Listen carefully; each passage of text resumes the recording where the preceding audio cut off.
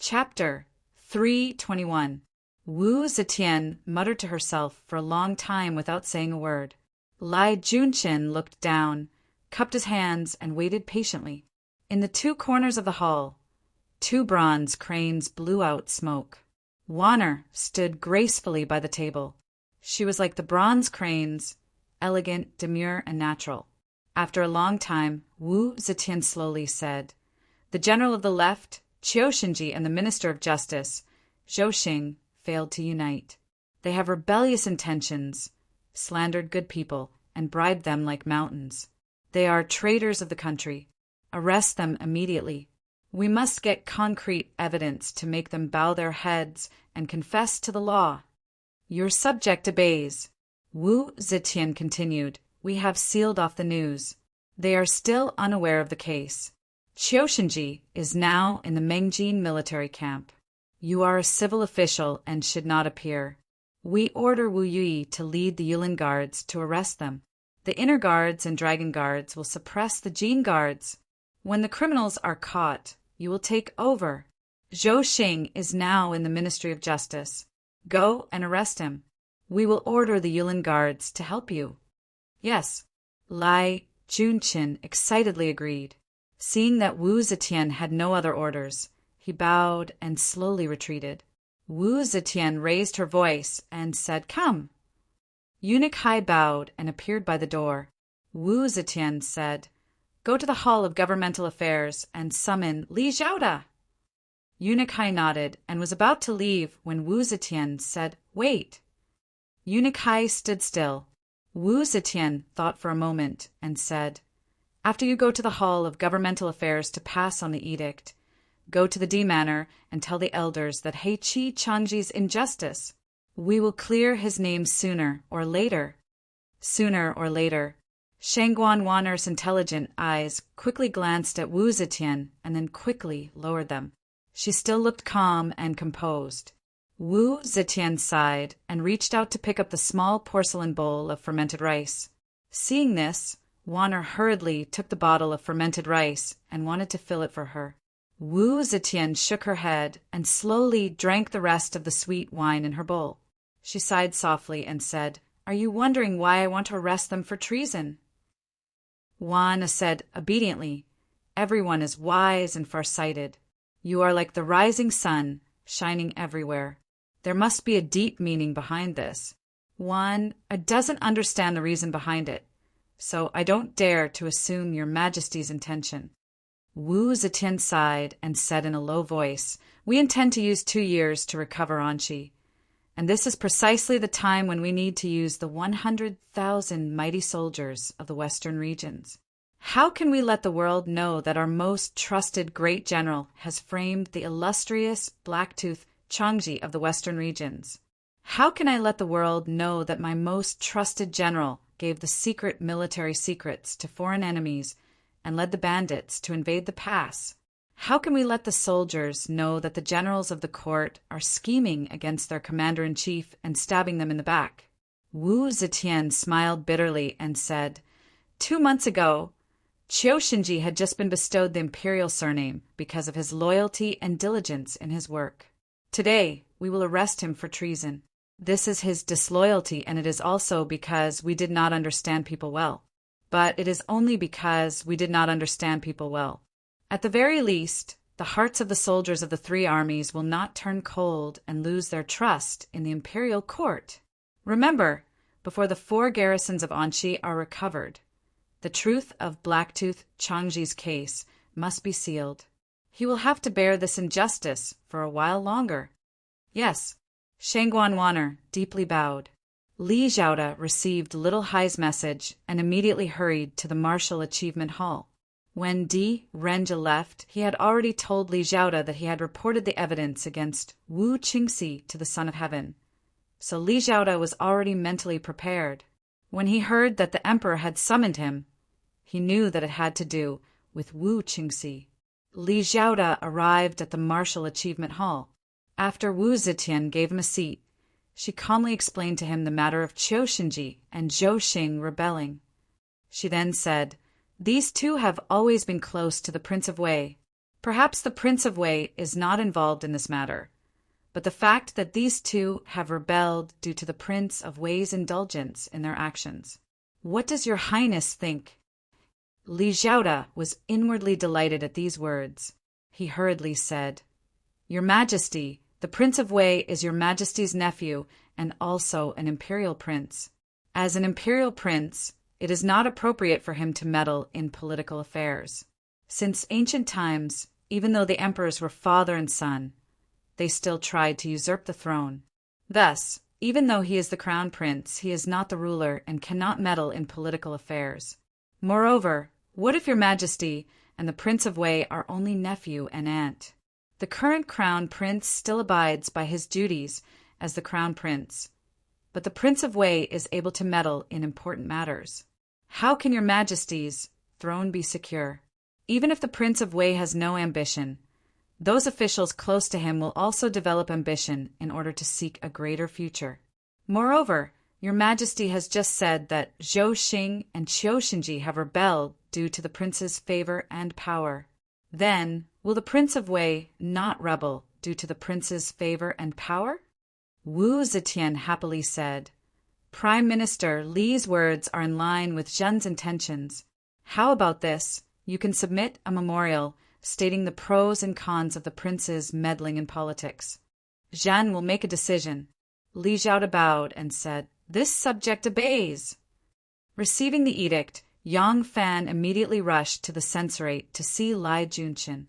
He had long heard of Lai Junqian's great name, but the difference in status between the two was great.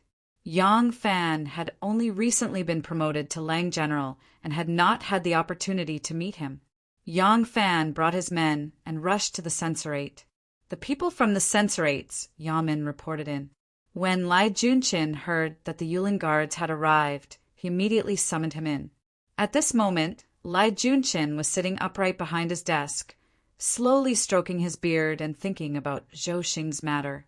After repeatedly speculating on Wu Zetian's words, he already understood that the emperor had the intention to kill Qiu Xinji and Zhou Xing. These two people were doomed. However, it seemed that the emperor would be lenient towards the Wu clansmen. Perhaps there would be punishment, but it would definitely be for other reasons. He would not allow the Wu clansmen to be branded as rebels. This point must be taken into consideration. He could not involve the Wu clansmen. Wu Yi had already brought men to capture Qiu Xinji. Lai Junqian was not worried about Qiu Xinji.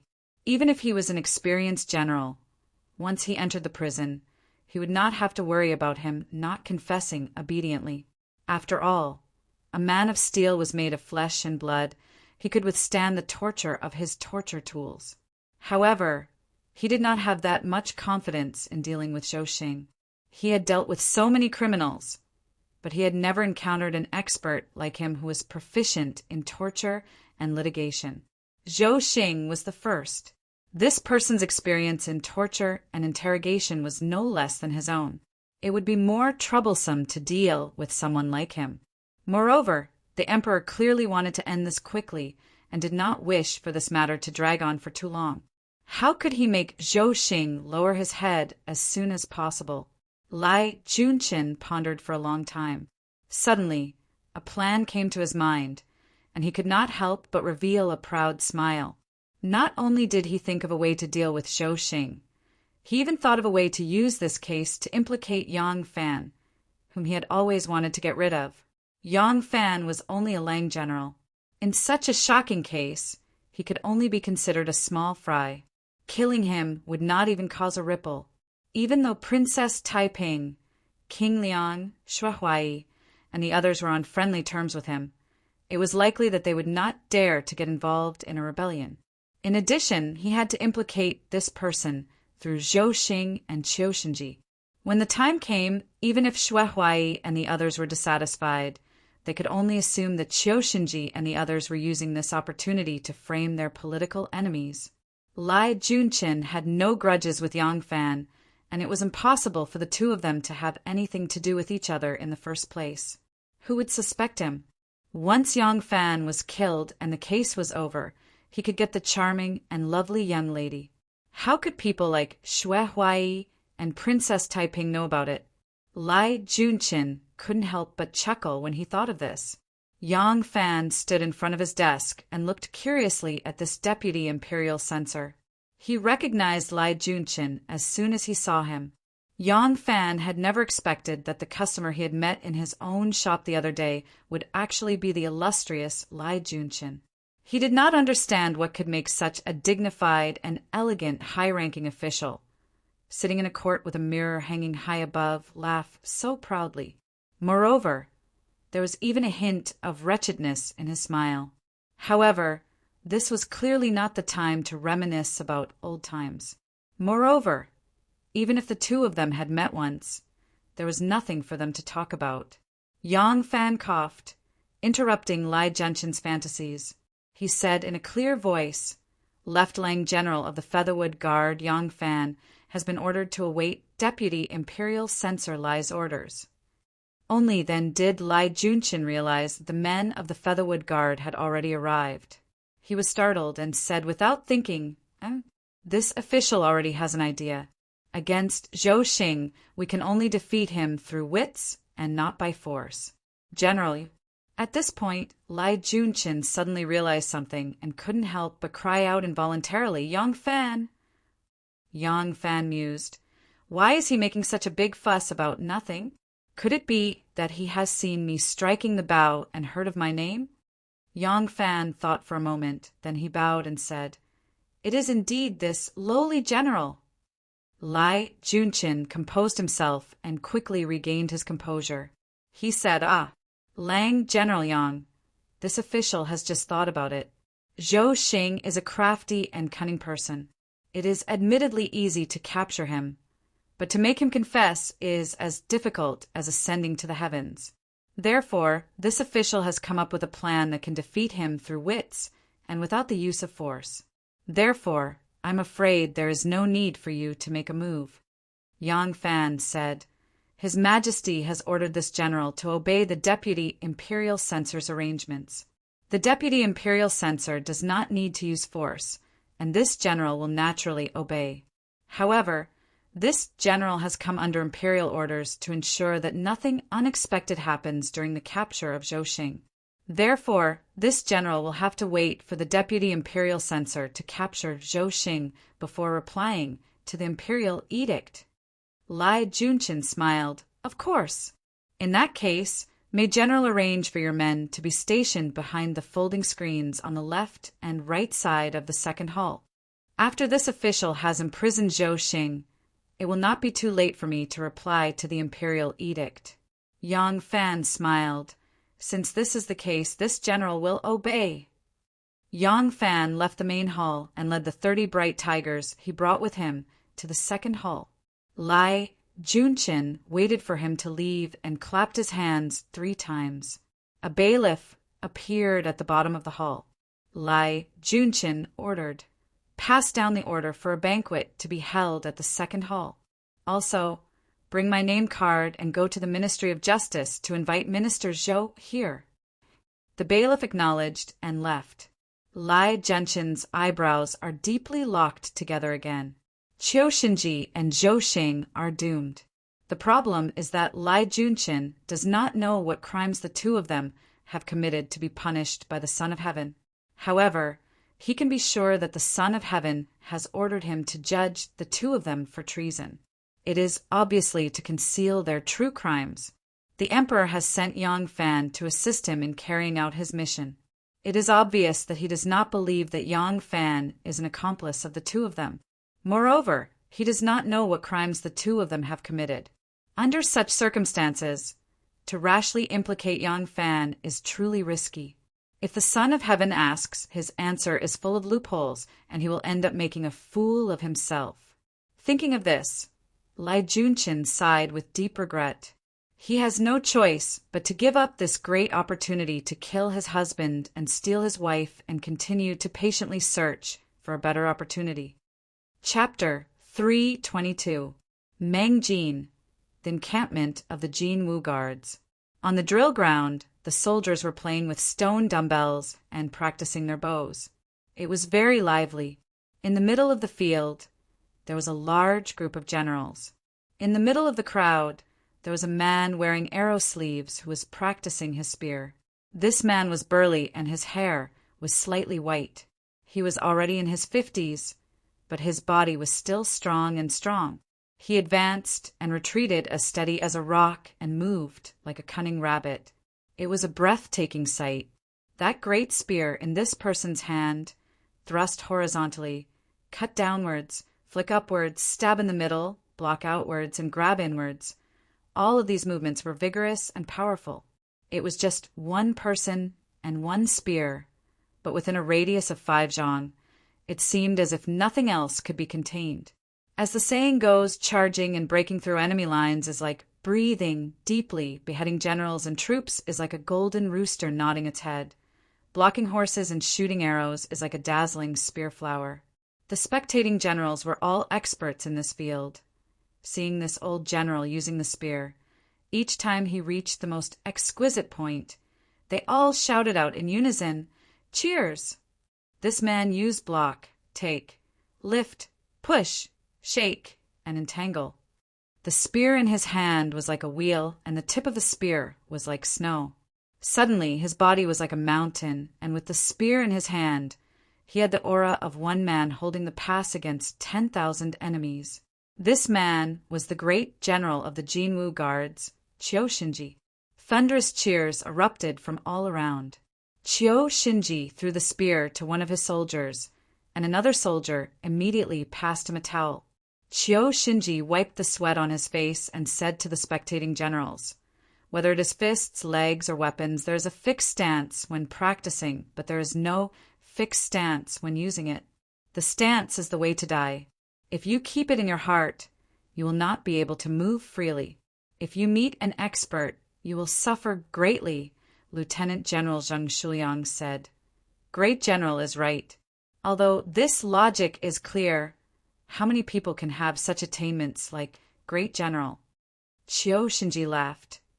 If you used half of your flattery skills, you would also be able to have this old man's spear skills. The generals all laughed when they heard this.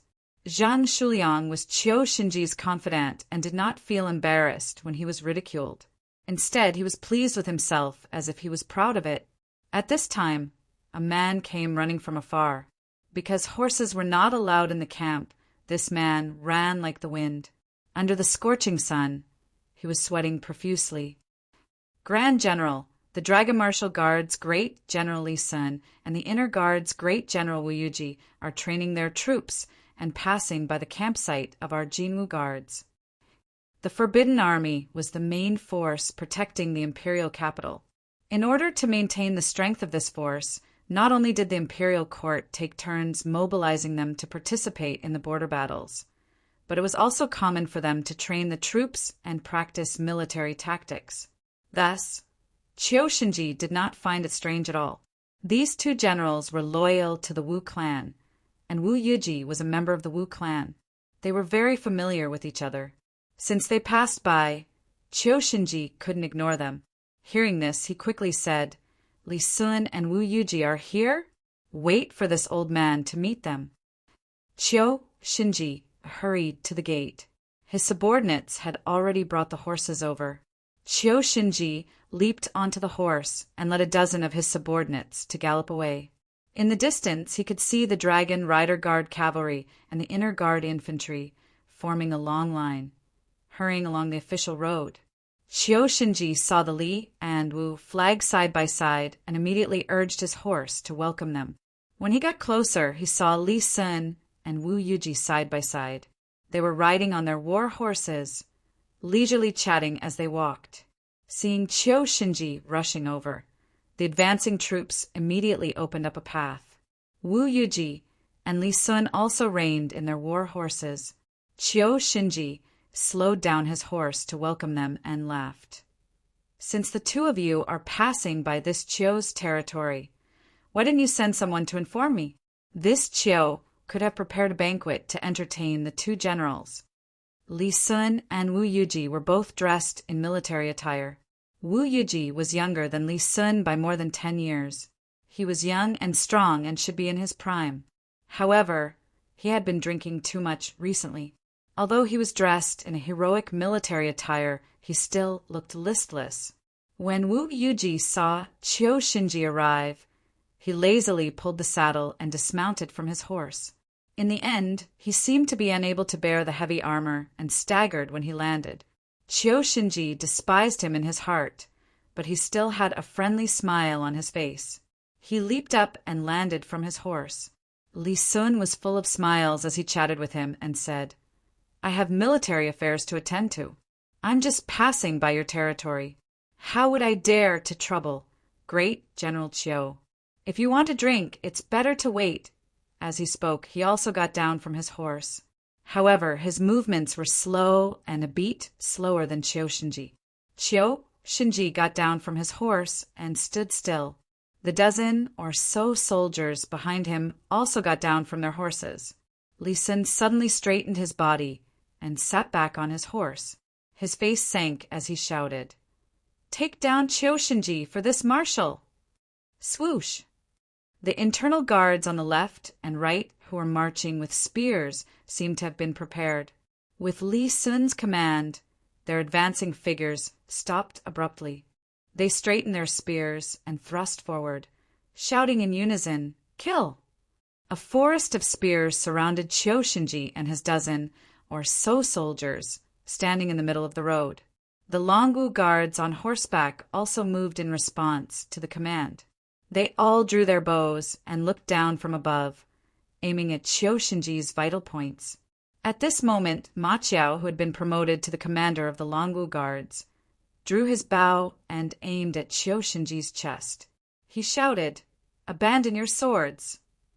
Chiu Shinji's expression changed drastically. He said in shock, "Generals, are you joking?" Wu Yuji, who looked like he had drunk too much, yawned weakly and took out a yellow silk scroll from his sleeve.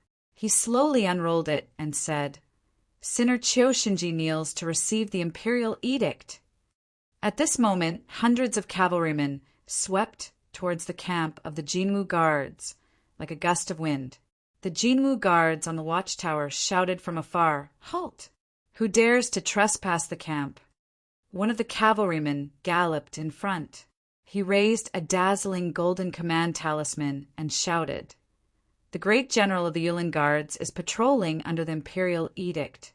Quickly summon all generals above the rank of brigade commander to the main camp to welcome him." This command talisman was a token passed down from ancient times. The Tang dynasty taboo name of Li Hu, the ancestor of the Li clan. So the tiger talisman was no longer called the tiger talisman, but the fish talisman. Its shape was no longer that of a fierce tiger, but its function was the same. When the winged cavalry arrived at the gate, one of the soldiers guarding the gate welcomed them. After checking that the tiger talisman matched with the Ministry of War, he waved his hand and quickly cleaned up the antlers and barricades before opening the gate. At this moment, more than 100 cavalrymen had already rushed to the gate and swept into the main camp like a gust of wind. That soldier shouted, "Sai! Horses are not allowed in the camp." Before he could finish his sentence, the dust kicked up by the galloping horses buried him. Dong, dong, dong, drums sounded in the main camp of the Jinwu Guards. When the generals heard the drums, they didn't dare to be negligent, and all neatly dressed and rushed to the main camp.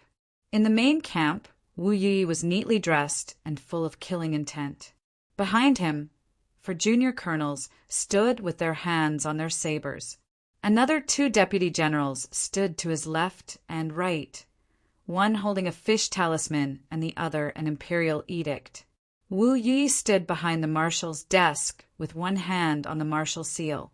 Seeing that all the generals had arrived and were standing in the tent like a forest, he raised his voice and shouted, "Men, inspect the fish talisman!" The Jinwu Guard's Lieutenant General Zhang Shuliang was Chiu Shinji's confidant and was in charge of the fish talisman on his behalf.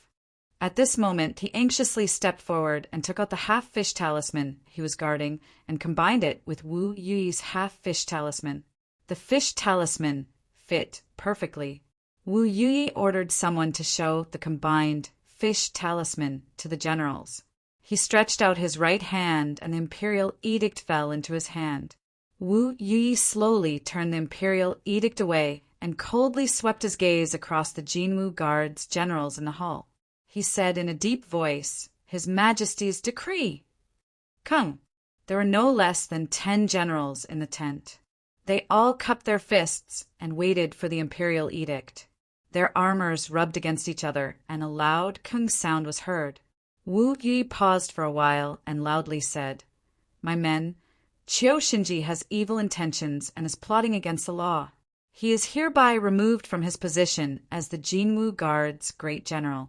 Wu Yi will be in charge of the Jinwu Guard's military affairs. The Jinwu Guards are loyal to the country and have nothing to do with Qiu Shinji. Rest assured, once the imperial edict arrives, everyone will be rewarded." After Wu Yi finished reading, there was a commotion in the tent.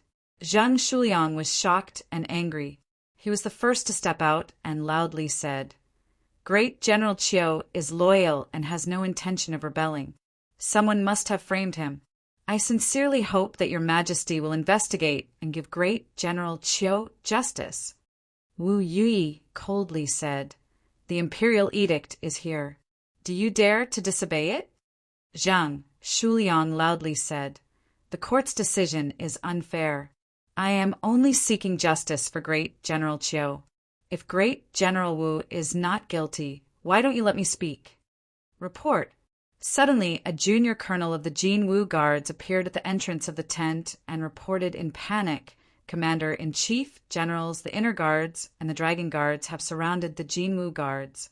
General Qiu is tied up and is being held in front of the formation."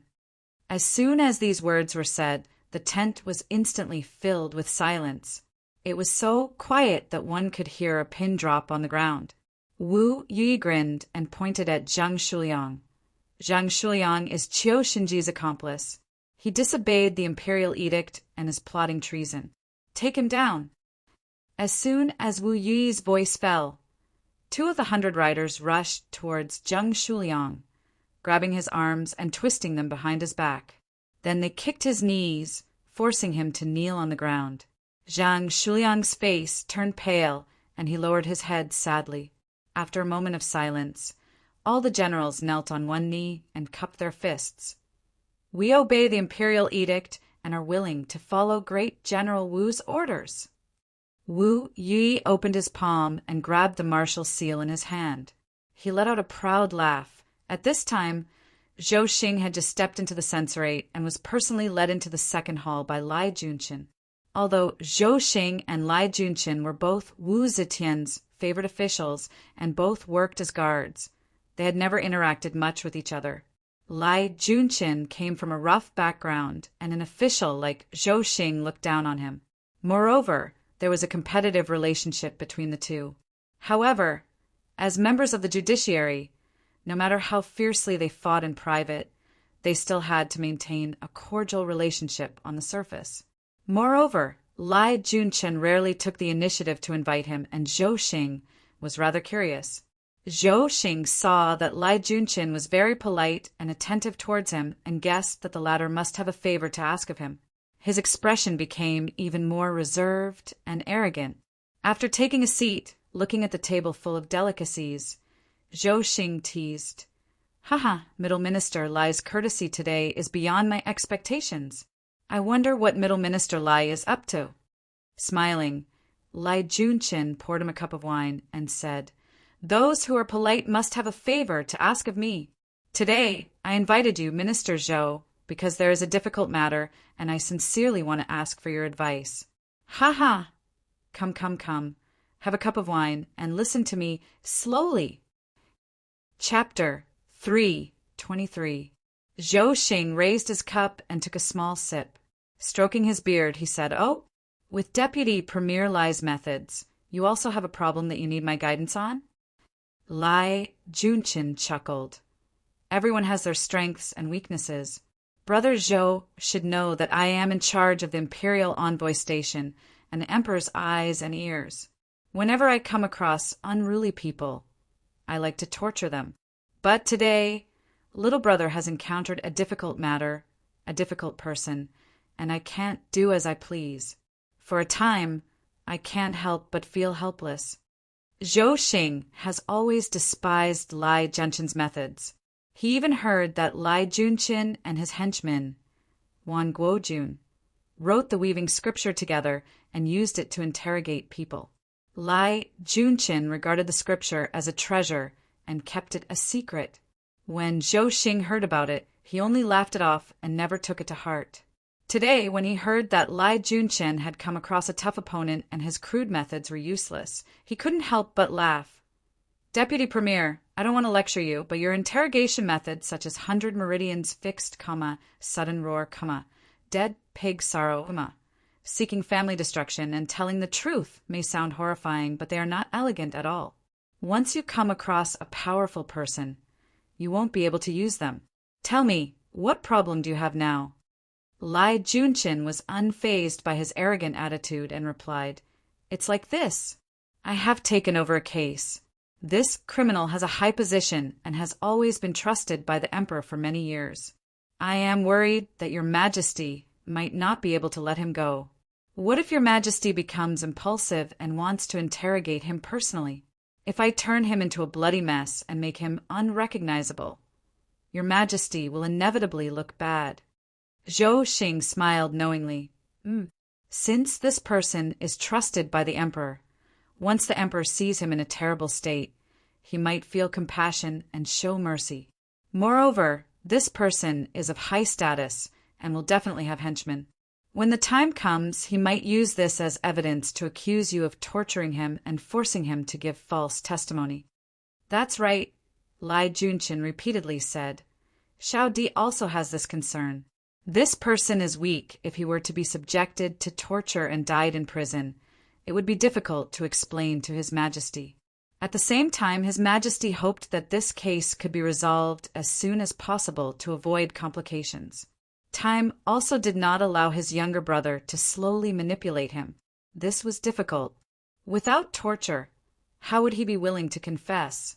If I were to use torture, I would have to worry about all sorts of things. How would Brother Zhou teach me? Zhou Xing laughed heartily. Based on my many years of experience as a judge of the penitentiary, some punishments may be able to turn a person into a bloody mess. But no matter how intense the pain, it is only temporary. If there is someone with a strong will, they can grit their teeth and endure the pain. Over the years, I have seen a few people with a strong will who can endure such torture.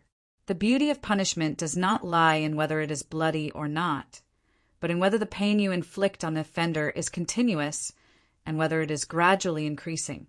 However, there is pain that can be sustained and prolonged, and no one can resist it as long as they are made of flesh and blood. Lai Junqin hurriedly poured him another cup of wine and humbly said, Please enlighten me, Brother Shou.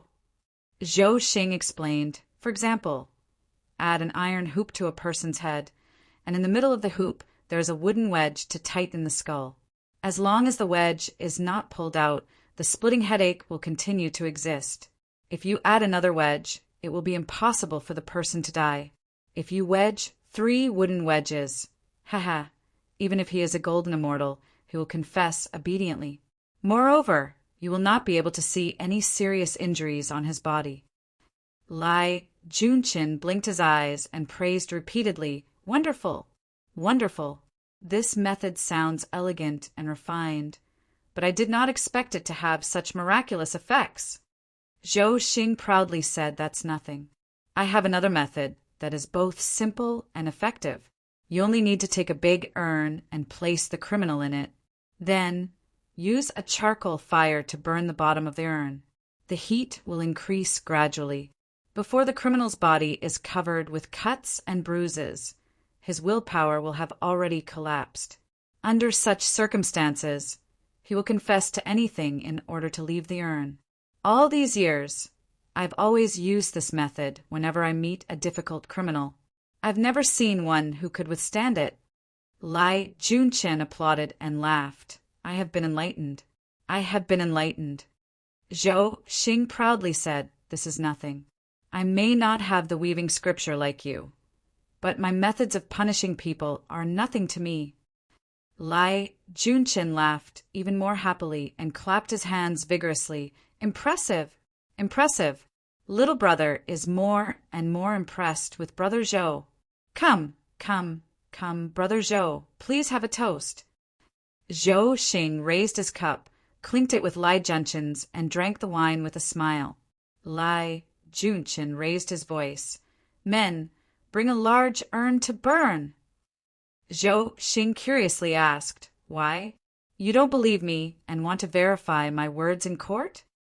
Lai Junshin smiled without saying a word. The urn is used to store water and prevent fire. It is a common item in government offices and mansions. The same goes for charcoal. During winter, when the government offices are cold, the imperial court will allocate charcoal for heating purposes. Usually there will be some left over, and it will not be used up completely. In a short while, the urn and charcoal were brought over.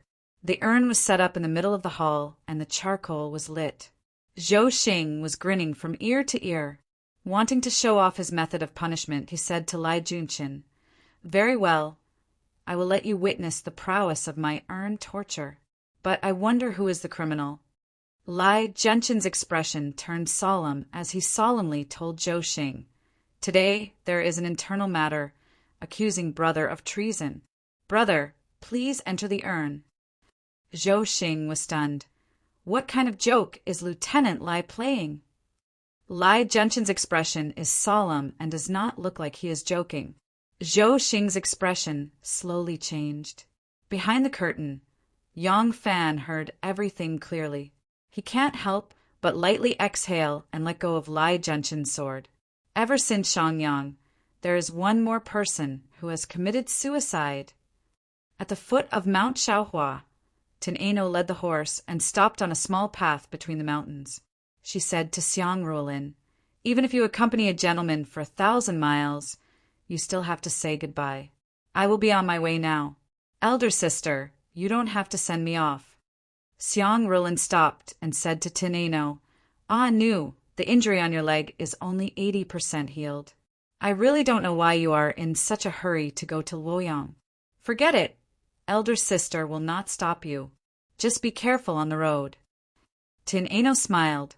How could she tell Xiang Rulin that she is going to Luoyang to find a man? During the time she was recuperating in the Guo residence, Tin'eno and Xiang Rulin got along well. Their feelings for each other were mutual, and they have already become sworn sisters. Tin'eno wanted to leave after her leg injury was mostly healed. Xiang Rulin could not persuade her and could only let her go. Tin'eno said, Elder sister, don't worry. Little sister's injury is no longer a problem.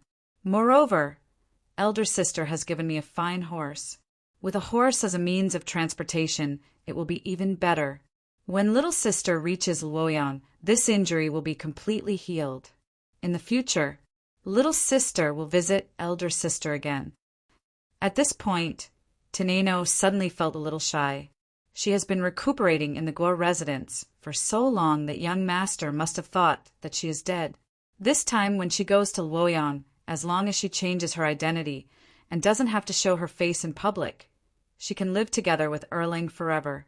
Thinking about it, how could she not be elated? Guo Xiaofan scratched his head and said in a silly voice, Cousin, there are many bad people in this world who seem to have good intentions. The bigger the city, the more bad people there are.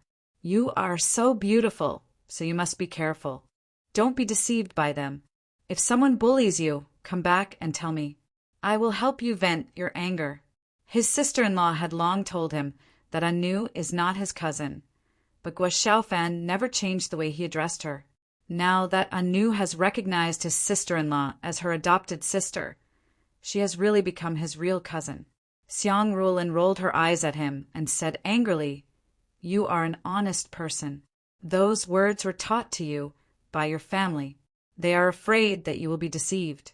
Is your cousin as dumb as you?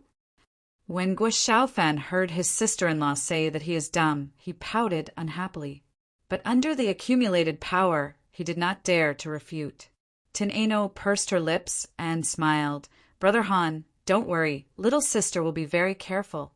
If someone really bullies me, Little sister will definitely come back and complain to second brother. Second brother will uphold justice for me. When Guoxifan heard this, he grinned again and said happily, Cousin, don't worry. If anyone dares to bully you, second brother will shoot him dead with one arrow. Xiang Rulin did not want to listen to his crazy words, so she only said to Tin Ano, It is getting late.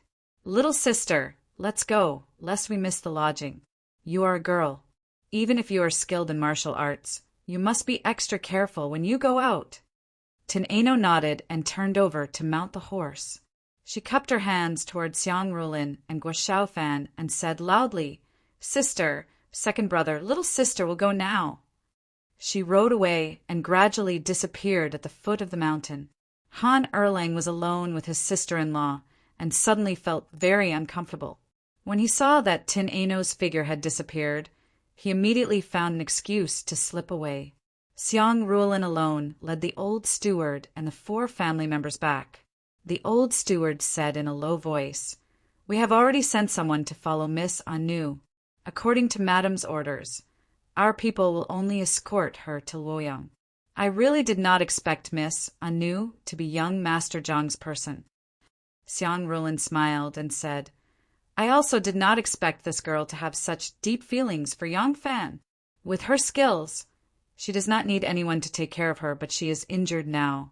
Moreover, Shin Mu values Yang Fan very much, so we cannot let anything happen to her. But Xiang Rulin slightly frowned and said, Shin Mu's message was vague and only told me not to interfere. From his words, it seems that Yang Fan is already married. This entanglement between a man and a woman is not something we can help with. I can only hope that this girl will not be trapped by love and do something stupid. The Imperial Censorate's Thai prison was located in Lijiang Gate. Its official name was the Censorate's Courtyard, and it was presided over by the Imperial Messenger Bureau. The prison guards were hired by the Imperial Censorate itself, but the prison guards were all old or disabled Imperial guards. Zhou Xing sat in his cell in a daze. In front of him was a table. The scribe put down his brush and picked up the confession. After blowing on the ink stains that had yet to dry, he handed it to Zhou Xing. Zhou Xing raised his hand and dipped it in the cinnabar before leaving a deep fingerprint on the confession. Zhou Xing watched as the scribe left and the cell door locked with a kacha sound. His lifeless eyes shifted slightly and fixed on a torture rack outside the cell. Dejectedly, he said, Brother Chiu, what do they want you to confess? Just confess. There is no need to suffer so much physical pain. Chiu Shinji was firmly tied to the rack. His weed-like eyebrows stood erect, and his 2 eyeballs bulged out horribly. He wore a copper hoop on his head, and at this moment, the second wooden wedge had already been inserted into it. He grimaced in pain, and his face was so ferocious that even his molars were clearly exposed. It was unknown whether the idea of Sun Wukong wearing the golden hoop curse and journey to the west originated from this punishment created by Zhou Xing. But at this moment, Chiu Shinji really looked like an ape in pain. This ape was still bitterly holding on and refused to confess. One of the prison guards looked at him coldly and picked up the 3rd wooden wedge. He sneered and inserted the tip into the hoop and picked up a wooden hammer. Bang! Bang! Bang! The wooden wedge had only been inserted 3 inches when Chiu Shinji, whose eyes were bloodshot and face was twisted like a ghost, collapsed. He screamed in a voice that sounded like he was wailing, I confess! I confess! Give me the confession. I will sign it, and I will confess everything. I confess. In the Censorate's courtyard, humans could turn into beasts and gods could turn into ghosts. Even the lawless great sage, equaling heaven, had to bow his head and chant, Amit Ba. Chapter 324. The imperial court dealt with the case of Chiu Shinji's rebellion quickly as usual. This kind of quick verdict and judgment without careful, detailed investigation and review, and the simple and quick way of dealing with major cases of rebellion were formed by the 4 cruel officials' persistent efforts. Now they were caught in their own trap, and they themselves became the victims. Shinji was convicted of rebellion and sentenced to death. As an accomplice, Zhou Xing was sentenced to exile to Lingnan. Today was the day of Shinji's execution, supervised by Wu Sanxi. Now that Sun Zhangqian and Wei Fangji had died in prison, the power of the prime minister's faction was greatly weakened. Wu Qingxi was completely defeated, and his important henchmen were almost wiped out. In this fierce battle, Wu Sanxi, who had been watching from the sidelines, became the one who benefited the most. Everyone in the court was smart. Even if there were differences in political wisdom and strategy, with the help of advisors, the difference would not be too big. Sometimes a mistaken judgment, once the development of the situation was out of one's control, it might not be impossible for others to take advantage of it. At this time, it seemed that Princess Taiping's strategy had failed. Wu Sanxi, the wolf, had become the one who benefited the most. Princess Taiping did not gain anything from it, nor did she strengthen her political power. At least, it was like this on the surface. On the second day after the court announced Shinji and Zhou Xing's rebellion, Li Zhaoda presented a memorial to the emperor, talking about the harm of the prince's royal family interfering in the court's politics. The emperor deeply agreed and immediately removed Wu Qingxi from the position of prime minister and promoted Li Zhaoda to be the head of the prime ministers. Although Wu Qingxi himself escaped unscathed, he lost his position as prime minister, and a few of his important henchmen were also cut off. Immediately, Wu Zetian announced to the world Zhou Xing, as the autumn minister, was in charge of the country's prison. He repeatedly framed the court officials, saying that they were rebelling. The country has its own laws, and even I cannot violate them, so I can only act according to the law. We have also once suspected that Zhou Xingju was lying and once ordered a close official to personally go to the prison to interrogate the officials who committed the crime. However, they were afraid of punishment, and all of them personally wrote confessions, admitting to their crimes.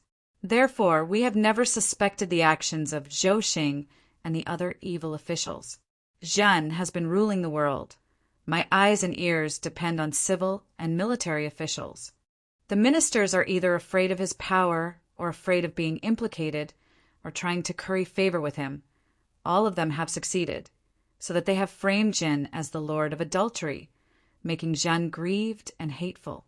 Today, the traitors have been executed, and I hope that the officials will expose their crimes and redress the injustice to me. As soon as this imperial edict was issued, memorials to expose Zhou Xing's and Shinji's crimes appeared one after another. The officials, eunuchs, and gentry who had been framed by them rushed to spread the news. But Prime Minister Wei Fangji, Sun Zhangqian, Ouying Tong, and a group of high-ranking officials were all dead. In Wu Zetian's eyes, these people were not very reliable and were not on the same side as the Wu family. However, when she first ascended to the throne, she could not promote too many people who were only loyal to her but did not have the talent to become prime ministers. She had to use them to stabilize the political situation. Now that the political situation was gradually stabilized, these people were finally purged. Zhou Xing, Shinji, and the others were supposed to help her remove the obstacles to her governance. Now, for the sake of human rights, these minions had formed a clique and committed acts that were detrimental to her rule, which was why they were eliminated.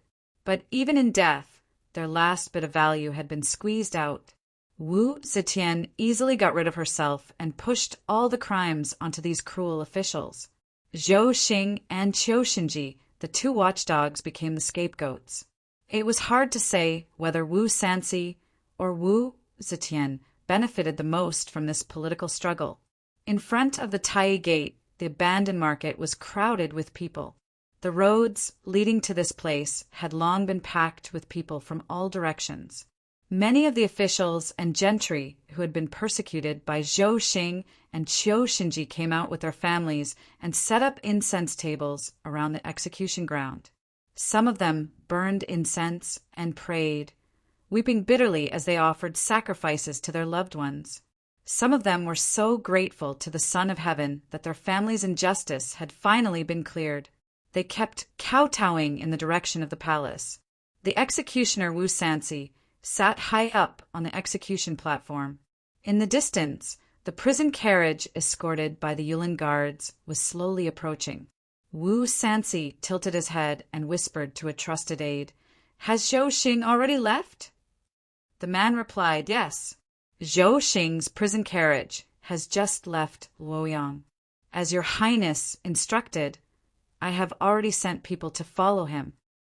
Under the charge of rebellion, what was really concealed was the various illegal acts that Qiu Xinji, Zhou Xing, and the others had done in order to fight for power and the position of crown prince, as well as the harm these acts had done to the great Zhou. Qiu Xinji was the vanguard of these evil deeds, and Zhou Xing might have been the mastermind. But in Wu Zetian's heart, the evil he had done was obviously not as much as Qiu Xinji. Therefore, towards this lackey who had done so much for her, Wu Zetian felt a trace of compassion.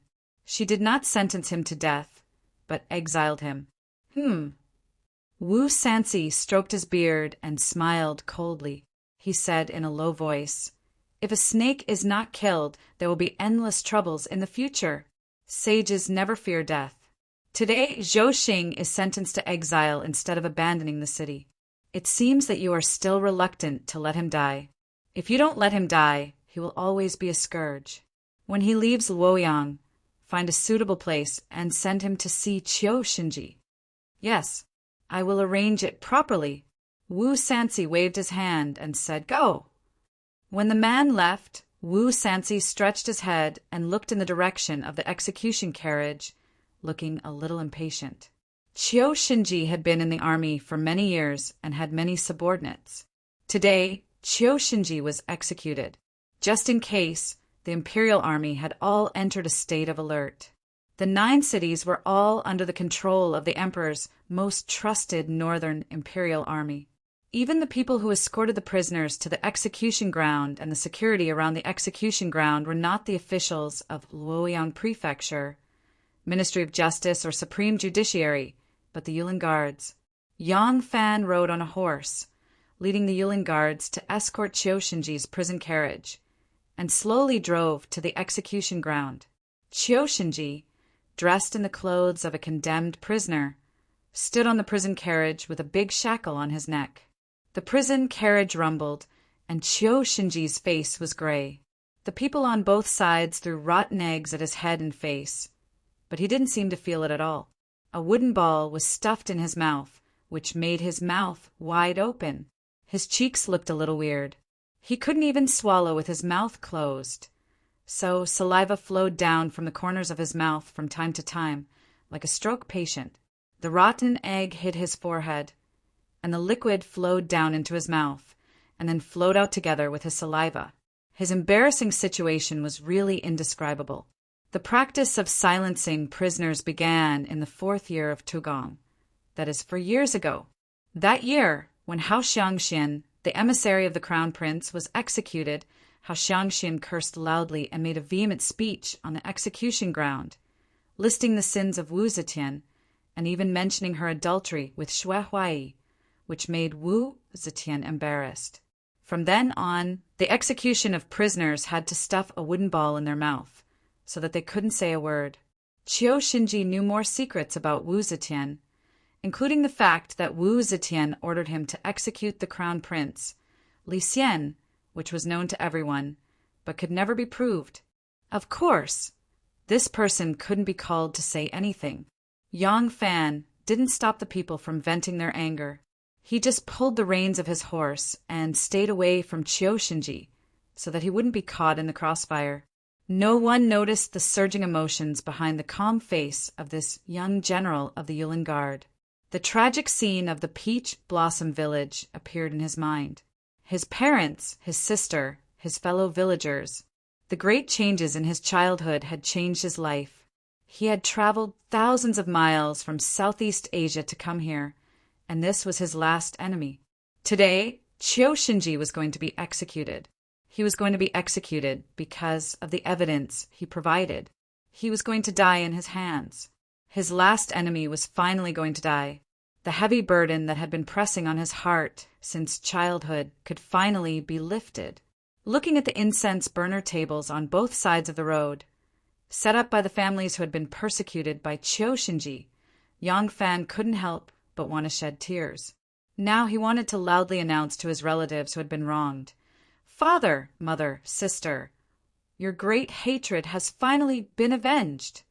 Yang Fan raised his face and let the tears in his eyes quietly disappear. Today's sky was very clear, with only a few white clouds floating on the horizon. The sky was high and the clouds were light, making people inexplicably open-minded.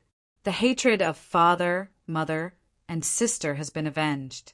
All the enemies are dead. Nyonya, where are you?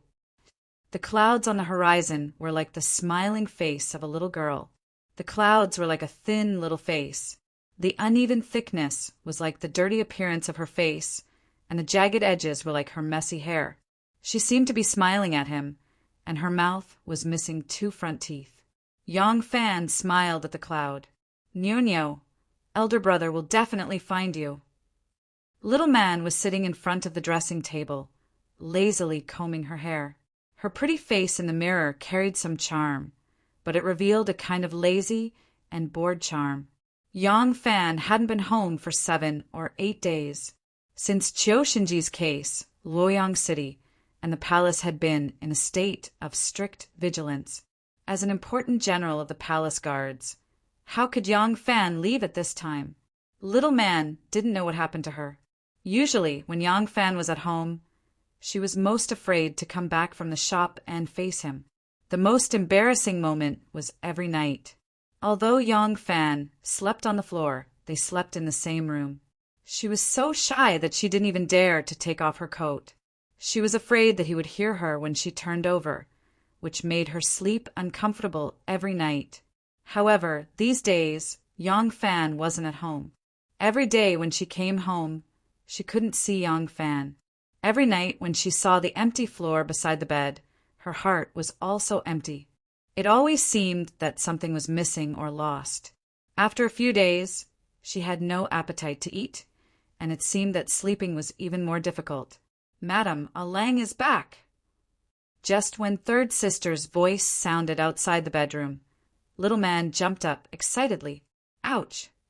Because she moved too quickly, she didn't put down the comb in time and pulled her hair. She cried out in pain, but she didn't care about it at all. She just threw the horn comb on the dressing table and jumped to the door. She opened the door and said happily, "He's back. Where is he?" Chapter 325. Lang Jun. As soon as Xiao Man finished asking, she saw Yang Fan standing at the entrance of the courtyard with a smile on his face. He was holding a dark green jar in his hand. Xiao Man was happy at first, and then a little shy. Her happy expression was too obvious. Even third sister, that little girl, seemed to have a teasing look in her eyes. This little girl. Xiao Man glared at third sister, pursed her lips, and walked to Yang Fan. She lowered her voice, but it was still difficult to hide the joy in her gentle voice. "Lang Jun, you are back." Yang Fan's beard was not trimmed, and there was some green stubble on his chin, which made him look a bit mature. What Xiao Man paid attention to was his eyes. His eyes were clear, bright, and had a kind of light that was not usually seen. Xiao Man felt a little tipsy in her heart. "He is also very happy to see me." Yang Fan looked at her with a smile. Xiao Man was wearing a lotus-colored gauze gown. Her long hair was not tied up and casually draped over her shoulders, which made her handsome little face look even more beautiful, like bright jade. The loose swallow coat could not hide her graceful figure, like a peony in the mist. Yang Fan said softly, "Yes, I am back. There have been many things in the court these days, and I have been on guard duty. It is not convenient for me to send messages home, and I have made you worry. How is home?" Xiao Man said, "Everything is fine. Lang Jun can rest assured. I have also heard about these things in the palace. At this time, Lang Jun can't leave. Today, I heard that Chioshinji was beheaded in Tai sect, so I guess that Lang Jun will be back soon, but I don't know if it will be today or tomorrow." Xiao Man said to third sister, who was standing to the side, "Third sister, tell the kitchen to prepare a banquet and boil some hot water for Lang Jun to take a bath." "Yes," third sister answered, and flew out of courtyard like a happy magpie. Yang Fan said with a smile, "We are not going far away. Why do we need to be so grand?" Xiao Man said, "Lang Jun has been working hard outside, so it should be more relaxing at home. What's this?" Yang Fan said, "Oh, this is the wine I bought at the Golden Hairpin Drunk. It's been distilled and brewed 4 times, so the taste is very mellow. You've been managing the household by yourself for the past few days, and it's been really hard on you. Let's drink some wine tonight to thank you." Xiao Man was even happier in her heart. She took the wine jar and smiled at him. "We have a wine shop that specializes in good wine everywhere. Why are you taking care of other people's business?" When Yang Fan passed by the Golden Hairpin Drunk, he remembered that his last enemy had been killed. His revenge was avenged, and he could start looking for his younger sister immediately. He felt happy and wanted to drink to celebrate, so he bought a jug of wine. At that time, he really forgot that one of the 17 shops that his family had taken over specialized in wine. Xiao Man's words reminded Yang Fan. He laughed and said, "That's right. How could I forget that we have wine at home?" Xiao Man accompanied him into the room, put the wine jar on the table, and poured him a cup of sour plum soup. She said, "The weather is hot, so this is iced. Lang Jun, drink a few sips first to cool off the heat. I'll go prepare some clothes for you. You can take a bath and rest later." At that moment, Xiao Man really had the feeling of a gentle and virtuous young lady. What was more rare was that she did it naturally, and Yang Fan also enjoyed it naturally. Bang! A jug of grape wine fell to the ground, and the wine spilled everywhere, dark red like blood. A black, furry chow chow excitedly ran over, lowered its head and sniffed, then stuck out its tongue and licked it. Bang! Another jade white bottle with 2 dragons probing the water was thrown to the ground, smashing into pieces. The Pekingese was startled, raised its head to look at its furious master, shook its ears carelessly, and continued to lick the grape wine. Wu Qingxi wandered around the room like a cornered beast, wanting to smash whatever he saw. Zhang Jiafu, the Renhua of the Phoenix Pavilion, followed closely behind him, constantly saying, "Your Highness, please don't be angry. Please don't be angry." Wu Qingxi finally had nothing left to throw and angrily sat back down on his chair. Zhang Jiafu hurriedly moved in front of him and bowed, saying, "Your Highness, please quell your anger. His Majesty has protected your Highness in every possible way, not allowing your Highness to have any collusion with Qiu Xinji and Zhou Xing's cases. This is enough to show His Majesty's concern for your Highness. Your Highness, please bear with it for now. As long as the Emperor's favor has not disappeared, your Highness can quietly wait for an opportunity. It is not impossible for you to make a comeback." Wu Qingxi sneered. "Opportunity?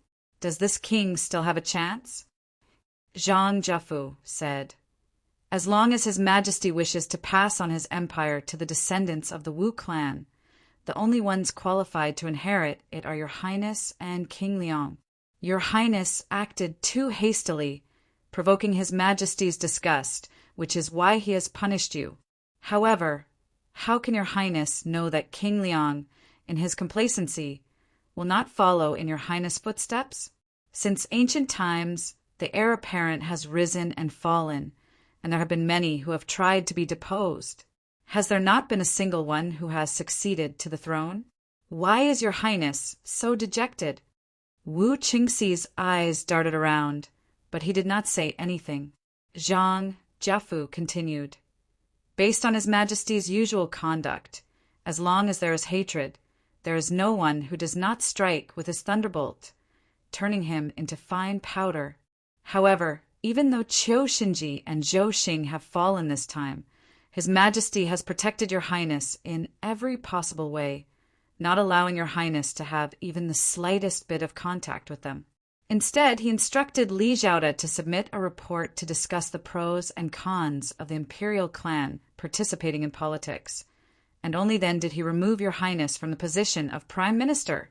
Zhang Jiafu smiled and said, "This is admittedly a blow to your highness, but it also cuts off King Liang's path of participating in politics. His reputation has been greatly boosted this time, but as long as your highness remains loyal and does not lose his majesty's favor, there is still a chance for you to make a comeback. Let's pay close attention to King Liang's movements. As long as he makes a mistake, or as long as we create an opportunity for him to make a mistake, Wu Qingxi calmed down. Even though his eyes were still as sinister as a snake's, his expression was no longer as furious as before. Zhang Jiafu secretly sighed in relief when he saw this. He tried to persuade Wu Qingxi for a long time, but it was already late. Only then did he bid farewell to Wu Qingxi. As soon as Zhang Jiafu left Wu Qingxi's residence, he raised his head to the sky and sighed. Even though he had spoken so calmly, he did not hold out much hope that Wu Qingxi would be able to make a comeback. It was true that there were people who could make a comeback, but the current Great Zhou dynasty would not give Wu Qingxi such an opportunity. Wu Sanxi, Princess Taiping, Li Zhaoda, and Di Renjie were not easy to deal with. Were they idiots? Who would give Wu Qingxi a chance to seize power again? However, he had already boarded Wu Qingxi's ship and could no longer leave it. What else could he do but say this? Only by giving King Wei a glimmer of hope would he have a glimmer of hope.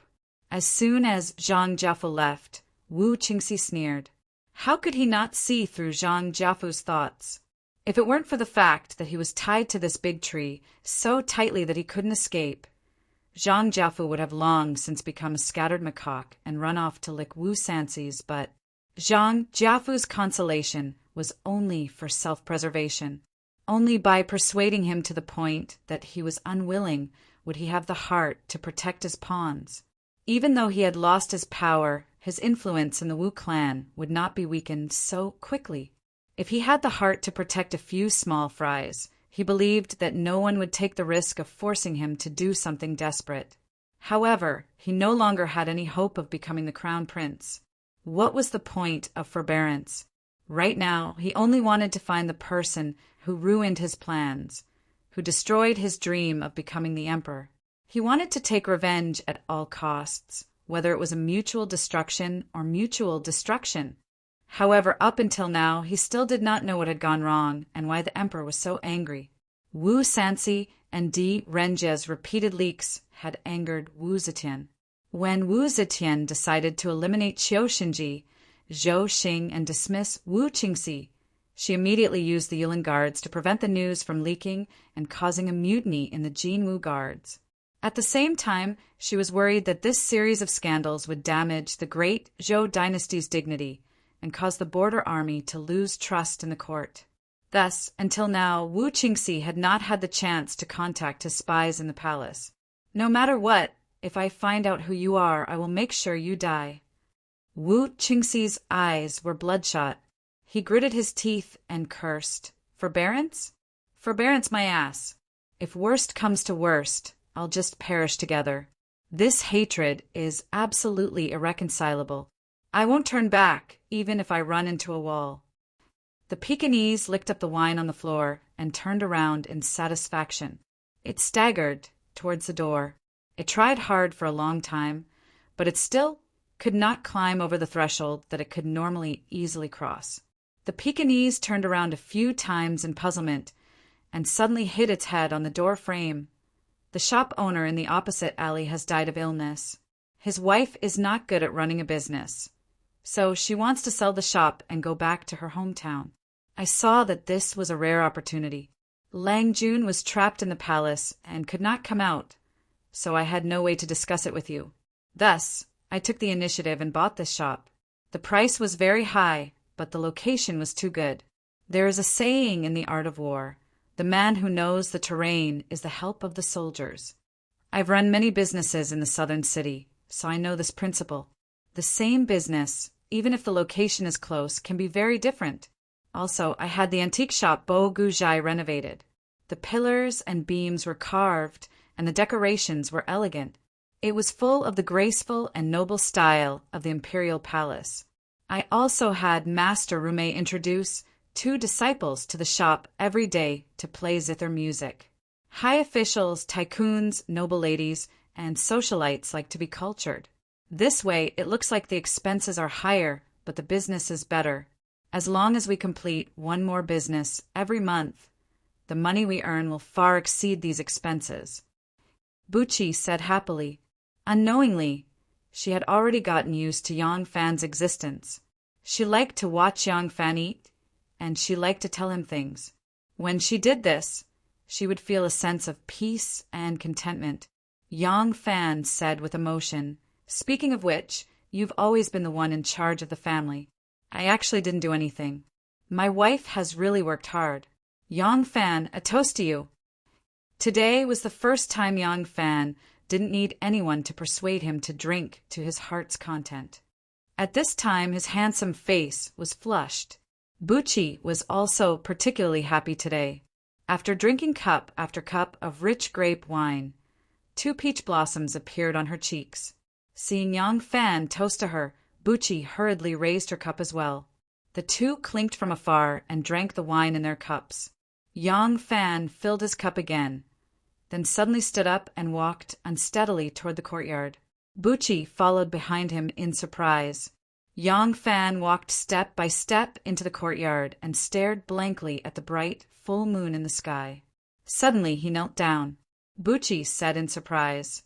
"Lang Jun, you are," Yang Fan said word by word. "I want to pay tribute to my parents' spirits in heaven." Buchi looked at him in surprise and said, "Lang Jun, wait." She hurriedly returned to her room and took out a cup of wine. She walked to Yang Fan's side, lifted her skirt, and knelt down gracefully. She said softly, "Your servant and Lang Jun will pay tribute to father-in-law and mother-in-law together." Chapter 326. Ye Anyang Ajia. Yang Fan looked up at the night sky and softly called for his family. The bright moon in the sky was as bright as a jade plate. In the dark shadow, he seemed to see the face of his strict father and mother, and the beautiful appearance of his sister. Yang Fan slowly closed his eyes as tears quietly flowed to the side of his cheeks. Although it was something that happened many years ago, whenever he thought of the charred corpses of his parents and the tragic scene of his sister being beheaded, Yang Fan's heart still felt like it was being cut by a knife. He choked with sobs and said, Yi Anyang, Ajia, our family's great enemies have all been beheaded. You can rest in peace in heaven. With tears in his eyes, he gently poured a cup of wine on the ground. Xiao Man couldn't help but be secretly surprised when she heard his words. She knew that Yang Fan's parents died when he was young, but she always thought that the death of Yang Fan's parents was caused by a natural disaster. However, at this moment, from Yang Fan's words, it seemed that there was more to it. Seeing that Yang Fan was pouring wine to mourn, Xiao Man quickly followed his example and gently poured the wine in the cup in front of her. As the wine slowly poured on the ground, Xiao Man's mind flashed, and her body couldn't help but tremble. She involuntarily cried out, Lang Jun, could it be that Qiu Shinji is Long Jun's great enemy? Yang Fan was silent for a moment, then gently nodded and said, Yes, my family all died in the hands of Qiu Shinji. Xiao Man saw the glistening tears in his eyes and obediently closed her mouth. She only thought in her heart, Qiu Shinji killed people like flies. Just in Boizhou of Hunan province, he killed more than 1,000 families. I don't know where Long Jun's hometown is. Now it seems that what Lang Jun said about living in Jiaoji was also a lie to cover up his identity. Xiao Man secretly guessed, but she forgot that Yang Fan had just said, all beheaded. If she had noticed this, she would have known that Yang Fan's enemies were not just Qiu Shinji alone. Yang Fan put the wine cup on the ground and said in a low voice, I was naughty when I was young and didn't like to study, so I often made you angry. Now that I am a general, I finally have some prospects. Yi, are you happy? Mother, I married a gentle, virtuous, beautiful, and adorable wife for you. Is Mother happy? Sister, if it wasn't for you, I would have gone with you and my parents. Now that your brother has his own family and business, I will definitely shoulder the responsibility of bringing glory to our family and restoring our reputation. Our family will prosper. Don't worry." When Xiaoman heard this, she quietly lowered her head and felt a little guilty. Yes, she was now married to Yang Fan, but had she really fulfilled her responsibilities as a wife? Marrying a wife meant having children and passing on the family line. Long Juan's family was killed, and he was alone. The responsibility of carrying on the family line was all on him, and Xiaoman secretly glanced at Yang Fan. His eyes were shining with tears, staring at the bright moon in the sky.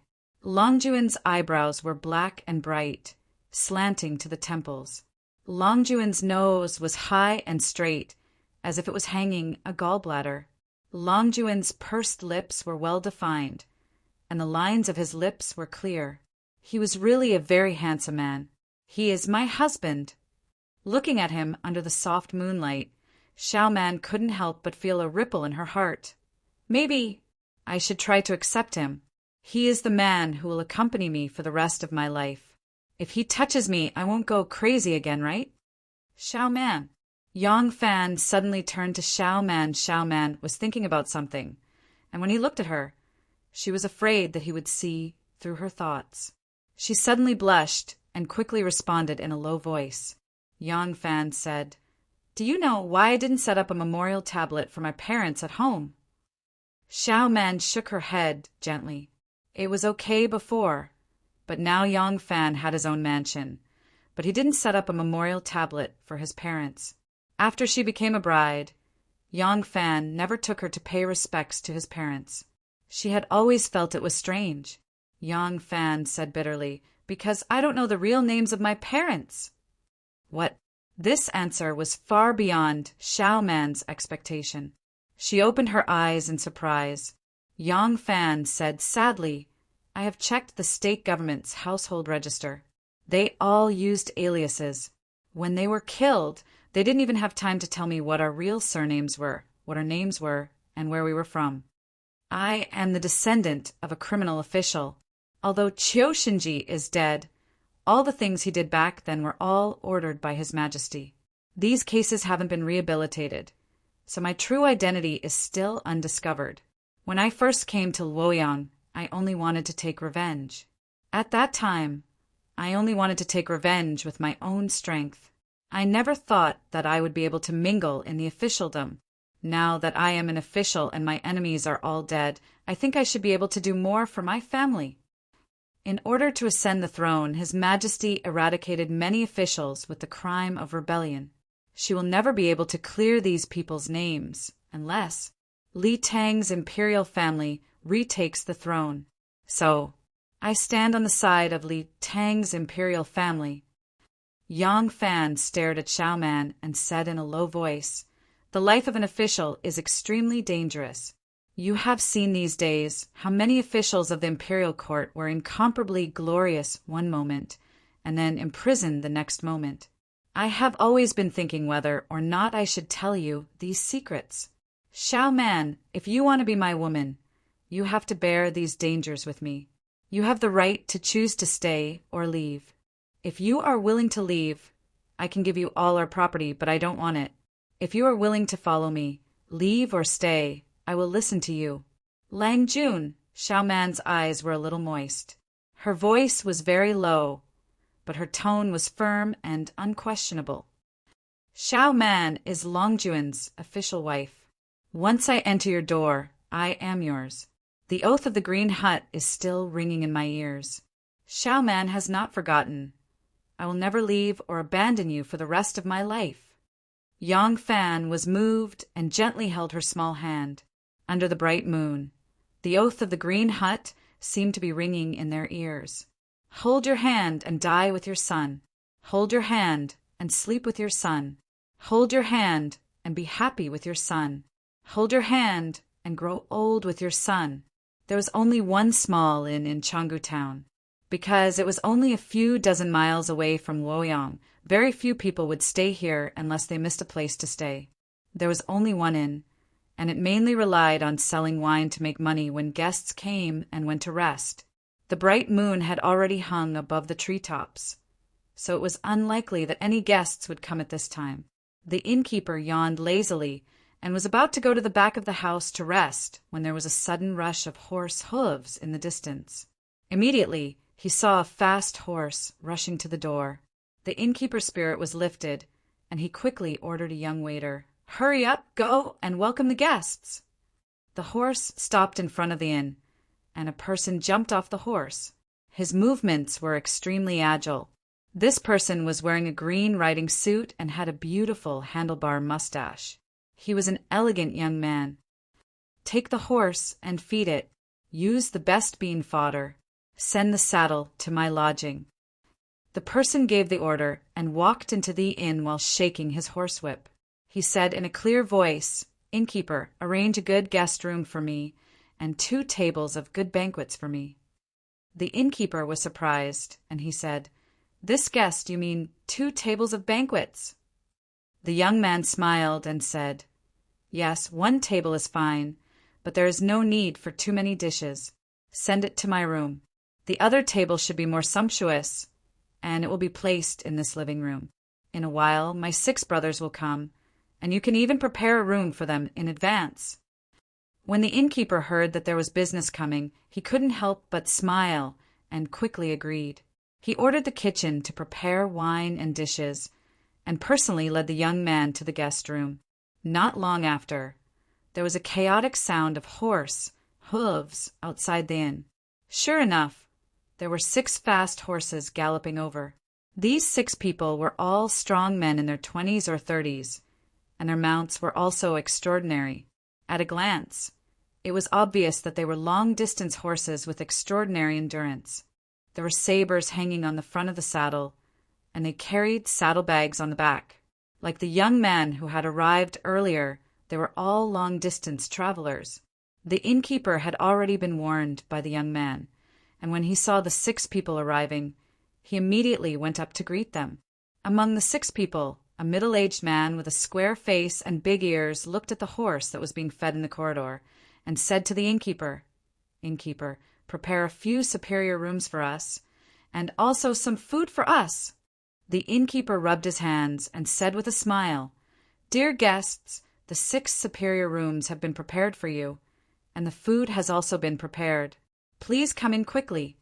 The middle-aged man pointed at him with his horsewhip and said with a smile, "Innkeeper, you really know how to do business, and your polite words are so intimate. If I didn't know better, I would have thought that you were a fortune-teller." The innkeeper smiled and said, "How could this old man have that kind of ability? Didn't you have a friend who arrived a step earlier? He was the one who told this old man, and this table of dishes was also ordered by him. He also said that he was indebted to you for escorting him all the way from the foot of Mount Xiaohua, and that he was very grateful. This table of dishes is a token of his appreciation." When the 6 knights heard this, they couldn't help but look at each other with a wry smile, and one of them muttered to himself, "So, our tracks have long been discovered by her." In the room, the young man with the handlebar mustache gently tore off the 2 tufts of mustache on his face, and mischievously made a face at himself in the mirror. Only then did he get up and walk to the basin, and gently washed away the disguise on his face, gradually revealing a beautiful face that was both happy and angry. It turned out that this young man with the handlebar mustache was actually Tin Ano in disguise. She opened the saddle, took out a set of light clothes, and put it on, then returned to the table and sat down. There were already a few light dishes on the table, and there was also a pot of good wine. Tin Ano poured a cup, raised it in her hand, and smiled sweetly. Her heart was very, very small, so she had never asked anyone to live in it. Once she asked someone to live in it, her heart would be filled to the brim, and there would be no room for anyone else. Ever since she opened her heart and poured all her affection on Yang Fan, this girl who had closed herself off for many years could no longer extricate herself. If you love someone too deeply, your heart will be intoxicated. Tomorrow, she would be able to see him again. Thinking of this, before Anu drank, she was already intoxicated with happiness. Chapter 3:27. Today, Yang Fan had gotten his revenge and fulfilled his wish. Naturally, he was incomparably happy. He had fulfilled his responsibility to the deceased. From now on, he would live for himself and for the living. The days to come would be even more meaningful to him. He wanted to build a career, bring glory to his family, and not disappoint Warner's infatuation. He also wanted to find his younger sister, who had been separated from him when he was young. There was a feeling of sweetness after bitterness. That night, Yang Fan was dead drunk. Growing up to this age, this was the first time Yang Fan had let down his guard and let himself get drunk. Xiao Man struggled to carry Yang Fan and staggered into the bedroom. She never knew that a person could be so heavy when drunk. Let him sleep on the bed tonight. I'll just make the bed on the floor. Xiao Man thought as she carried Yang Fan to the bed. She bent down and was just about to gently place him on the bed when Yang Fan fell head first. Xiao Man cried out, being dragged by him. She lost her footing and fell into his arms. Xiao Man was ashamed and embarrassed. She wanted to break free, but one of her arms was firmly pressed under Yang Fan's body. She couldn't pull it out at all. Xiao Man struggled with all her might. Yang Fan seemed to be very uncomfortable. He suddenly turned over, lifted his thigh, and put it on Xiao Man's waist, firmly holding her. Xiao Man was scared stiff. Her whole body was as stiff as a bow, and she didn't dare to move. She looked nervously at Yang Fan. Yang Fan's cheeks were red, and he was snoring loudly. A sweet snore rang out in an instant. Xiao Man didn't know whether to laugh or cry. She tried hard to pull her arm away, but she still couldn't. Xiao Man rolled her eyes and pushed hard against Yang Fan's thigh again. His thighs were so thick and powerful. It took Xiao Man a lot of effort to loosen his thighs that were stuck on her waist. Xiao Man was delighted and continued to increase her strength. Seeing that Yang Fan was about to fall asleep on his back, Yang Fan suddenly grunted with dissatisfaction and turned his body over with force. Pa! That thigh was once again clamped on her waist. His knee was pressed against the back of her waist, and a big hand slapped hard on her buttocks. All previous efforts were wasted. This time, the two of them were even closer. Xiao Man was lying in a very warm position in Yang Fan's arms.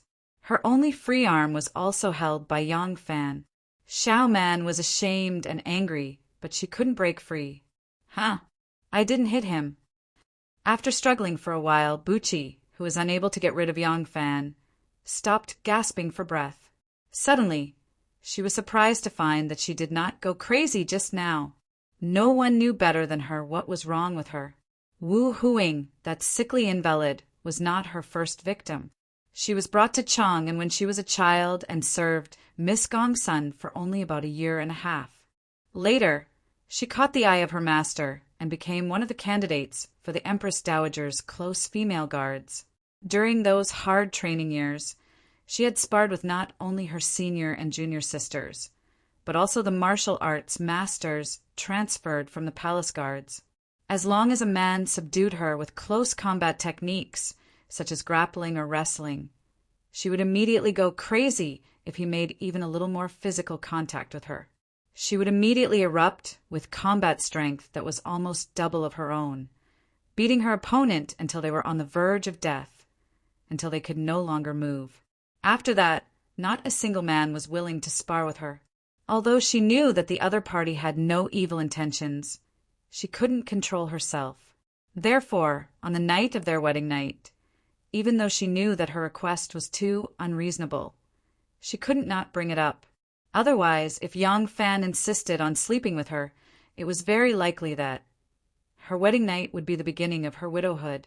However, at this moment, Xiao Man was surprised to find that even though Yang Fan was pressing down on her in such a warm position, almost pressing her entire body under him, she was still very normal. She didn't kick Yang Fan away, nor did she punch him to break his ribs. Oh my God! I'm actually normal. Xiao Man asked herself in surprise. Early in the morning, the rooster crowed, and Yang Fan was woken up by it. It was summer, and the sky brightened early. The bell on the gate of heaven had not yet rung, and the white light had already seeped through the window lattice. After waking up, Yang Fan did not immediately open his eyes. His head was still dizzy, and the feeling of a hangover was really not good. However, the smooth feeling of the brocade quilt from the fingertips was very comfortable. It was exquisite, smooth, soft, firm, and full of elasticity. Elasticity. When this feeling was reflected in his heart, Yang Fan opened his eyes with a whoosh. What came into view was a head of glossy black hair. That beautiful long hair was a little disheveled, just below his chin. Looking down, her dress was tangled around her body, accentuating her graceful figure. Yang Fan's large hand was caressing her perky and round buttocks. Yang Fan was shocked. He did not dare to move, and only quietly moved his chest away. Then he saw a pretty little face covered by his chest until it was red. The pair of neat, fine eyelashes was gently covering her beautiful eyes. Xiao Man was sleeping soundly in his arms. Yang Fan did not know what to do. He was sneakily trying to destroy the evidence of molestation when Xiao Man's body suddenly moved. His movement had probably awakened Xiao Man. Yang Fan quickly lay back on the pillow, closed his eyes, and pretended to be asleep. However, his mind was already clear. His hand was still covering Xiao Man's buttocks. He could clearly feel the fullness, roundness, firmness, softness, and elasticity there. Xiao Man woke up. She did not know when she fell asleep. When she woke up, she realized that one of her arms was still pressed on Yang Fan's body.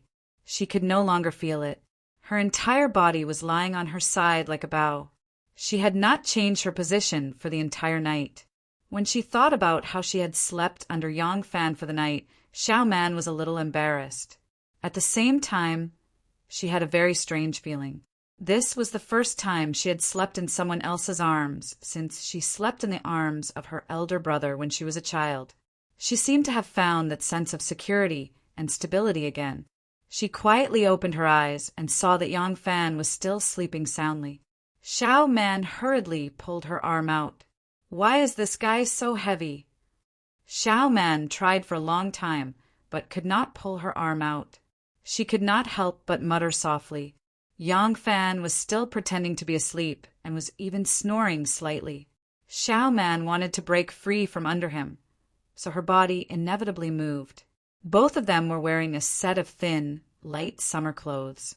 Yang Fan could clearly feel Xiao Man's flexible and strong waist twisting. He could feel her tight buttocks arching and faintly jumping buttocks, exuding the youthful vitality of her faintly jumping buttocks. This feeling was, of course, very tempting. Yang Fan wanted to experience more. However, he who already knew the taste of love could not stand a beautiful girl twisting under him like this. Unknowingly, he had already had a reaction. If Xiao Man found out, Yang Fan seemed to think of his miserable end. He made a prompt decision and immediately murmured as if he was sleep-talking. Xiao Man was so scared that she did not dare to move. She closed her eyes tightly, curled up her body, and pretended to be asleep like a kitten.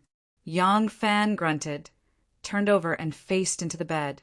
Xiao Man did not miss the opportunity to pull her hand out from under Yang Fan.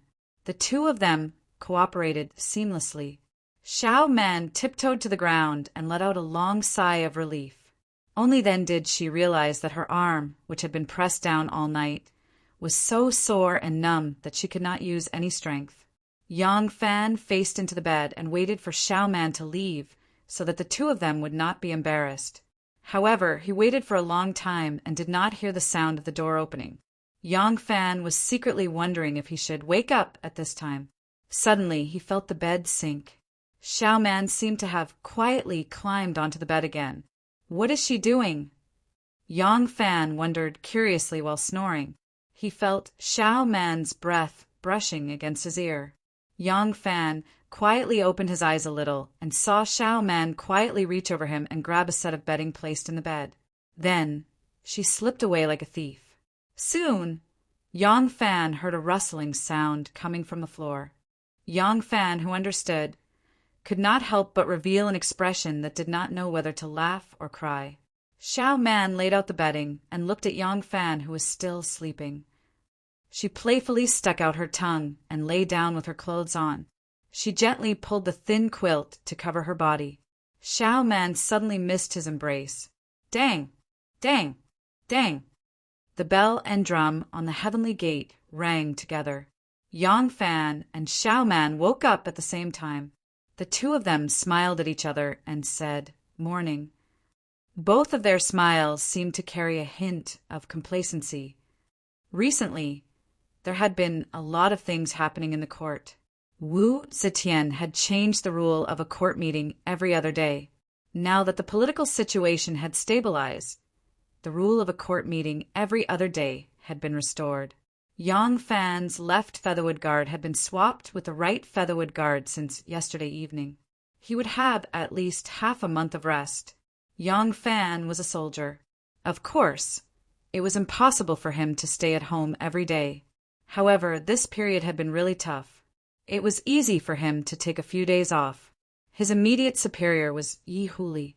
How could he not make it convenient for him? After breakfast, Yang Fan left home to look for Zhao Yu.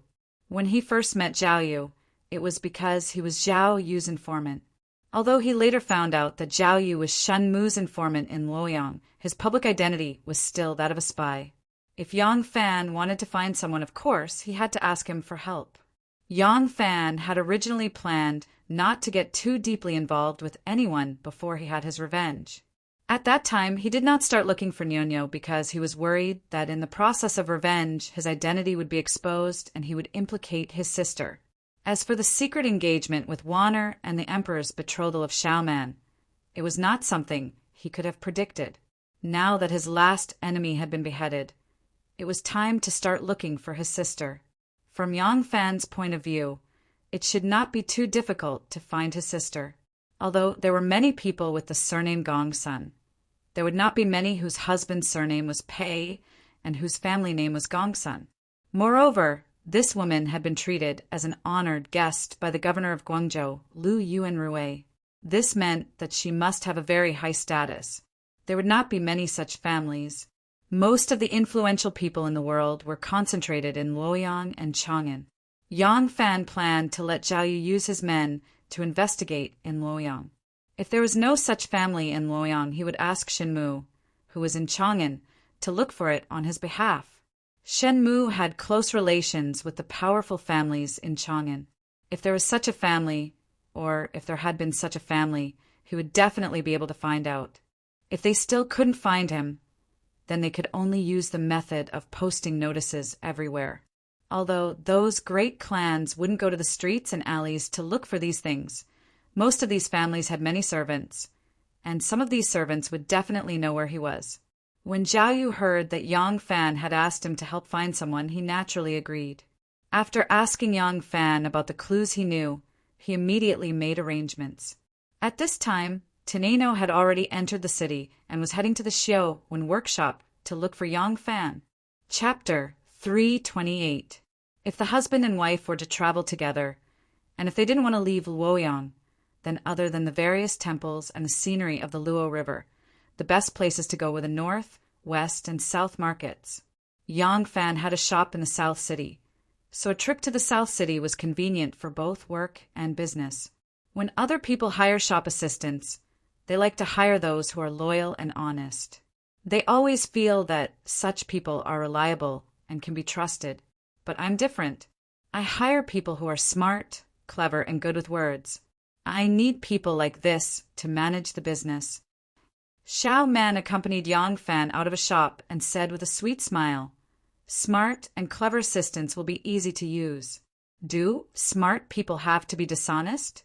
Not necessarily. Besides, the shopkeeper has shares, so I don't have to worry about him not working hard. As long as he works hard, how can he not keep a close eye on these people? I calculate the profits every month. If they can really make a lot of money for our family, even if their hands are a little dirty, and they take advantage of me, I don't care. Don't the officials in the court often say in front of the emperor, when the water is too clear, there are no fish, and when people are too scrupulous, there are no disciples? This is also the principle of doing business. Yang Fan laughed. Yes. No wonder people say you are a little money grubber. When it comes to making money, you are so excited. Xiao Man made a playful face at him and laughed. Hee, I was so poor when I was young that I was afraid. Yang Fan looked at her lively and cute appearance and was very happy in his heart. He and Xiao Man were getting along better and better. This kind of situation, compared to the awkward situation they were in when they first got married, could not be mentioned in the same breath. Those days were a kind of torture for both of them. Lang Jun, look, that is the shop I just bought. That shop was originally in the silk business. Our family already has a silk shop, but the location is not as good as this one. I plan to renovate this place and move our family silk shop here and open a gold bank in its original location. As Xiao Man spoke, she walked side by side with Yang Fan into the shop that had yet to be renovated. Not far away, Teneno leaned powerlessly against the red pillar at the entrance of Bogujai. 2 streams of tears rolled down his cheeks. She excitedly rushed to the Shoin workshop and inquired about Yang Fan's whereabouts. Unexpectedly, what she heard was not only the good news of Yang Fan's promotion to Lang General, but also the news of the emperor's bestowal of marriage and Yang Fan's marriage. At that moment, Anu felt as if she had been struck by lightning. She didn't even know how she left the cultivation workshop. Anu was in a daze, but she still remembered the address of Yang Fan's new residence. Unknowingly, she had arrived at the Fortune House and the Yang Mansion. Anu saw the scene of Yang Fan and his bride affectionately leaving the house and going to the southern city together. She followed them all the way, watching them go in and out together, loving, and her heart was completely broken. Unlike other women who had experienced a change in love, Teneno's painful experience of being abandoned by her family at a young age made her not dare to trust anyone again, and she didn't want to give her heart to anyone again, until she met Yang Fan and was unknowingly attracted to him. It wasn't until she was on the brink of life and death that she was moved by Yang Fan's act of using his blood to save her. Her heart had been sealed in ice for many years. Once she opened her heart and fell in love with someone, that feeling was the most sincere, the most passionate, and the most difficult for her to control. So, correspondingly, when she was hurt, that pain was also the most unbearable for her. The summer was scorching, and the weather was extremely hot. Anu leaned against the red pillar, but her body was shivering. Her heart seemed to be immersed in an ice house, and there was no trace of warmth left. From the top of Mount Hua, she threw herself off the cliff with the determination to die, and then escaped from death, giving up everything in the past. Her only belief in survival, her only pursuit of happiness, all came from the man she had fallen in love with. If she had frozen her feelings in the past, not letting herself fall in love with anyone, not trusting anyone completely, although there was no happiness, there was also no pain. Now her heart was being cut open by the wind blades and frost swords, wreaking havoc and tormenting her. It was so painful, so painful. Behind her was Bogujai. The house was decorated in an antique style, and there was a very simple gate tower in front of the door. The antique shop didn't have a single customer in a day, so the front door was very deserted. Inside the shop, there was a disciple hired from Great Master Rime, who was playing the zither. Anu was proficient in music, and she could tell that it was Parting the Swallow. Parting the Swallow. How could it match her current mood? That melancholy music accompanied her heart, dripping blood with every sound. Yang Fan and Xiao Man came out of the shop that hadn't finished renovating, talking and laughing as they walked over. Teneno hurriedly turned around and quickly walked away. Clear tears gathered in her eyes like pearls. Anu's heart was bleeding, but she refused to let the tears fall. You said you love me, is that true? I want to hear you say it, Yes, I love you. Yang Fan, I love anew. Then it's fine. Death, what's so great about it? The words were still ringing in her ears, but when she thought back, every word was like a knife. Tin Ano left Nan City as if she was fleeing. The 2 lines of tears that she had been holding back for a long time finally wetted her clothes when she stepped out of the Nan City square. If you love someone too deeply, your heart will be intoxicated. If you are hurt too deeply, your heart will be broken. Anu's heart was already in pieces. Wu Qingxi raised his drunken eyes and looked coldly at his confidant standing in front of him. He asked in a low voice, "What did Eunuch Jing say?" The confidant said, "Eunuch Jing said that on that day, Direnja entered the palace to make a secret report. Then the emperor sealed off the 9 cities and summoned Li Xiaoda urgently. After a discussion with Li Xiaoda, he summoned Wu Yui and Lai Junqin to arrest Qiu Xinji and Zhou Xing." Wu Qingxi's eyes narrowed slightly, and he said coldly, "Direnja Li Xiaoda." His eyes widened, and he asked sternly, "Did Eunuch Jing say what secret memorials they submitted to the Son of Heaven to anger the Son of Heaven?" The confidant said, "Eunuch Jing didn't tell me about this. He told me that when Di Renjie reported to the emperor, he asked the emperor to dismiss everyone. Even Shangguan Daiji temporarily left Wu Changhal, so no one knows what he reported to the emperor." Wu Qingxi gritted his teeth and sneered, "I knew it. It must be Di Renjie and his people who ruined my plans." He lowered his head and pondered for a moment. Then he waved his hand and the confidant left. Wu Qingxi picked up a cup of wine and downed it in one gulp.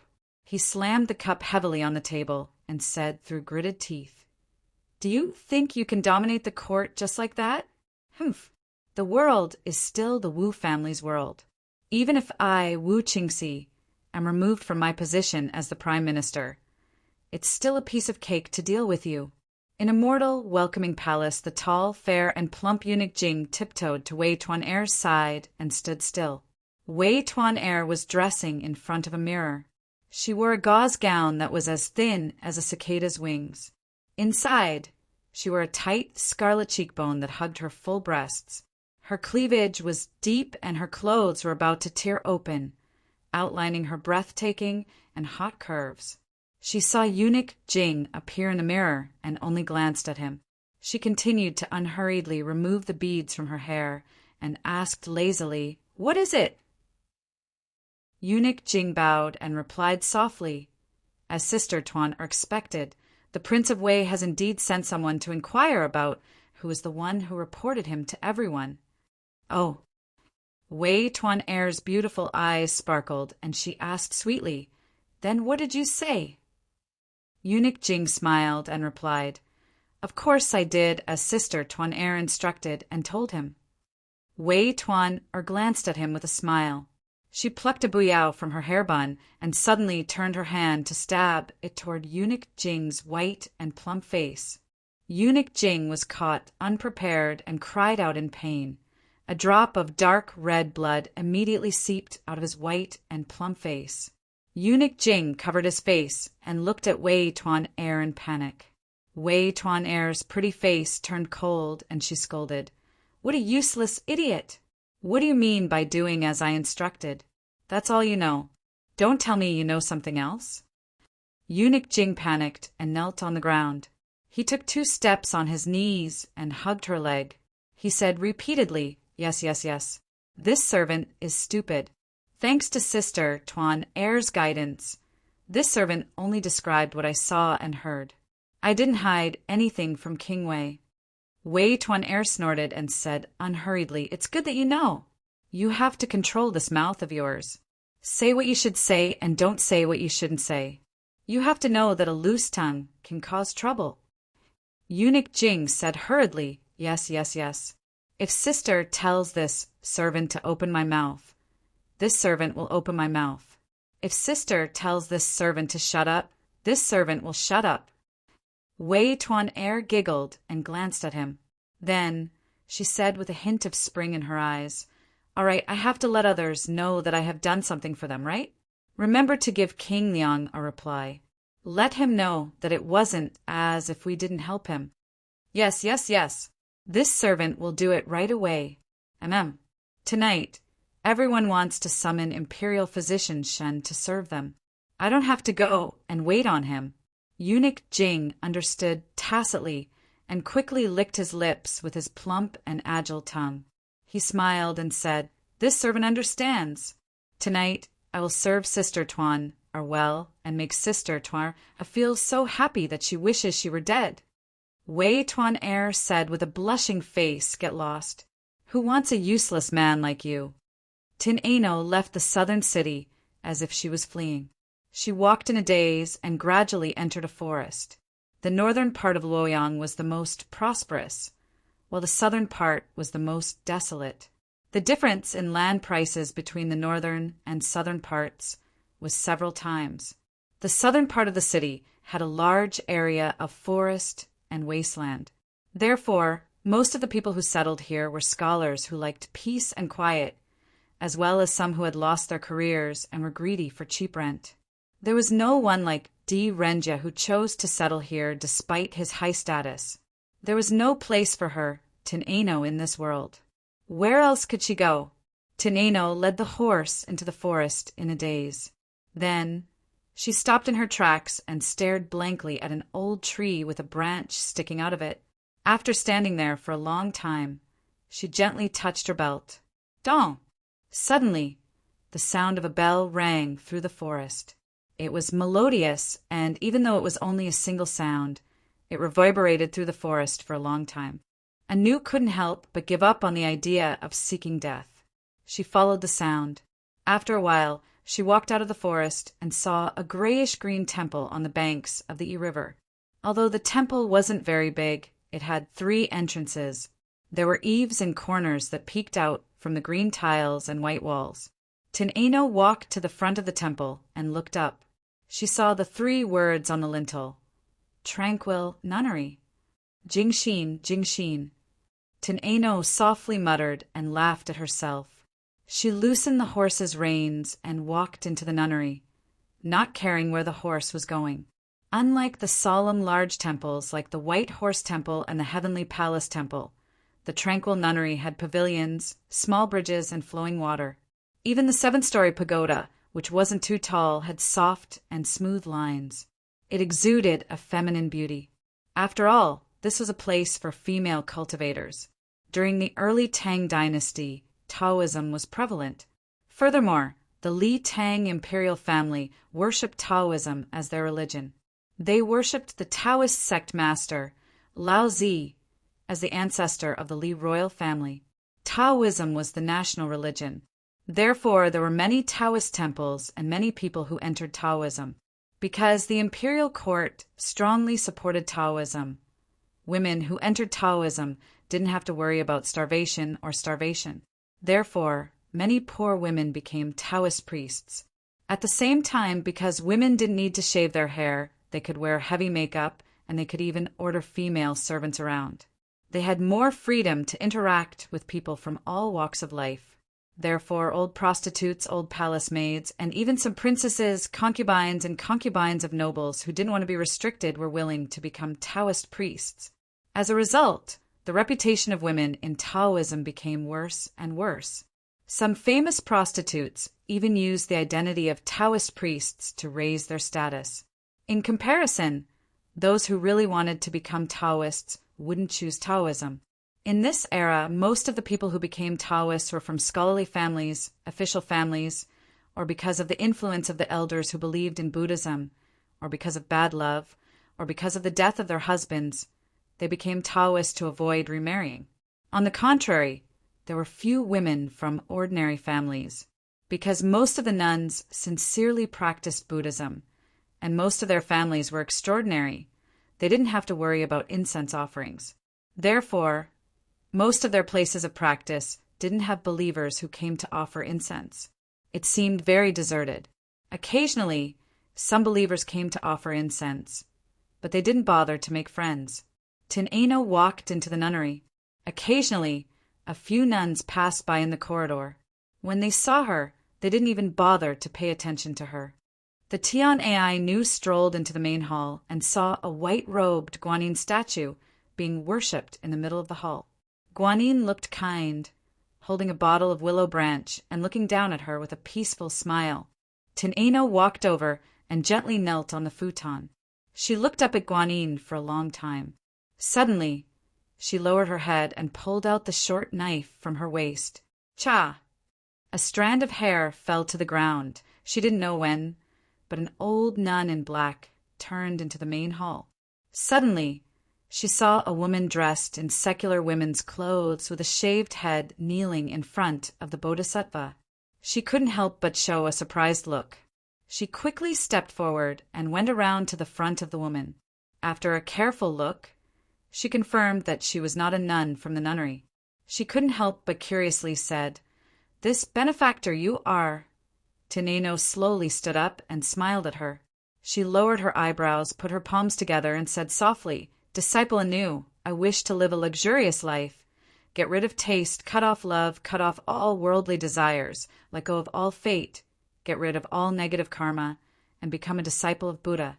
Master, please help me." It was probably the first time in her life that the old nun saw such a nun. She couldn't help but be stunned. Graceful little fairy, born for 16 years. Half peak of Gu Mountain was covered with snow, and a branch of lotus in Yaoshui.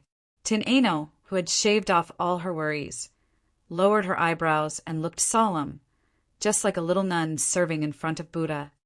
Chapter 329. In Wuqing Hall, Wu Zetian lay on her side on the couch. Lan Yiqing and another pretty little palace maid, Lan Yiqing, were gently waving a feather fan by the side of the couch, giving her a cool breeze. Shangguan Wanner sat on the side of the couch, softly reading a memorial. Recently, Wu Zetian's eyesight was not as good as before, and it was very easy for her to get tired. This was especially so after the battle between the prime ministers and Wu Qingxi. It seemed that it was not only the imperial court that had suffered great losses, but Wu Zetian had also aged quite a bit. Many times when she felt tired, she would lie on the couch and close her eyes to rest. Wanner would read the memorial to her word by word. Wanner quietly read the memorial. At first, she was very fluent, but as she read, her voice slowly became hesitant. This was a memorial to the emperor from the right censor, Imperial Censor Gan Qingyang. The memorial this imperial censor presented was about the recent dispute in the court. In the memorial, he said that the reason for the dispute in the court was because of the appointment of the crown prince. He believed that if the emperor could not make a proper arrangement for the crown prince, similar political disputes would occur again. The imperial censor pointed out bluntly that the current crown prince was immoral and incompetent. As the crown prince, his prestige was not enough to convince the people. The emperor was approaching 70 years old. For the stability of the country, a suitable candidate for the crown prince should be chosen as soon as possible to avoid unrest in the court and suspicion among the officials. Wu Zetian had never accepted old age. The word old was taboo to her. If someone dared to say this on a normal day, Wu Zetian would have flown into a rage. This imperial censor was young and impetuous, speaking without restraint.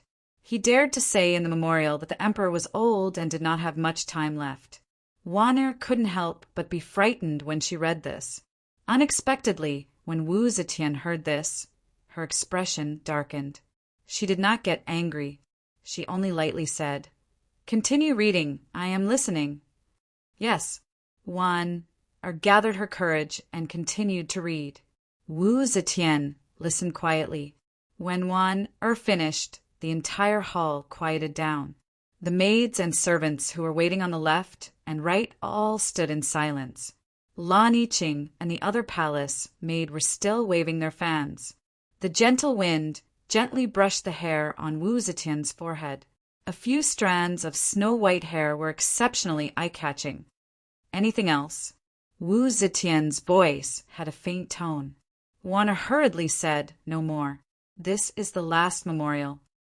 Wu Zetian nodded and said softly, "You can stay in the palace. I am tired and want to rest for a while. All of you may leave." "Yes." Wan stood up and gently waved her hand. The palace maids and eunuchs in the hall all left. Wan picked up a stack of memorials that she needed to sort out and approve and quietly left. In the hall, there was only Wu Zetian quietly lying down and the two palace maids gently fanning behind her. The white hair on Wu Zetian's forehead was like grass after frost, gently swaying in the wind. Wu Zetian sighed and tiredly held her forehead. In her life, she had always been decisive. No matter if she was in adversity or in prosperity, no matter if she was a talented person whose fate was in the hands of others in her early years, or now she was a high and mighty emperor, there had never been anyone or anything that could interfere with her decisions. There had never been anyone or anything that she could not decide for a long time. But now, she had become the highest ruler of this kingdom. But she could not decide on the issue of the crown prince.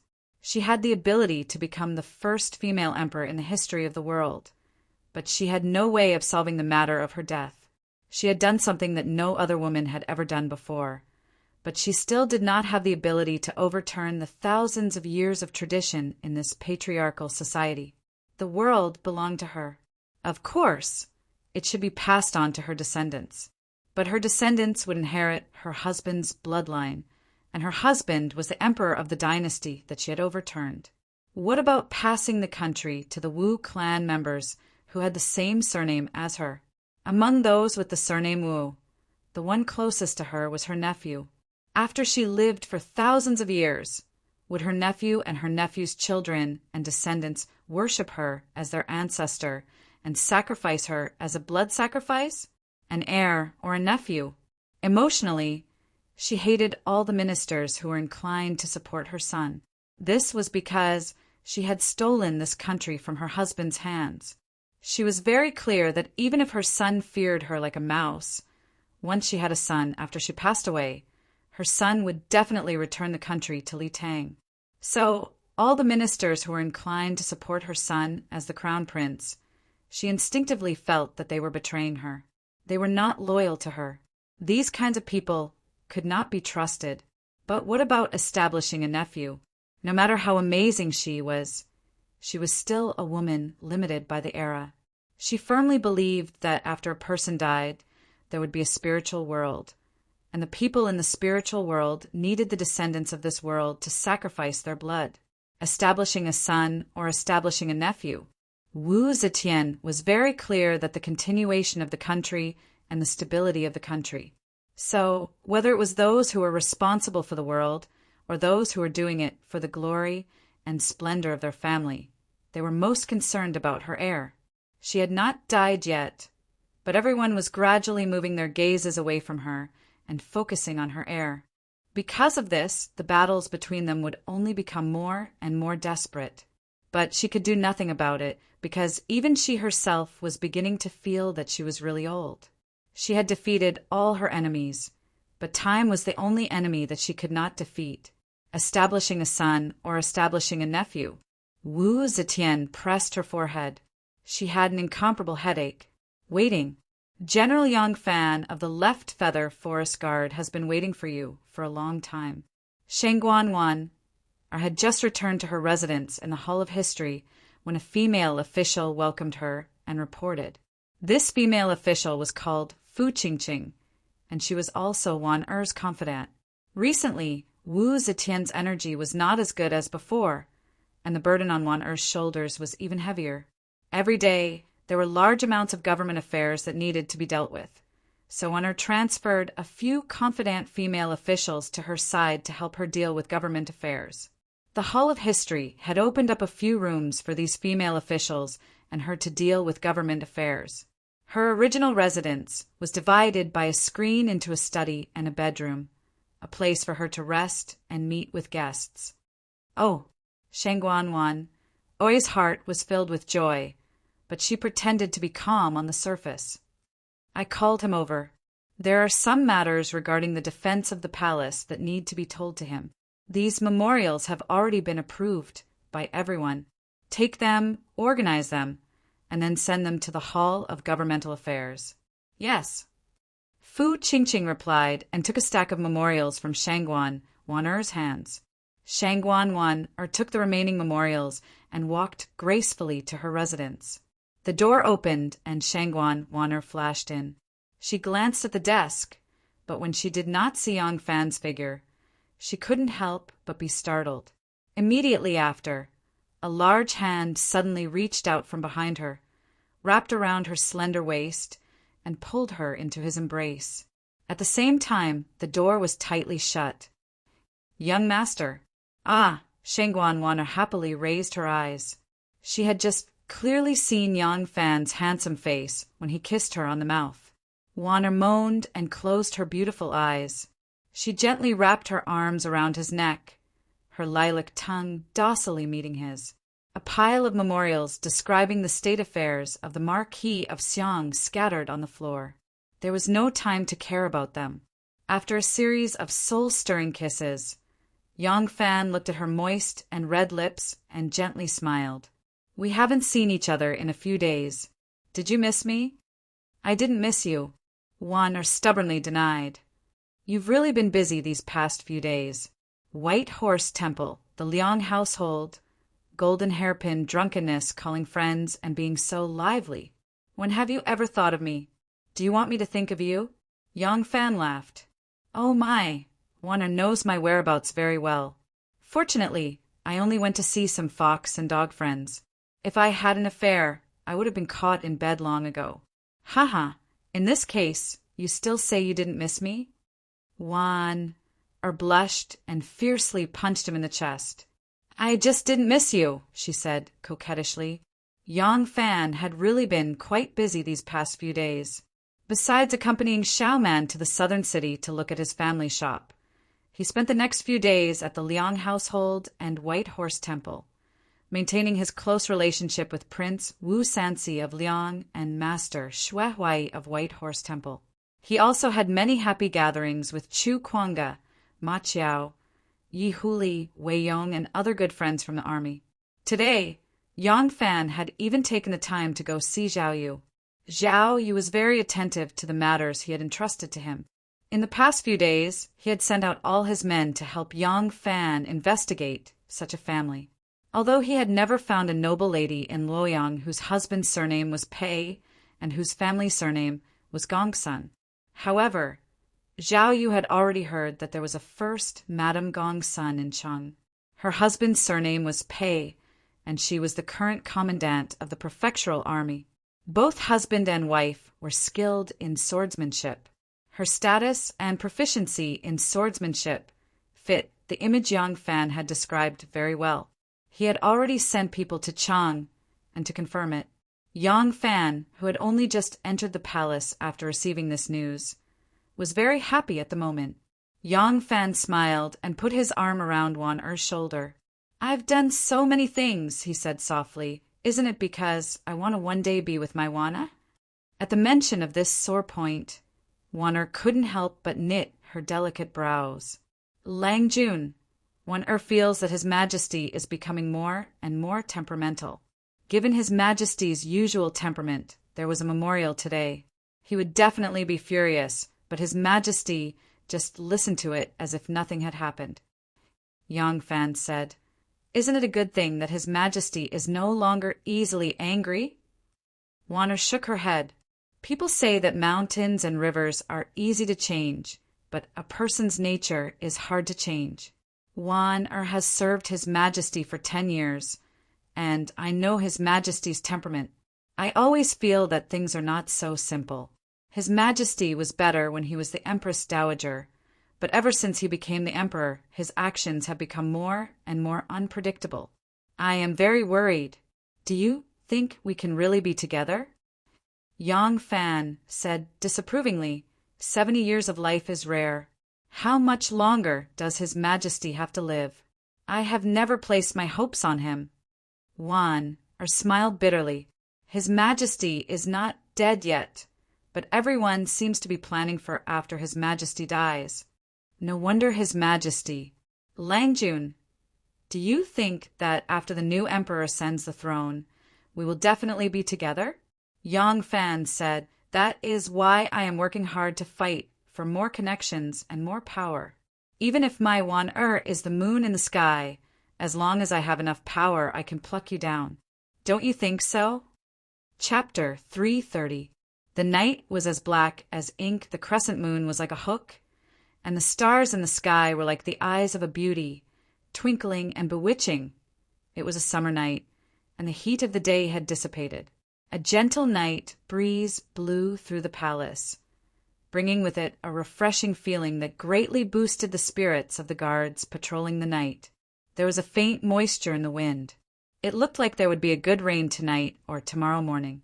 The magnificent palaces during the day were like giant beasts hibernating in the darkness at this moment. However, the magnificent halls and heavens still stood majestically even in the night, giving off an aura that made people want to prostrate themselves and worship them at a glance. The guards in the palace wore bright military uniforms and carried standard long swords. They quietly patrolled between the halls and pavilions. In the darkness of the night, only the sound of their light footsteps could be heard, sometimes coming and sometimes leaving. The Crown Prince's palace was up ahead. There was only one master in this palace, and that was the current empress. No one had ever taken this Crown Prince seriously, not even the guards. Even though the Crown Prince's palace was a place they had to patrol every day, in the eyes of the guards, this place did not have any special meaning. When they passed by this place, they felt even less respect than when they passed by the Martial Accomplishment Palace, where the emperor usually worked, even though there was no one there at night. The one leading the group was a captain called Yi Jingqiu. Yi Jingqiu glanced at the Crown Prince's palace. Like every night, he would casually walk past the palace gates and enter the shadows of the high palace walls. Then he would continue forward and complete the first cycle of his patrol. But when he looked over, he suddenly stopped in his tracks. He was surprised to find that in this silent night, there was a person standing in front of the Crown Prince's palace. The person was bending over the crack in the door and looking inside. Yi Jingqiu was a bit shocked. He pressed down on his blade and shouted, "Who is it?" As he shouted, he quickly rushed forward. The person standing in front of the palace gates seemed to jump in fright. He suddenly straightened his back and turned his head to look in this direction. Then, like a leopard cat, he quickly fled into the distance along the shadows of the palace walls. "Chase! Bring him back for me." Seeing that person flee, Yi Jingqiu immediately became alert. He immediately gave an order, and a few subordinates quickly chased after him. Yi Jingqiu hurried over to the Crown Prince Palace. He looked at the tall and sturdy palace doors and pushed them open. The doors were tightly shut and didn't move at all. The palace security during the Tang and Song dynasties was far less strict than during the Ming and Qing dynasties. During the Ming and Qing dynasties, the palace was locked at night. Even if the sky fell, as long as the sky was not bright, the palace would not open. Even if someone came to snitch that someone was rebelling, they could only pass the memorial in through the small door on the main gate. During the Tang and Song dynasties, as long as the emperor was willing, even if he summoned the ministers at night, they could still enter the palace.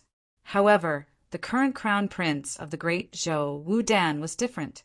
His identity was too special. He knew very well that his position as crown prince was created by his mother to appease the people.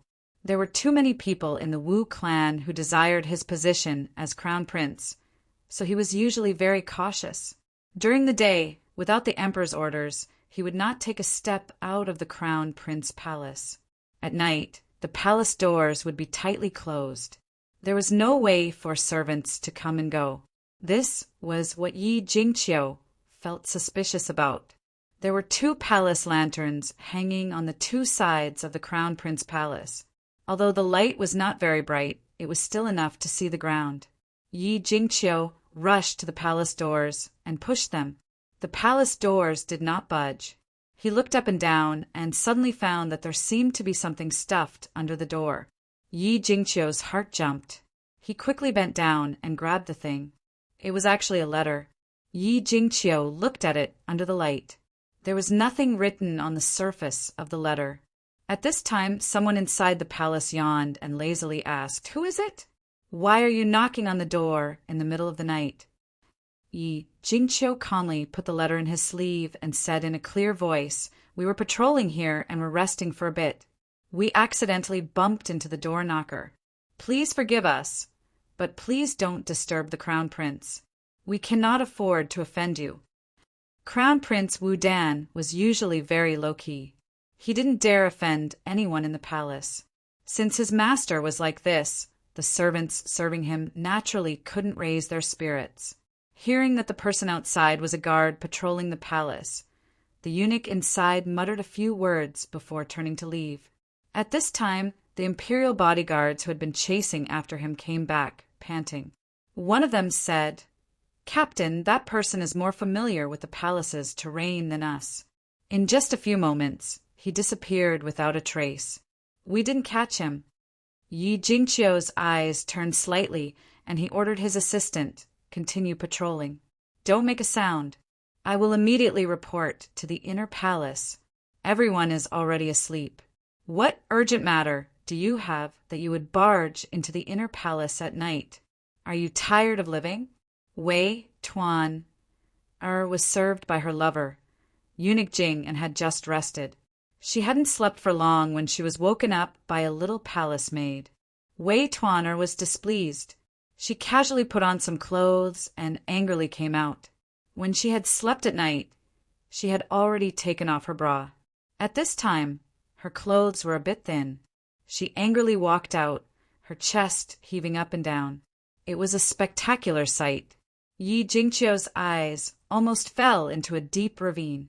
He was so scared that he quickly lowered his eyes and said humbly, "Miss Tuan, if it was a small matter, this you wouldn't dare disturb you. It's just that this matter is a bit strange and the person involved has a very special identity. This Yi is on duty and has a great responsibility. I don't dare to delay." Wei Tuan glared at him in annoyance and stuck out her chest even more. She impatiently said, "Just what is it?" Yi Jingqiu quickly took out the letter from his sleeve and said, "This Yi is on night patrol. When I arrived at the Crown Prince Palace, I saw someone sneakily peeking into the palace. This Yi shouted and that person fled. That person seemed to be very familiar with the layout of the palace and disappeared in a few steps. There are many noble people living in the palace, so this Yi couldn't search around and lost track of him.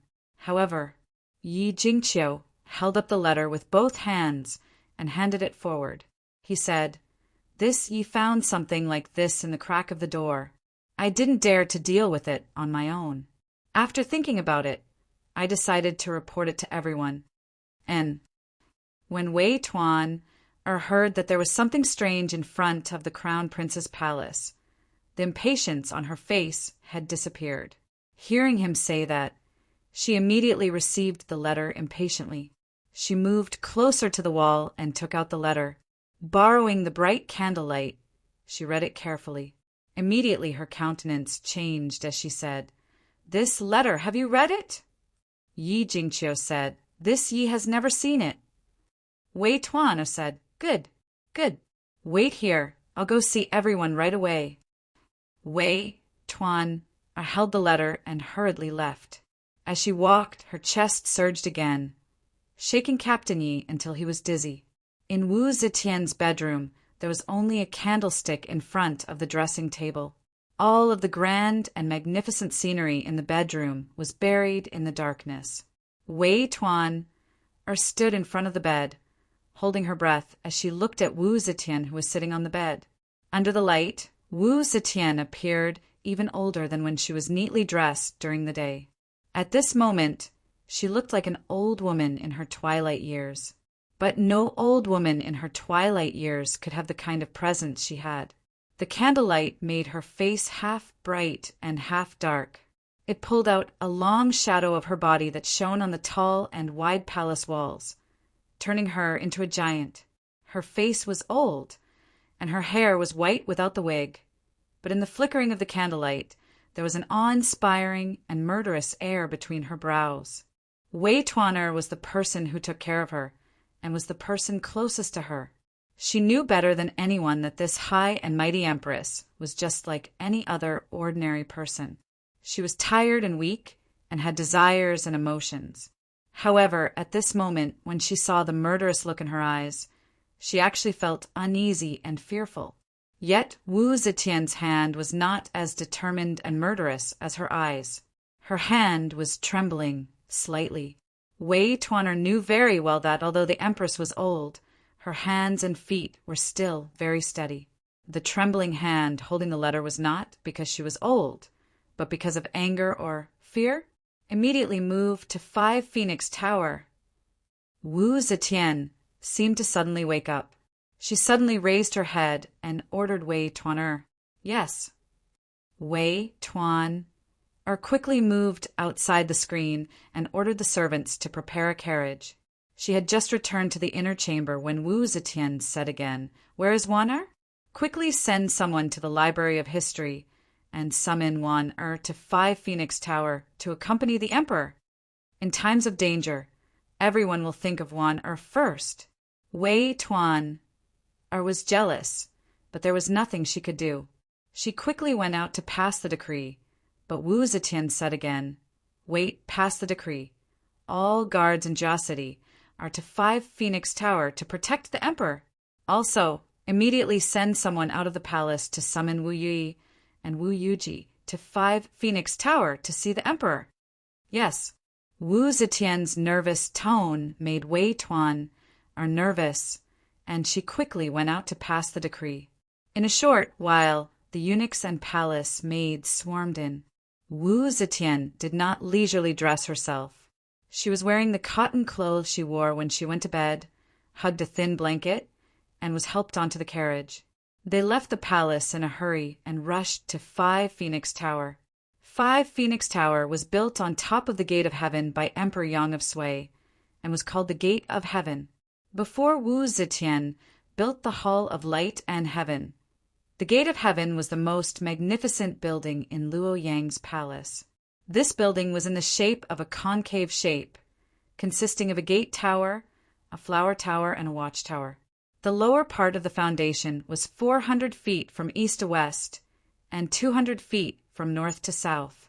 The city gate was more than 8 feet deep, and the city wall built on this foundation was 120 feet high. On top of the city wall, there were 9 main buildings with double eaves called 5 Phoenix Tower.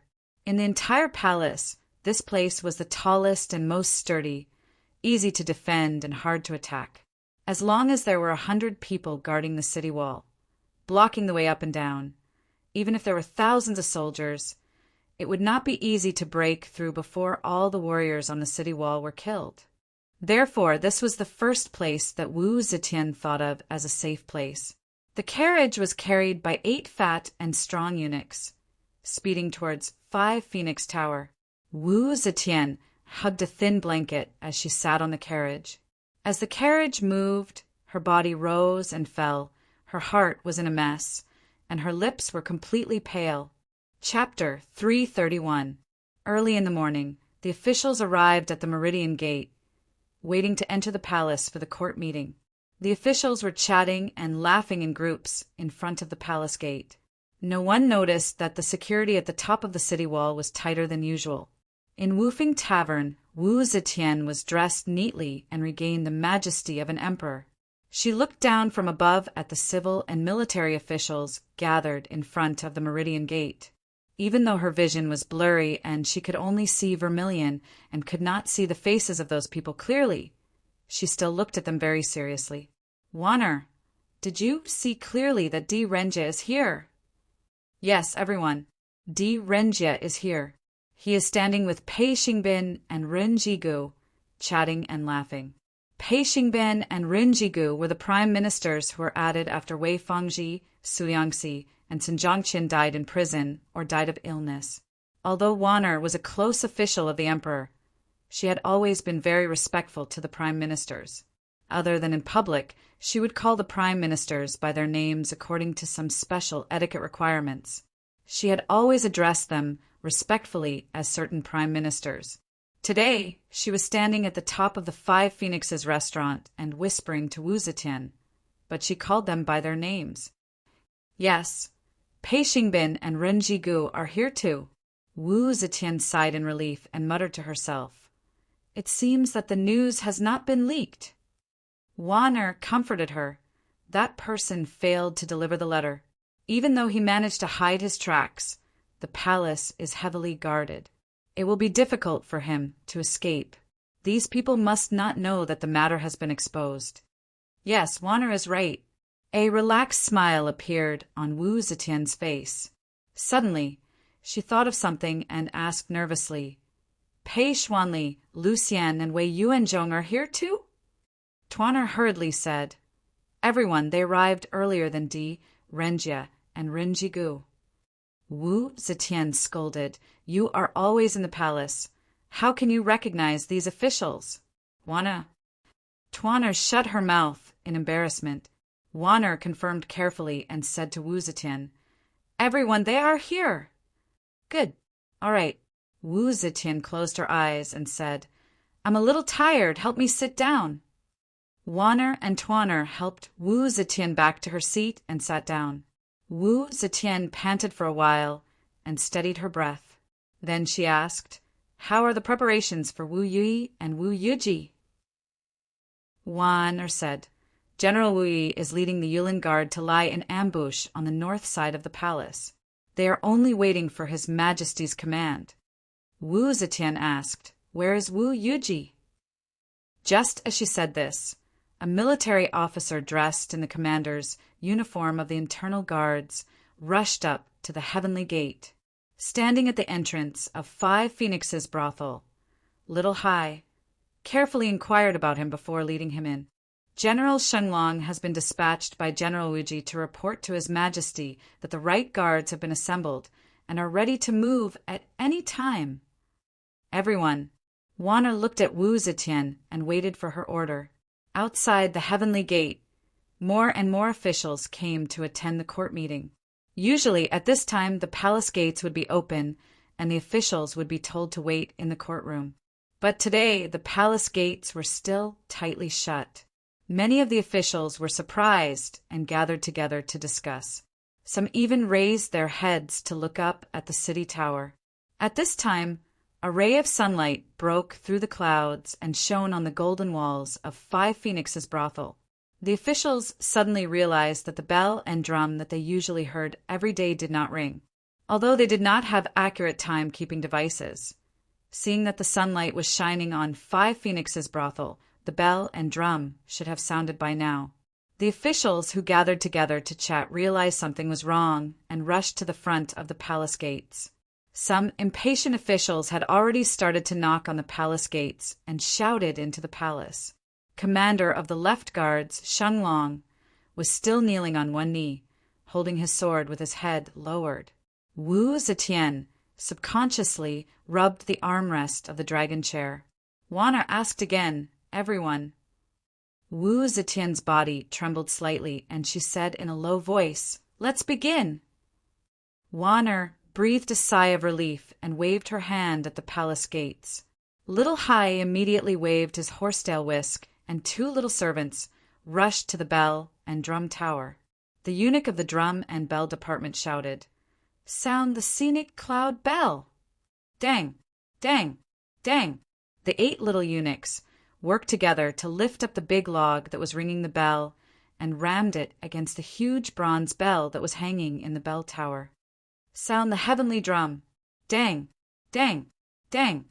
Dang! Dang! Dang! Dang!" 8 fat and strong eunuchs also hit a row of drums in the drum tower at the same time. The 8 of them moved as one. Every hit brought a kind of rhythmic beauty. The servants in charge of beating the drums and bells in Luoyang City had been waiting for a long time. The moment the bells and drums on top of the heaven gate and beside the Five Phoenixes pavilion rang, the bells and drums in the city echoed in unison. For a moment, the sound of bells and drums echoed throughout the city. Dang! Dang! Dang! Dong! Dong! Dong! Dong! Dong! The officials in front of the Meridian Gate had their doubts dispelled. They straightened their clothes and lined up neatly, ready to enter the palace when the meridian gate opened. Dang! Dang! Dang! Dang! Dang! Dang! Dang! Dang! Dang! On the north side of the palace, the Yulin royal guards who were lying in ambush in UNB City, Yaoi City, and the warehouse came out in full force. Dang! Dang! Dang! Dang! Dang! Dang! Dang! Dang! Dang! The right sentinels, lying in ambush in Shangyang Palace, were armed with spears and halberds, their blades reflecting the sun. The right sentinel General Wu Yuji was fully armed as he mounted his horse, drew his sword, and swung it forward. Countless soldiers and horses surged out of Shangyang Palace like a tidal wave. Sitting on the throne, Wu Zetian's face twitched as she listened to the continuous beating of the drums and bells. She clenched the secret letter until it was crumpled into a ball. Suddenly, she threw it on the ground. This secret letter was presented to the Crown Prince. It was to force the emperor to abdicate and help Crown Prince Wu Dan recover Li Tang's empire. There were many people in the letter. There were 3 prime ministers, Di Renjie, Pei Xingbin, and Rin Jigu. There were also Minister of Rights Pei Xuanli, Left Minister Lu Xian, and Vice Minister Wei Yuanzhong. Whether she believed it or not, she had to take precautions immediately. And she believed it. Wei Fangji was dead, Su Liangxi was dead, Qin Zhangqian was dead. How could these prime ministers not feel sad? To protect themselves, to avoid following in the footsteps of Wei Fangji, Su Liangxi, and Qin Zhangqian, it was not impossible for them to take the risk. Moreover, Di Renjie, Wei Yuanzhong, and Rin Jigu had always been loyal to Li Tang. Wu Zetian was an empress, the likes of which had never been seen before. She was wise and domineering, but behind her strength was a strong lack of confidence. The reason was still the same. She was a woman. A woman had never been the ruler of the court. Would the court really accept her? Would these men really be willing to grovel at her feet? Di Renjie was not one of the officials she had persuaded to enter the palace. He was also not one of the officials who sent congratulations to her after she ascended the throne. Was he really loyal to her? Ren Jigu was Qin Zhangqian's assistant when she was the Minister of War. The two of them had always been on good terms. Did he not have any thoughts about Qin Zhangqian's tragic death in prison? And Wei Yuanzhong, he had been involved in the Co Qiangjin case. Zhou Xing had once said that Wei Yuanzhong was an accomplice of the rebels. Although Zhou Xing had done some treasonous things for his own benefit, he was still very capable. Could it be that what he had said back then was true? Wu Zetian had been a talented person. Step by step, she had ascended to the position of empress. She had been obstructed by the officials of the court in every way. In the process of her ascension to the throne, she had encountered the fierce counterattack of Li Tang's royal family and the civil and military officials. Those princes of the royal family, those officials who prided themselves on being loyal to Li Tang, and those like Su Jingye made her feel like a bird startled by the mere twang of a bow.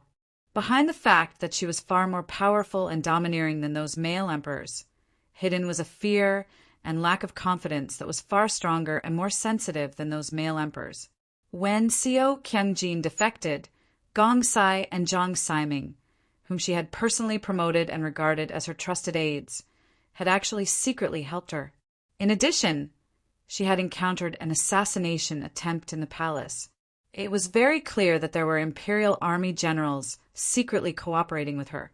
All of these made her more and more sensitive. She, who had always been known for her shrewdness and wisdom, was often used by those groundless rumors of rebellion. This was a strong reflection of her mentality. Especially in the past 2 years, her health had been deteriorating and her old age could no longer be concealed. This kind of fear was even more obvious. She was very clear that there were many officials who were like vultures waiting for their prey to die, waiting to peck at her corpse. She knew that those surviving members of Li Tang's royal family, including her 2 biological sons, were also waiting for her to return to heaven. Those sons of the Wu family who relied on her for glory and wealth were also impatiently calculating the time of her death. They were scheming to seize even more power and even her throne. She was afraid of the arrival of death. She was afraid of losing power. She was afraid of the betrayal of her officials. She was afraid that everything she had obtained would be abandoned in an instant. She wanted to firmly hold on to everything. Only by slaughtering, only by shedding blood and dying, could she let everyone remember that she was still the ruler of this empire. She felt fear, and she wanted others to feel more fear than she did, because she was Wu Zhao. She was the unprecedented empress of this generation. In front of the Meridian Gate, the civil and military officials watched as the 3 prime ministers and many officials were arrested one by one. The scenic cloud bell and the wind tian drum rang 800 times. This was a long process. The civil and military officials watched dumbfoundedly as Prime Minister Di, Prime Minister Pei, Prime Minister Rin, and Deputy Minister Wei were taken away one by one. They watched the dust fly in the distance as thousands of soldiers and horses suddenly emerged from Shangyin Palace and charged into the distance. Lai Junqin was also tongue-tied. This was the first time he had seen such a dramatic scene.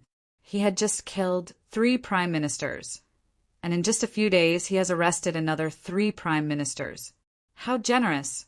His Majesty is still the best, Lai Junqin thought in admiration. At this moment, the Meridian Gate opened slightly.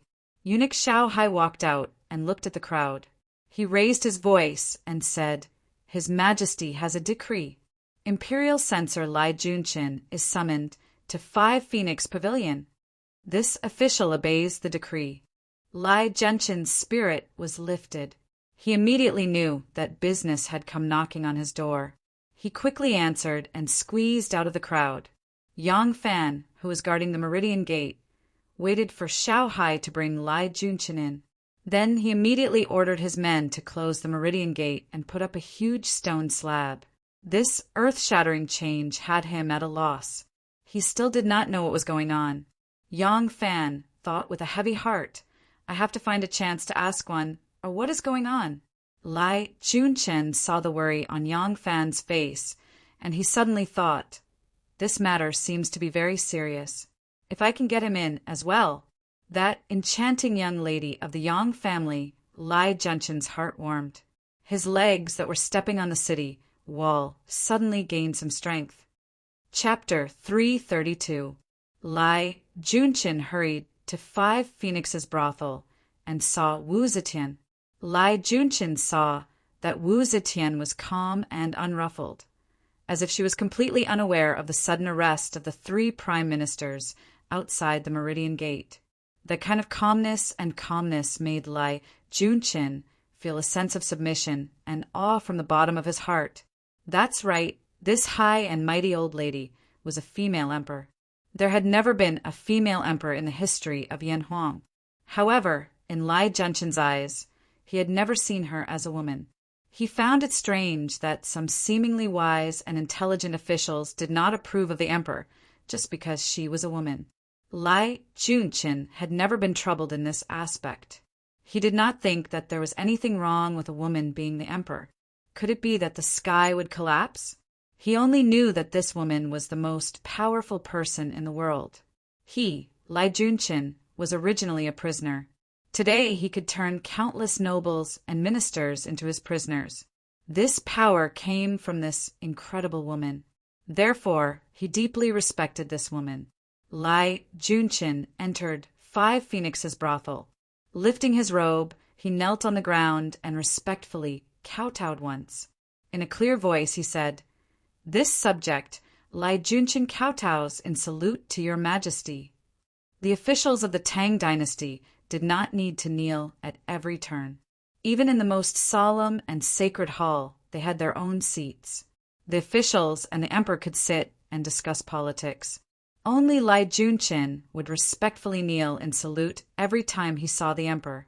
The first time he met this empress, she was still the Empress Dowager, and he was a newly released prisoner.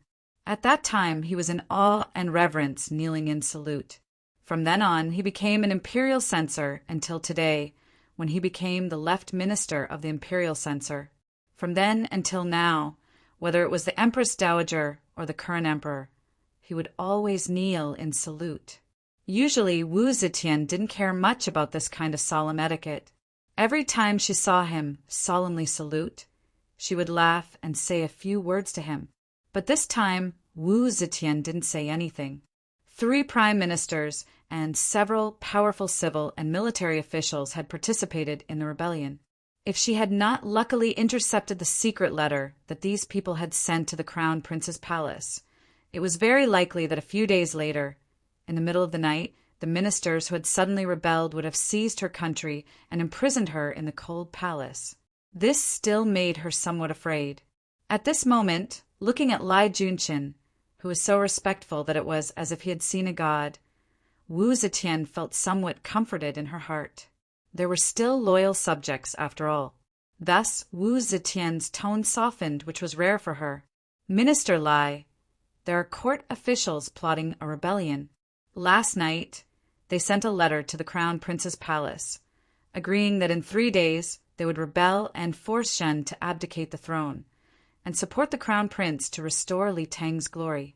We have already captured some people. We will hand them over to you. This subject obeys your majesty. Lai Junqin, who was kneeling on the ground, immediately kowtowed heavily. His face was full of sincerity, but his heart was wild with joy. He liked to torture people, and he especially liked to torture those important officials who were originally in high positions and had hundreds of promises. He liked to see these powerful and influential people cry bitterly under his torture rack, screaming miserably and begging for forgiveness without any dignity. When he thought of this, he felt his blood boil. Wu Zetian said, "We want you to investigate clearly. Most importantly, if the rebellion is true, how many people are their accomplices?" Wu Zetian leaned forward slightly and said in a serious tone, "This matter is of utmost importance. We do not want to live in fear every day. We do not want to have a rebel army break into our palace and force Xin to abdicate while we are asleep." Lai Junqin kowtowed again and solemnly said, "This subject obeys your majesty. This subject will definitely uncover all the accomplices of the rebel party, so that your majesty can sleep in peace and our great Zhou dynasty will be as stable as Mount Tai." Wu Zetian said in a deep voice, "Better in vain than in leniency." "Yes, your majesty."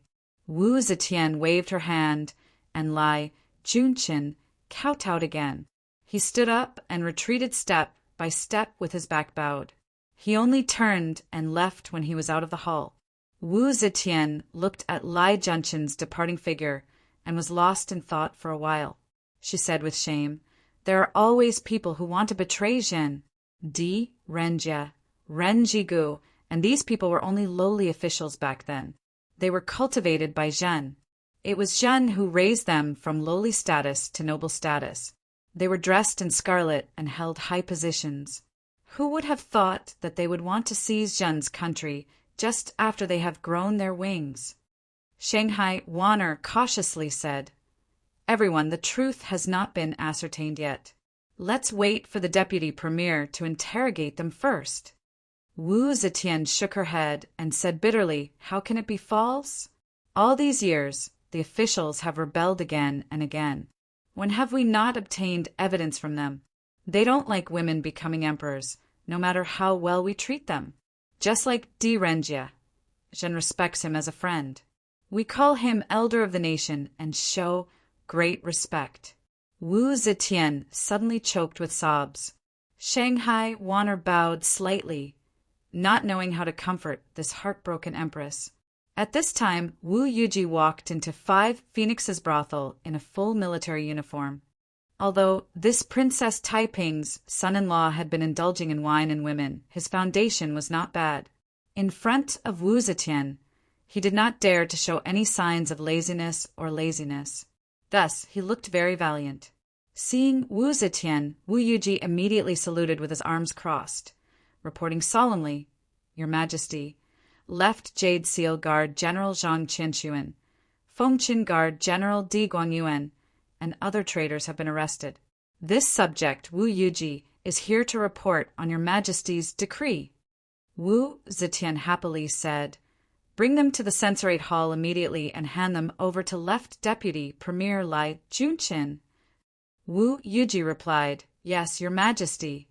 Hearing that the traitor's accomplices have been arrested, Wu Zetian's expression relaxed a lot. She extended her hand to Shanghai Wanner, saying, "Wanner, accompany Jin back to Martial Achievement Hall." "Yes, your Majesty." Shanghai Wanner quickly stepped forward and supported Wu Zetian's arm. She felt that the Empress's arm was especially weak today. Walking down from Five Phoenixes brothel, Shanghai Wanner saw Yang Fan dressed neatly with a sword strapped to his ribs. Yang Fan also saw her. Their eyes met, and Shangguan Wanner shook her head imperceptibly in the face of Yang Fan's questioning look. She glanced at the Empress and then gave Yang Fan a look. Yang Fan understood tacitly and knew that this was not the time to ask, so he nodded and quietly retreated to the side. When Lai Junchen returned to the censorate hall, he heard that the officials arrested at the Meridian Gate had arrived. He excitedly ordered the court to begin. He could not wait any longer. After Di Renjia, Pei Xingbin, Rin Jigu, and the others were arrested, they already knew their crimes. They were still trying to guess who framed them. Was it the cornered Wu Qingxi or Wu Sanxi, the last hope to become the crown prince? When they were brought to the censorate hall, they immediately knew that the situation was not good. The censorate hall was a prison that belonged to the censorate hall. Those who entered this door would not survive. Thus, the officials called it the Gate of the End, meaning that once one entered this door, it would be the end. Now that they were brought here, it seemed that they did not even have a chance to defend themselves in front of the emperor. Soon, they were brought to the main hall. Lai Junqin looked at them eagerly. It was as if he was a wanderer who had been away from his hometown for many years and saw his blood brothers, or a pauper who had been single for 8 lifetimes and suddenly married a beautiful wife. Seeing his eager and greedy eyes, the officials felt a chill in their hearts. They had fallen into the hands of this madman and lost their power. Lai Junqin sat behind the trial platform and saw the officials being brought to the main hall. He smiled proudly and ordered, "Guards, verify their identities." Magistrate Wang Desho brought along 2 officials with him and asked for the names of each person. He then turned around and reporting to the middle minister, "6 people have been brought here and verified. Assistant Minister Ji, Assistant Minister of Land Affairs; Di Renjia, Assistant Minister of Land Affairs; Ren Jigu, Pei Xingbin, Minister of Agriculture; Pei Xuanli, Left Minister Lucien, and Middle Minister Wei Yuanzhong." Lai Junqin slammed the gavel on the table and shouted, "Come, strip them of their clothes and make them kneel in front of the court for trial." Wait, the middle minister of the imperial censor, Wei Yuanzhong, could not bear it any longer and shouted, "Lai Junqin, according to the rules of our court, the officials cannot be stripped of their clothes before the verdict is decided. You dare to break the rules of our court." Lai Junqin was the left minister of the imperial censor, while Wei Yuanzhong was the right minister of the imperial censor. One of them was responsible for supervising the officials in the capital, while the other was responsible for supervising the officials in the various prefectures and counties. They were of the same rank and were colleagues.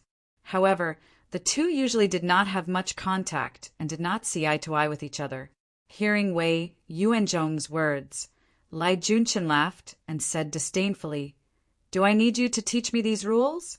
However, when this official investigates a case, there has never been a case that cannot be decided.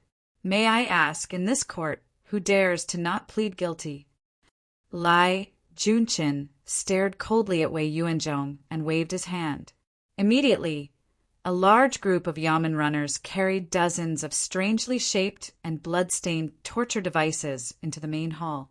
Lai Junchen slowly stood up from his seat and shouted sternly, "By imperial edict, I am here to investigate the treason case. The evidence of your crimes is conclusive and irrefutable. Confess obediently, and you will be spared physical pain. Otherwise, This official would like to see which of your flesh and blood can withstand the torture of this official's instruments of torture. Wei Yuanzhong's temperament was old and ginger. He could not tolerate such threats. His beard and hair flew up in anger, and he shouted loudly, "This old man is innocent and not guilty of confessing. Lai Junqin, you scoundrel, are you trying to force a confession out of me?" Lai Junqin laughed sinisterly. "Whether guilty or not will only be known after the trial. Guards, wait." Di Renjie suddenly took a step forward and stopped Lai Junqin from giving the order. He slowly turned around and stared meaningfully at the other 6 people who were escorted into the main hall. He then turned back to Lai Junqin and said, "The Great Zhou Revolution brought about a new era. The old officials of the Tang dynasty were willing to be executed." Lai Junqin blinked and said in shock, "Di Renjie, you confess?" Di Renjie nodded and said in a deep voice, "That's right, I confess." Wei Yuanzhong, Lu Xian, and the others all looked at Di Renjie in shock. Ren Jigu and Pei Xingbin thought for a moment and vaguely understood Di Renjie's intentions. Good. A wise man submits to circumstances. Grandmaster Di is truly a hero of his generation. Lai Junqin laughed awkwardly and turned to Ren Jigu. He asked with a smile, "Ren Jigu, do you confess?" Ren Jigu hesitated and also said, "I confess." Lai Junqin was overjoyed. The officials of the imperial court feared him for his ferocious reputation. As soon as he flashed his tools of torture, they would obediently confess without waiting for torture. But this was the first time he had seen even the Prime Minister so frightened that he obediently allowed himself to be manipulated without waiting for torture. Lai Junqin excitedly turned to Pei Xingbin and asked, "Pei Gong, what do you say?" Pei Xingbin looked deeply at Di Renjie and cupped his hands. The Great Zhou Revolution brought about a new era. The old officials of the Tang dynasty were willing to be executed. Lai Junqin laughed and said, "Good. It's good that you all confess. Since the 3 prime ministers have confessed, then I will not go too far. Ahem, have their confessions been recorded?"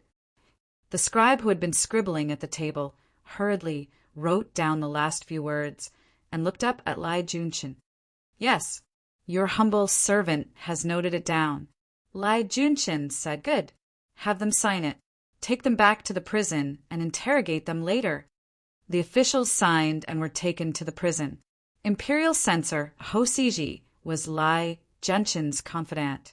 Seeing the officials being taken away, he asked in confusion, "Deputy Prime Minister, it's rare for them to confess so readily. Why don't we strike while the iron is hot and interrogate their accomplices instead of ending it so hastily?" Lai Junqin smiled darkly and said, "Idiot! Do you think that old fox Di Renjie is so easy to deal with? He is willing to confess because he knows that my methods of torture are powerful and doesn't want to suffer for no reason. Moreover, he probably hopes that I will see him confess and relax my supervision so that he can find an opportunity to save himself. I will not give him this opportunity. It is enough with this handwritten first trial record." Ho Siji said, "There is more to Di Renjie's confession than meets the eye." He said something like, "The Great Zhou Revolution, the reform of the world, the old Tang officials are willing to be executed." This is clearly saying that the Great Zhou Revolution was established and the Tang officials were wiped out, implying that Di Renjie was wronged for no reason. Then he said something like rebellion was true. With His Majesty's shrewdness, won't he be suspicious? Lai Junqin laughed and patted his shoulder. "Not bad, old Ho. You are very shrewd. This old fox is probably planning this. Humph. How can I let him do as he wishes? Erase this sentence from the confession and leave only the sentence, 'The reverse is the truth.'" Ho Siji said, "This the reverse is the truth? How did they rebel and how did they plan to force the emperor to abdicate? When and where the plan was made? Who participated in it? If we don't explain these things clearly and get a detailed confession, I'm afraid we won't be able to explain it to His Majesty. Lai Junchin said, Di Renja, Renjigu, and Peishingbin are all prime ministers. Their positions of power are too high, so we can't easily use heavy punishment. If we don't use heavy punishment, based on their experience in the bureaucracy for most of their lives, I'm afraid we won't be able to make them submit easily. If we push them too hard and they retract their statements, I won't even be able to say that I'm telling the truth. Let's first put these difficult bones aside and start with Wei Jigu, Pei Xuanli, and Lucien. Ho Siji said happily, You are wise. I understand. Lai Junchin said with a smile, You will be in charge of interrogating that old fellow Wei Yuanzhong. Ho Siji said yes. Lai Junchin then said to Magistrate Wang Desho, Keep a close eye on those 3 old fellows, especially Di Renj. Back then, he was the chief official of the Supreme Court. Now his old subordinates have spread out and are spread all over the various prisons. There might be some of his old subordinates in the Imperial Censorate. Keep a close eye on them and don't let him use them to spread the news and collude with outsiders to retract their confessions. Wang Desho hurriedly said, Yes. Lai Junchen instructed and waved his hand to dismiss them, leaving only his trusted guard, Suizhong, behind. He said, Suizhong, go and interrogate Lucien. If he doesn't confess, use torture on him. Make sure to pry open his mouth and confess their accomplices. At the same time, ask him to help me bring 2 people in. Wei Suizhong hurriedly pricked up his ears. Lai Junchin said, These 2 people. One is Secretary Junior Supervisor Li Sun. My residence is a little small, and on the right is River E, so there's no way to expand it. His residence is right next to mine and doesn't look bad. Wei Suizhong smiled knowingly and asked, What about the other one? Lai Junchin lightly licked his lips and slowly said, Do you remember that Yang Fan I asked you to investigate? A cold light flashed in Wei Suizhong's eyes. He bowed and said, I understand. Within 3 days, these 2 people must be brought to the censorate courtyard and handed over to the vice minister to be dealt with. Chapter 333. Magistrate Wang Desho escorted a group of criminals into the prison. Magistrate Wen Ao heard the news and quickly came forward. The so-called magistrate was the head of the prison officials. Wen Ao humbly smiled at Wang Desho and said, Magistrate Wang, what kind of criminals are these? Why did you have to personally escort them here? Wang Desho pulled him aside and whispered, These people are all treacherous criminals. Watch them carefully and don't let anything go wrong. Treachery? When Ao smiled and still did not care. All these years, which of the criminals who were locked up in the prison was not guilty of treachery? There were real treachery and fake treachery. In the end, they all signed their names, admitted their crimes, and were beheaded. Whether they were guilty or not, it did not matter anymore. Wang Desho saw his expression and reminded him, Did you see that? Those 3 old men are Di Renjia, Peishingbin, and Rinjigu, the 3 prime ministers. This treachery and the people involved are different from the past. You must be extra careful. When Ao glanced at the 6 criminals and smiled, he still did not care. What kind of nobleman was there? They were just dogs at his mercy. Prime minister? Even a prime minister was just a prisoner here. In the past, the founding hero of the great Han dynasty, great General Zhou Bo, was locked up in the prison. Luckily, he did not die and was pardoned. After he was released from the prison, the first thing Zhou Bo said to his relatives and subordinates was, I have commanded millions of soldiers, but how can I know the importance of the prison officials? Even with Zhou Bo's power and status, he was ordered around by the prison officials and tortured like a stray dog. Even though supervisor when was only a minor official of the 9th rank, he had seen his fair share of kings, marquises, generals, and ministers in the prison system for so many years, so he didn't really care about these prime ministers. Wang Desho saw that when Ao still did not care and said seriously, Don't be careless. Be careful that they will falsify your testimony and overturn this case. The middle minister takes these people very seriously and specially ordered that Di Renjia, Pei Xingbin, and Rin Jigu, the 3 prime ministers, be locked up separately. Each of them will be in a cell and be strictly guarded. Other than when the middle minister is interrogating them, no one other than myself is allowed to touch them. Understand? Seeing his stern expression, when Ao became a little more dignified and hurriedly said, Magistrate Wang, rest assured, this lowly official will arrange everything carefully. There are still a lot of empty cells in the prison. Do you want to place all of them separately to prevent them from colluding? Wang Desho said coldly, There's no need for that. Just arrange for the 3 prime ministers. I'm afraid this prison cell won't be enough very soon. When Ao was overjoyed when he heard this, it seemed that many ministers were going to be unlucky. The more people that were locked up, the more benefits he would be able to obtain. When Ao glanced at the ministers again, it was as if he had seen a money tree.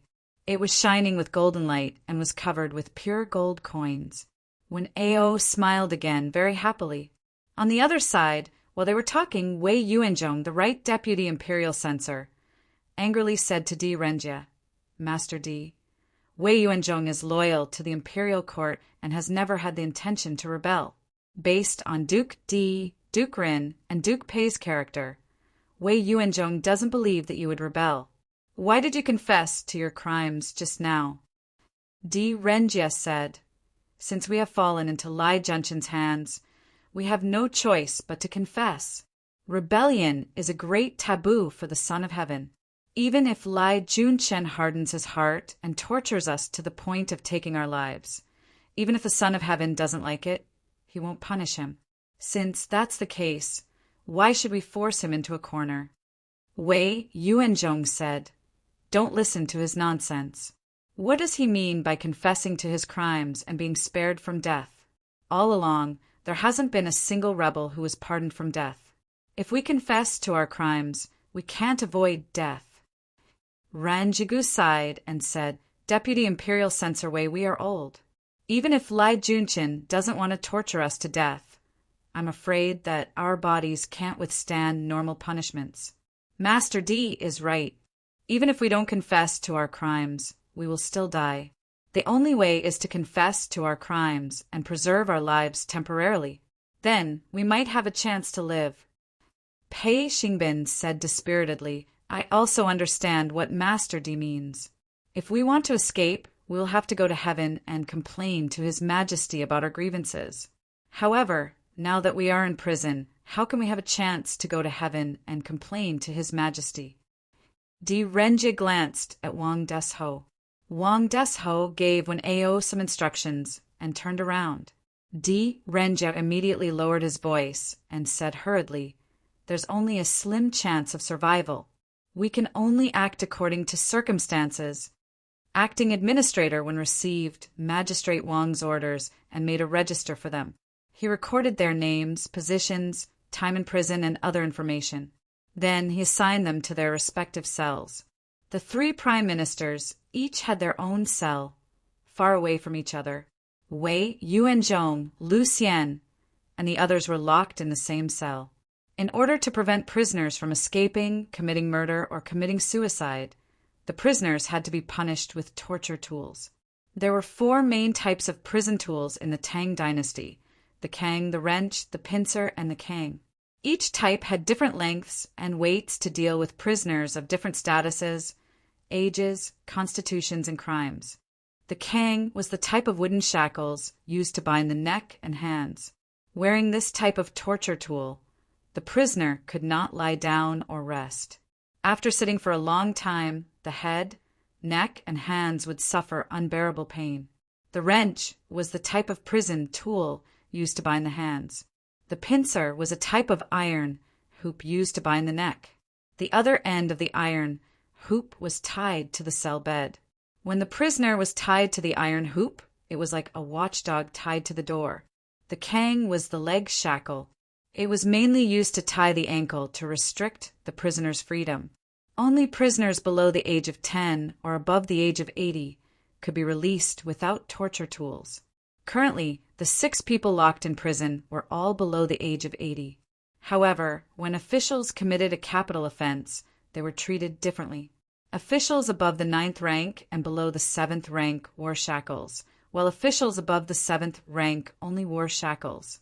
Even the lowest ranking official among these 6 was at least the 6th rank, so they were all shackled and locked up in their cells with jingling sounds. This was what it meant to be thrown into prison. Wu Zetian did not sleep at all last night after she hurriedly escaped to Wufeng restaurant. It was impossible for her not to be nervous about such a major case of rebellion. Wu Zetian felt uneasy and did not sleep the whole night. When the sun rose, she hurriedly arranged the arrest and adjustment and carried out a series of follow-up matters. This was really not what a 66-year-old woman could bear. When Wu Zetian returned to Wuqing Hall, she was already exhausted. All the civil and military officials were scared out of their wits by the scene in the morning. Finally, the dust settled, but the emperor still did not summon them. All the civil and military officials did not know what to do. They gathered in front of the Meridian Gate and discussed hurriedly. It was decided that the 6 ministries and 9 ministers would stay to see the emperor and ask what happened. After they knocked on the emperor's door and sent the news to Wuqing Hall, Wu Zetian ordered that she would not see any of them. She only summoned Wu Yi to understand the latest situation. She made some adjustments to the security of the palace, the imperial city, the capital, and the important positions in the imperial army. After that, she went to the back palace to rest with the help of Tuan. Although she still had a lot of things she wanted to do, time and tide wait for no one. She really could not hold on any longer, so she could only seize the most important things to arrange. The emperor did not go to the court, nor did he care about politics. All the civil and military officials in the court were not to be seen. Naturally, Shanghai Wanner had nothing to do. After sending Wu Zetian to the bedroom to rest, Shanghai Wanner also returned to her residence. Wanner was very clean. She had to bathe at least twice a day, especially before going to bed. Otherwise, she would not be able to sleep well. After returning to her residence, Wanner first took a bath with fragrant water, changed into a light dress, and went to rest on the bed. The depths of the palace were cool, and there was a bamboo mat under her body. It was very warm and comfortable. After a while, Wanner fell asleep. The 2 brothers, Wu Yi and Wu Yuji, followed Wu Zetian's arrangements and sent trusted troops to take over the important departments, strengthen the defense of the capital, and adjust the positions and responsibilities of some imperial army generals. By noon, things gradually stabilized. Yang Fan also let out a sigh of relief. After patrolling the 2 city gates he was responsible for, he walked to the Library of History. The summer was hot, and the sound of cicadas made people sleepy. Because of last night's torment, almost no one in the palace could sleep in peace. At this time it was finally settled. Other than those who had duties, most people rested for the afternoon. Yang Fan arrived at Wan Er's residence. He did not see the female officials and servants who usually came and went. If it was someone else who wanted to see Shanghai Wan Er, they would have to find a female official to go in and report to Shanghai Wan Er to get permission. Yang Fan and Wan Er's relationship was different, so he did not have that many misgivings. Along the way, seeing that no one was moving, Yang Fan quietly went directly to Wan Er's residence. Yang Fan gently knocked on the door and pushed. The door opened. There was no one in the study. Yang Fan gently closed the door and slowly walked in. The room had a quiet and elegant feeling. There were a few official letters scattered on the bookcase with curled ears and 2 ancient styling stones. Hanging from the brush rack were a dozen or so purple brushes, from thick to thin. Next to the table was a large green lotus urn, with a dozen or so scrolls in it. On the shelf next to the window, there were 3 lilies of different heights in a slender vase. On the snow-white wall hung a spring mountain misty rain painting, painted by Wan Er. There were also a few banners and vertical stickers written by Wan Er herself. It gave off a scholarly atmosphere. Yang Fan stood for a while and then turned into Er's bedroom behind the screen. On the dressing table was a bronze mirror with water, caltrip patterns. A large red lacquer jewelry box with plum flowers was open.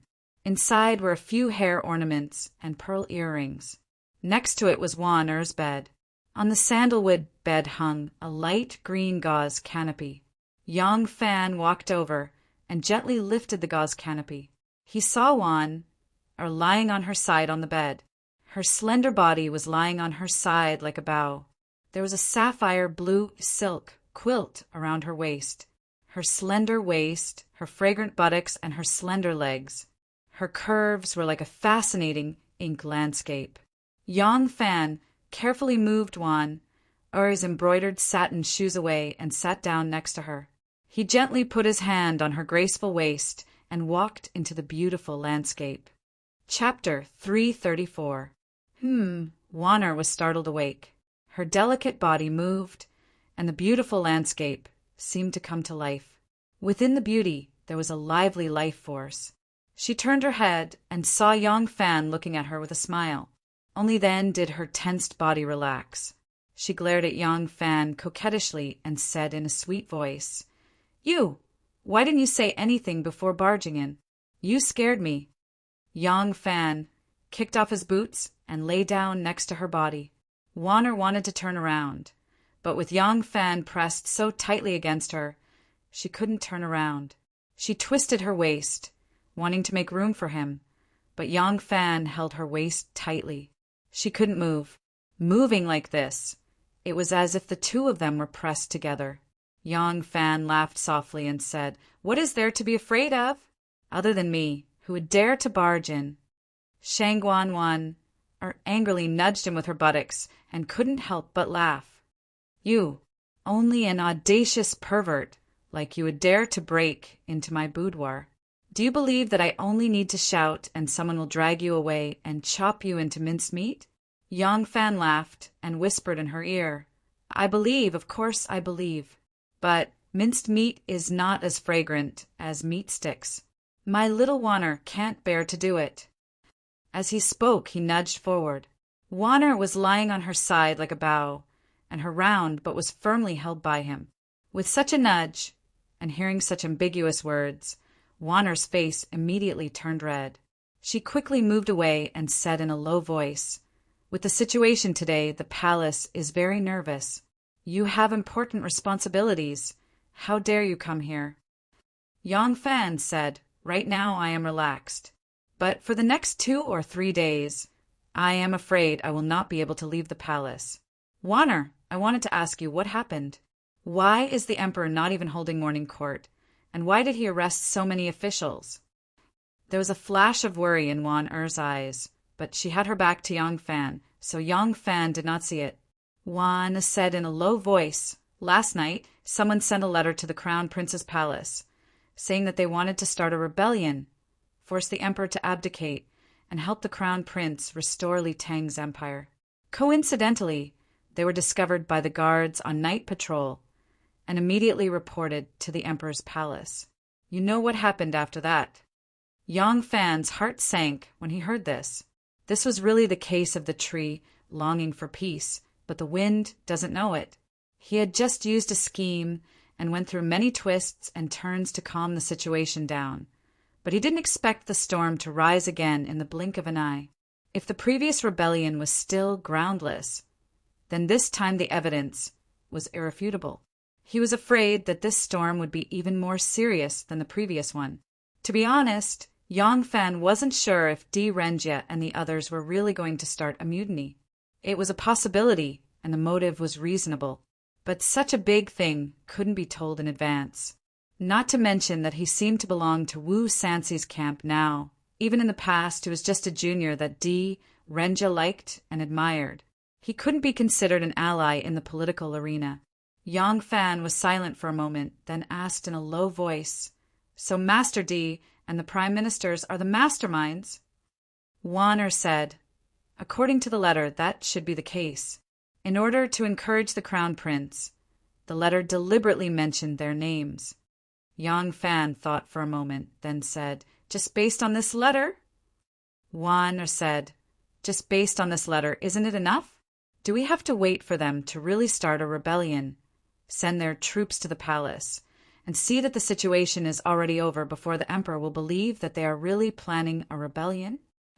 Wan Ai's rhetorical question was a little more forceful. Yang Fan was thinking about how to deal with this complicated political situation, so he didn't notice it. He just followed his own train of thought and said, Say, could it be because the prime ministers fought with the King of Wei, which caused the King of Wei to lose his position? Out of hatred, the King of Wei deliberately framed them. Sending in a letter is something that can be easily done. Wan shrugged and turned around. She said seriously, What you said is naturally not impossible. But if the prime ministers are dissatisfied with the emperor's expansion of the prison system and want to help the crown prince restore Li Tang's empire, then there is a good reason. As for the truth, we still need to interrogate them to know. I don't care about these things. I just want to know, what do you think, Lang Jun? Yang Fan was startled and immediately raised his guard. He pretended to be calm and asked, Why do you say that, Wan? Wan gently leaned into his arms and hugged him tightly. She said with some worry, Lang Jun, just do what you are supposed to do. Don't get involved in these state affairs. In today's world, even if it's the royal family, the nobles, or the prime ministers, once they are involved, they can easily lose their lives. I have been by the emperor's side all these years, and I don't know how many important officials have lost their heads with my own eyes. Lang Jun, why do you need to be so meddlesome? Yang Fan was secretly shocked and thought, not good. Wan is exceptionally intelligent. Could it be that she has noticed something? Yang Fan hurriedly said in an indifferent tone, smiling calmly, Everyone is curious. I was just casually asking. Why would I get involved? This is a game that only the prime ministers and the generals can play.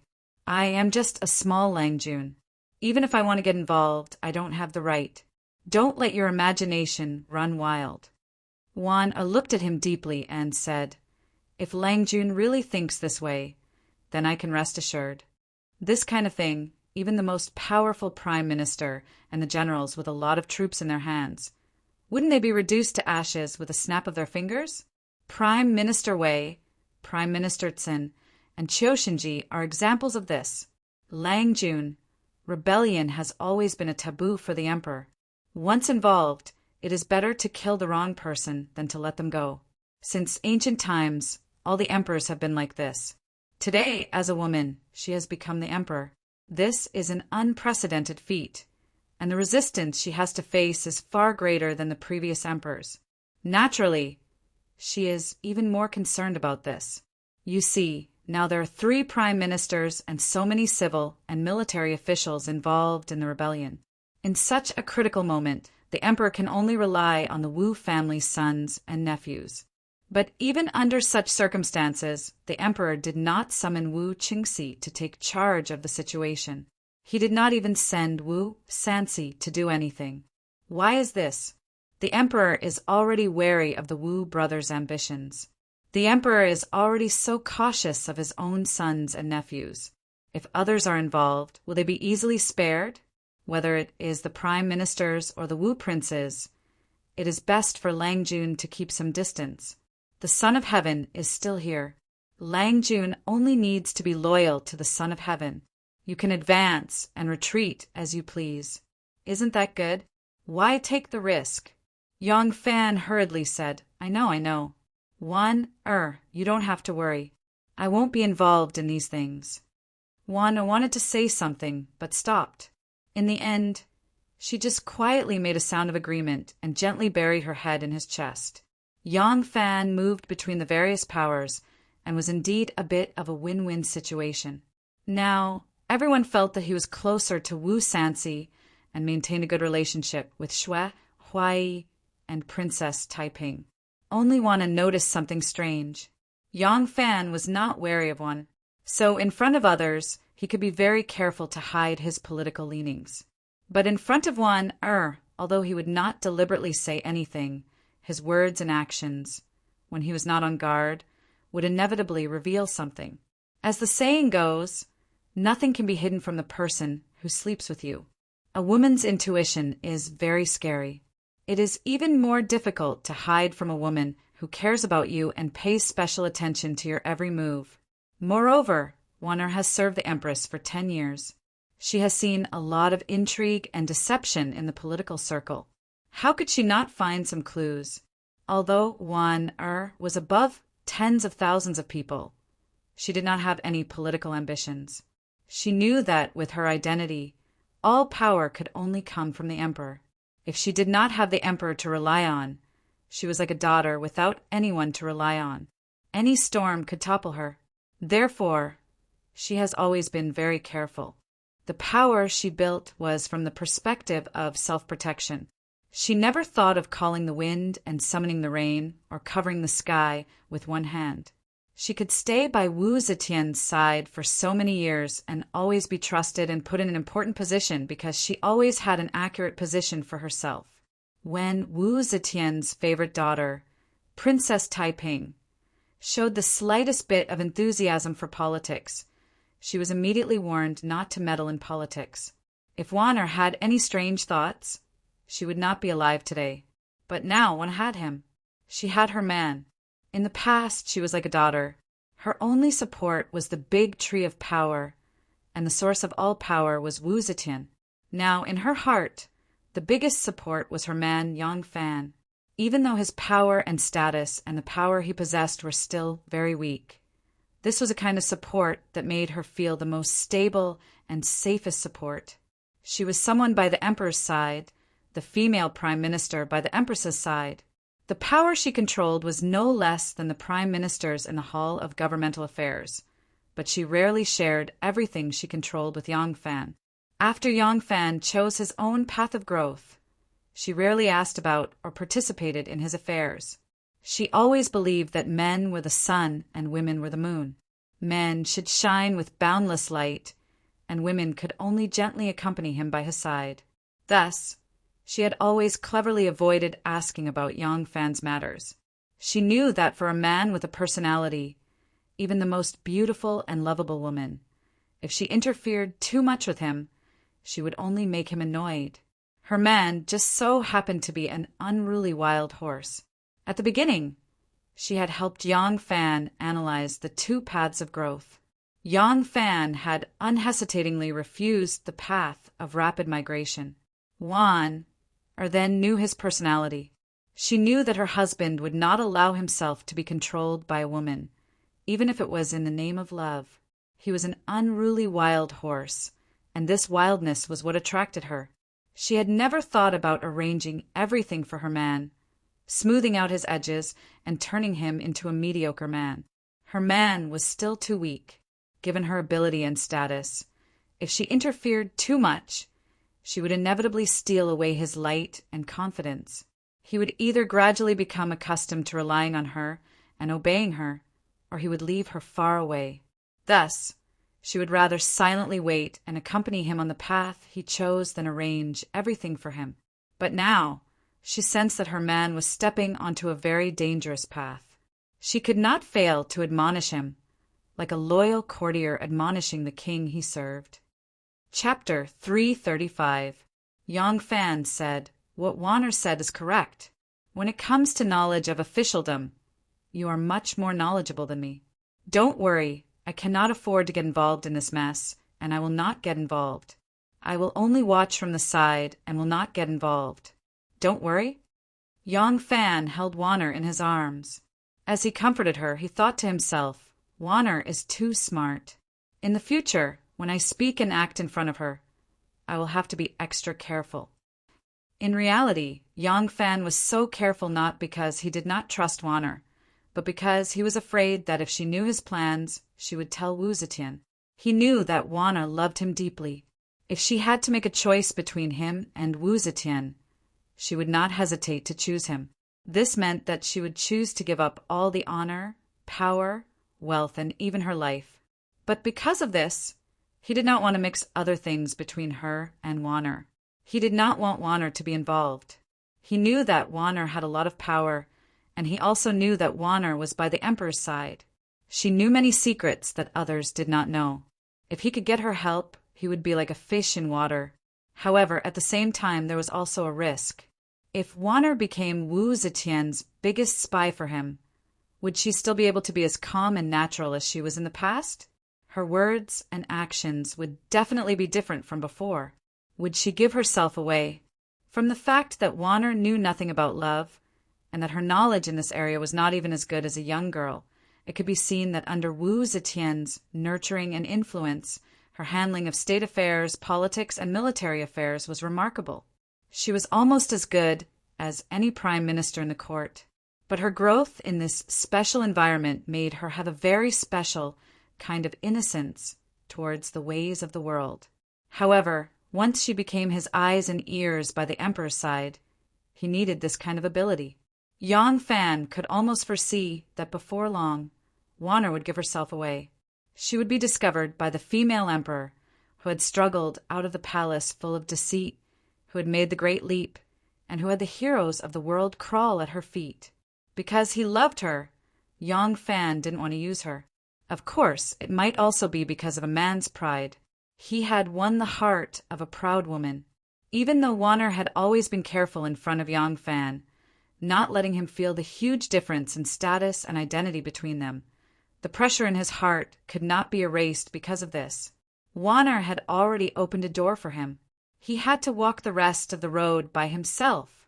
Yang Fan held Wanner in his arms and cautiously changed the topic. He tried to divert her attention with tenderness. Under his caress, Wanner's body gradually warmed up. She just hugged him docilely and enjoyed his gentle caress. She seemed to have gradually forgotten about this matter. Yang Fan secretly relaxed. But with this caress, Yang Fan couldn't help but feel aroused. Her plump, soft, and boneless body, even an immortal's heart would be moved under this kind of intimate caress, much less Yang Fan, who was a hot-blooded youth. Her soft and warm, round and perky snow-white buttocks were in the shape of a perfect honey peach. At this moment, they were tightly pressed against Yang Fan's lower body, separated by a layer of soft gauze, giving off an indescribable feeling. Yang Fan reached into Wanner's tunic and grabbed the soft ball. His rubbing hands couldn't help but increase the strength. His body also pressed tightly against Wanner. "No, I can't. I didn't prepare today." Grabbed his mischievous big hand, and a faint blush stained her delicate face. She was also a little unable to control herself, but the last shred of reason she had was reminding her that she could not let go of herself today. This was not the first time Yang Fan and Wanner had intercourse. When the passion was strong, a man naturally didn't have time to think about the consequences. But after the storm, it was impossible not to think about the problem of pregnancy. If she became pregnant in the royal palace, it would be impossible to hide it from others. So when Yang Fan worriedly asked, Wanner had already told him that she had used a secret medicine from the palace. Today, Yang Fan had come without notice, so Wanner didn't have time to brew the medicine. Hearing Wanner's words, Yang Fan's mind couldn't help but clear. Resisting his desire, he let go of Wanner. Lying on the bed, he wanted the tide of desire to subside. Wanner secretly glanced at the large tent where his robes were raised. With a red face, she angrily said, You already have a girl as beautiful as a flower and jade at home, and you still act like an evil spirit that can't eat enough." Yang Fan bitterly smiled and said, "Are you talking about Xiao Man? We haven't slept together yet, okay? I have always kept my chastity for you." What? Hearing this, Wanner was shocked. This marriage had been personally arranged by the emperor.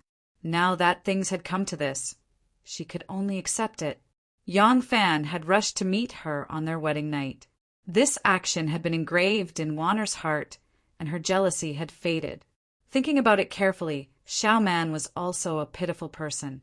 Besides, her relationship with her had always been good, and it was a fact that Yang Fan had married Xiao Man. She had to accept this sister whether she wanted to or not, so she had long acquiesced to this fact.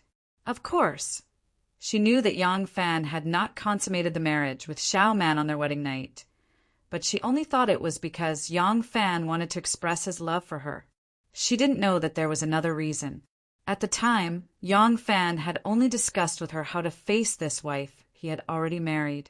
Of course, he could not even tell her the secret that Xiao Man was afraid of a man's closeness and did not dare to accept sexual intercourse. If the two of them had to discuss such things, wouldn't it be awkward? Hearing Yang Fan say this, Wanner couldn't help but be shocked. She looked at Yang Fan in disbelief. Yang Fan's expression did not seem to be fake at all, and he did not need to fake it. Wanner's heart burned, and she suddenly had the feeling of wanting to cry.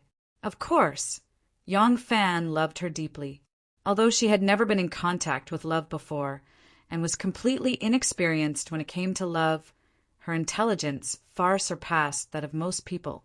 Her pure heart and emotions, coupled with her icy intelligence, could immediately sense whether someone's love for her was sincere or not. Perhaps in the process of human evolution, the heavens also felt that women were weaker than men, so they were given this natural animal instinct, a woman's intuition. Therefore, when she saw the look in Yang Fan's eyes, she completely believed in Yang Fan's words. Because she believed, she was moved beyond words. Chastity was for women. Whether or not Yang Fan loved her deeply, it would not affect him having other women. In the thousands of years of human development, it had always been like this. Whether it was men or women, they all thought of this as a matter of course. Xiao Man was Yang Fan's official wife. No matter if he was willing when he married Xiao Man, this was a fact that no one could change. Yang Fan was a young and strong man, and Xiao Man was also so young and beautiful. If Yang Fan slept with her, it was natural. However, the two of them had not slept with each other yet. Naturally, Wanner would not think that Xiao Man had a strange habit. The only reason she could think of was Wanner stared at her man. The more she looked, the more she loved him. At this moment, she was willing to do anything for Yang Fan. Wanner suddenly threw herself into Yang Fan's arms and said emotionally, Lang Jun, Wanner already knows your heart. After all, Xiao Man is your official wife. You can't blame her for this. When you and I talked, didn't we say that we would try to accept her in the future and live together? Wanner can't always be by your side to serve you. Xiao Man is a good girl.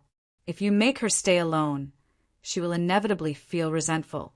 Besides, if you marry her but don't become a real husband and wife with her, won't you let her down for the rest of her life? Lang Jun, accept her. Wanner doesn't blame you. Wanner knows the feeling of longing. It's not good. Yang Fan stroked her soft hair that had the fragrance of honey locust. He didn't know what to say. He hesitated for a moment and then said, It's a long story. I will tell you in detail later. Don't roll over me. Let me calm down first. Tell your disappointing little brother to calm down. Wanner glanced at his lower body and suddenly bit her lips. She didn't say anything and blushed. She lowered her head and didn't dare to look at Yang Fan. She only said in a voice as soft as a mosquito, Look at your uncomfortable look. I will use other ways to serve you. Wanner had read many ancient books on bedroom techniques and erotic paintings. Although she had no practical knowledge, she had indirectly learned a lot. She had also tried it before, but that was just an entertainment before the big fight. Yang Fan did not believe that she could calm his angry little brother with just her words. Yang Fan did not believe that she could calm his angry little brother down with just her words. Yang Fan gently kissed her lips and said lovingly, Forget it. I don't want my Wanner's cheeks to be sore and her lips to be numb. If I still can't do anything, then I will be in a difficult position. Wanner's face became even redder. She lowered her head and brushed her long hair back. She said in a low voice, I have a way. You go and lock the door. Oh. Yang Fan got down from the bed, half believing. He put on his boots and hurried out of the screen. He went to the front and locked the door. As soon as he entered the room, he saw Wanner pulling the blue silk blanket that covered her chest, revealing only a pair of smooth and white shoulders. Her shoulders were bare. It was clear that she had taken advantage of this time to remove her clothes. Yang Fan looked at her charming and cute appearance and was even more tempted. He couldn't help but get closer and asked, "What should I do now?" What is this smell?" Yang Fan suddenly smelled a delicate and elegant sweet fragrance. Just a sniff of that fragrant and refreshing fragrance was enough to make one feel relaxed and happy. Wanner's face became even redder, like a cooked shrimp. She pulled the quilt up even more, covering her nose. Only a pair of shy and timid eyes could be seen. Under the quilt, she said in a low voice, "Silly husband, why don't you get on the bed? On the dressing table, there is a jar of top-quality honey and a bottle of orange essential oil. In a while. At this point, Wanner couldn't go on. Her body slid down and she pulled the quilt up, hiding her entire head. Her shy look was indescribably moving. "Oh." Yang Fan turned his head and saw that there was an open orange jar on the dressing table. Yang Fan knew that Wanner had a habit of drinking a cup of honey water before going to bed. He picked it up and saw that there was only half a jar of sticky, flowing, and appetizing honey left. Next to it was a thin white bottle. The cork had already been removed. When he brought it closer, the sweet smell that made one feel relaxed and happy was even stronger. What he had smelled earlier was this bottle of orange essential oil. Yang Fan looked at the honey and then looked at the essential oil. He suddenly understood and was overjoyed. He had never tasted something like this before. For a beautiful woman like Wanner, he didn't dare to make such a request. But when he was in the marketplace, he had heard the man show off. Yang Fan was surprised and happy. He moved to the bed and burrowed his head under the quilt. He said happily, "Good Wanner, you really are a good woman who knows what's good for you." From under the quilt came Wanner's soft voice, "Bad man, it's only when you get something good that you say sweet words." Yang Fan laughed and said, "Of course not. I haven't used the honey yet." Wanner was embarrassed and angry. She said, "Bad man, if you make fun of me again, I won't give it to you." Before she finished her sentence, a charming and enchanting moan came from under the quilt. It was unknown which vital part of her body was attacked by Yang Fan. Soon, the quilt under the quilt twisted like two snakes. The sapphire blue quilt twisted into all kinds of shapes. After an unknown amount of time, the quilt was finally lifted by Yang Fan, revealing two different beautiful bodies. One was masculine, the other feminine. Wanner was sweating profusely. Her hair was messy, and her lips were wet. She looked even more charming. A strange charm came from the depths of her bones. She was indeed a woman who was extremely charming on the inside. Wanner was panting and lying on the bed. Her black hair was scattered on her smooth and white back, hanging down to her round and plump buttocks. Her delicate and round body was half covered and half exposed. Yang Fan propped himself up with his elbow and reached for the essential oil and honey on the dressing table. The lines of his fit and beautiful body appeared even more obvious. His robust and powerful body was as sturdy as a wild leopard, full of strength. His muscles were tough, yet flexible, fierce and brave and masculine. Looking at her man's strong and healthy body, Wanner's beautiful eyes were so wet that water was about to drip out. Suddenly, the delicate and elegant sweet smell of citrus became stronger and filled the whole room. "Ah, lighter. Ah, bad man. Lighter. Ah." The voice was delicate and timid, and the alley was narrow and quiet. The front of the hall was crooked, and no one could enter. Yang Fan was willing to hit, and Wanner was willing to take it. Other people couldn't be jealous, but they couldn't blame. In the torture chamber, Wei Suizhong sat with his legs crossed, picked up a mouthful of food, and took a sip of wine. Then he glanced coldly at the person being tortured and asked lightly, "Are you going to confess or not?" Left Minister Lu Xian was bending his body and sticking out his buttocks. A thin iron chain went through his nose and was tied to an iron ring that was nailed to the ground. The iron chain was only 2 feet long, and he couldn't even straighten his body. He could stand like this for a while, but it would be unbearable for a long time. The sweat on Lucien's forehead dripped down like soybeans. He wanted to squat down, but it was impossible. There was a small weapon rack on the ground, and there was a row of sharp knives on it. The handles of the knives were all inserted into the grooves, and the tips of the knives were pointing up. If he bent down, the sharp tips of the knives would be able to pierce through his chest and abdomen.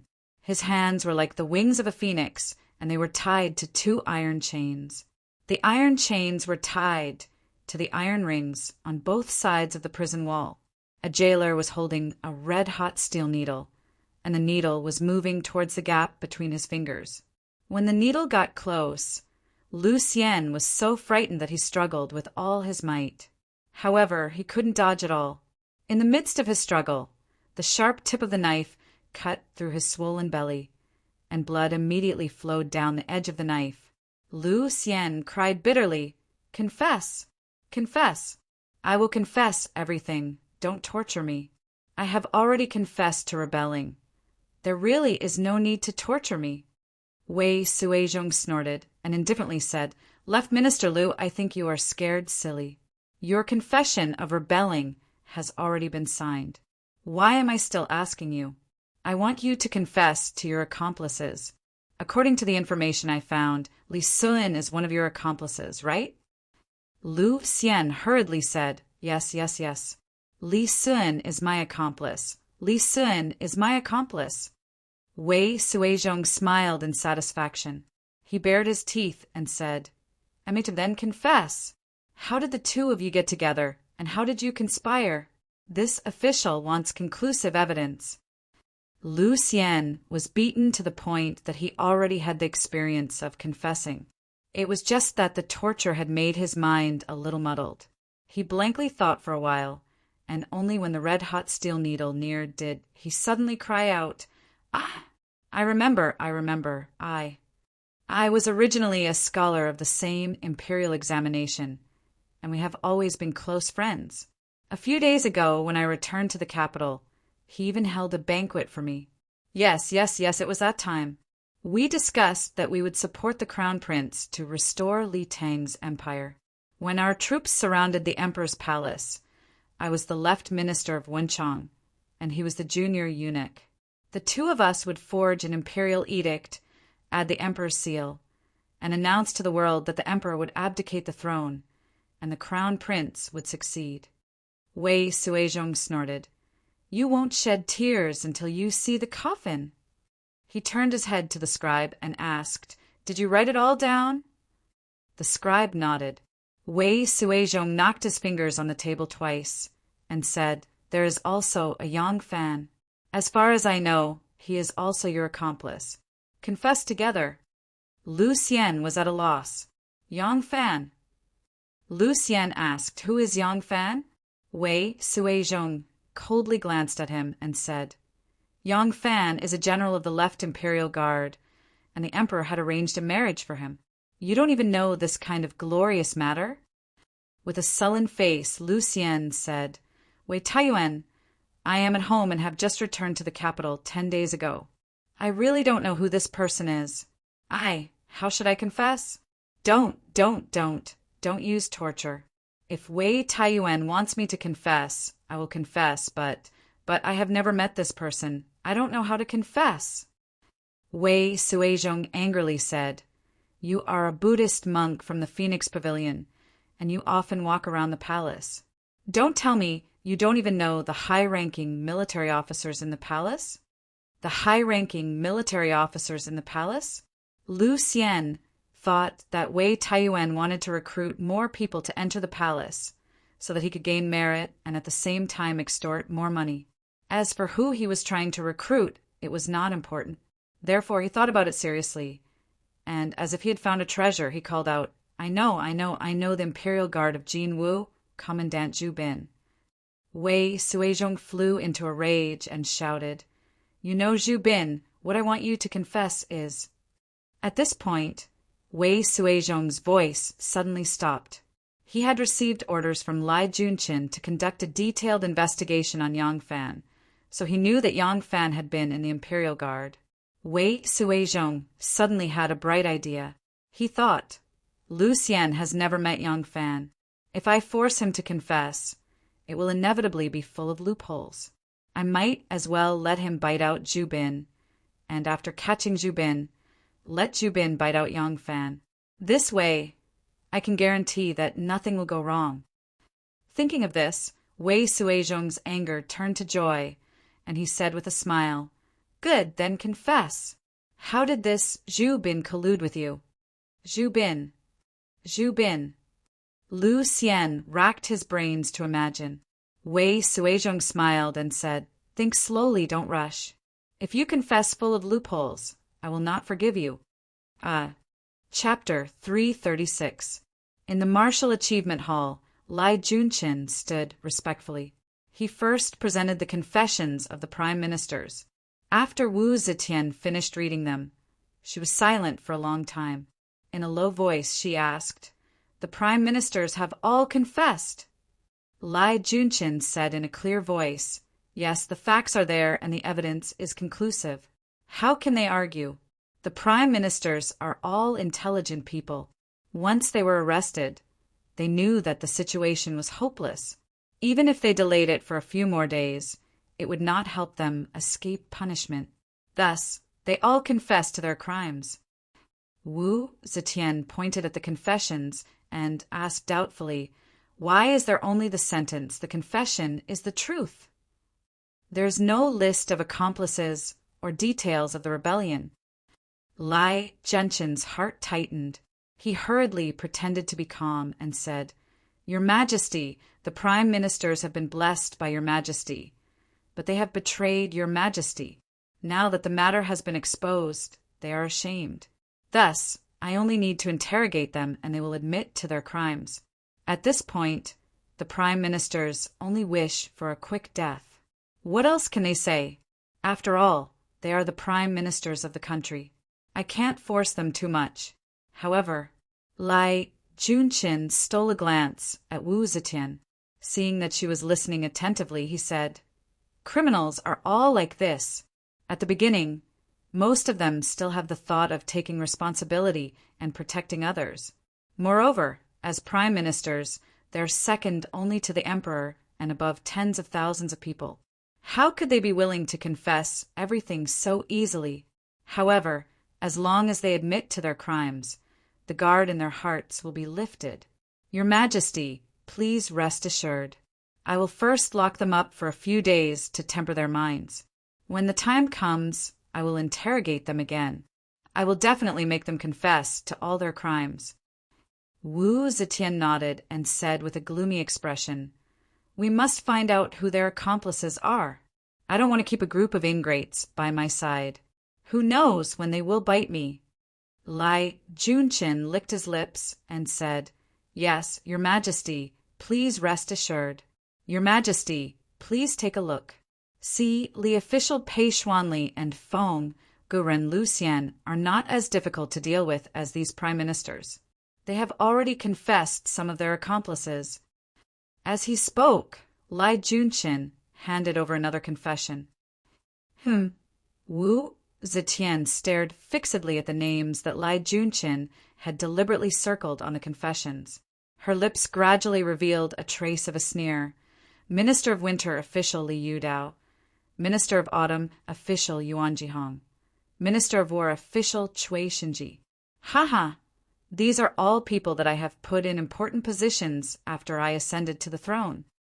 Lai Junqin hurriedly said, Your Majesty's candlelight illuminates tens of thousands of li, illuminating the world. In front of Your Majesty's pair of wise eyes, no crafty person can hide. It's just that these people are glib with their words and are the best at covering up. Your Majesty is busy with a myriad of affairs every day, so how could you have the time to investigate them one by one? That's why they were able to take advantage of the loophole.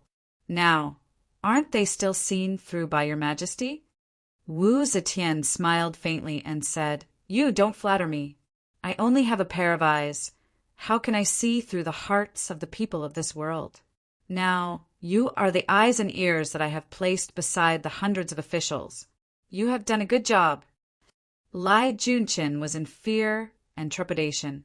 He hurriedly kowtowed and thanked her, saying, I have received your Majesty's great kindness. I have become the minister of the imperial censor with a commoner's body.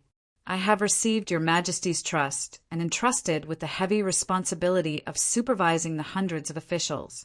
I am willing to do my best for your Majesty until my death. Wu Zetian lightly said, Get up. There's no need to kneel down for no reason. Capture all these people and interrogate them carefully one by one. However, how many demons and monsters are there? I want to sweep them clean and clean my imperial court. Yes. Wu Zetian looked at the signature at the bottom of the confessions and said, Is the person in charge of interrogating this Pei Xuanli imperial censor Lai Zixuan? Lai Zixuan was Lai Junchin's cousin. Both families lived on Vermilion Bird Avenue in Chang and City and grew up together.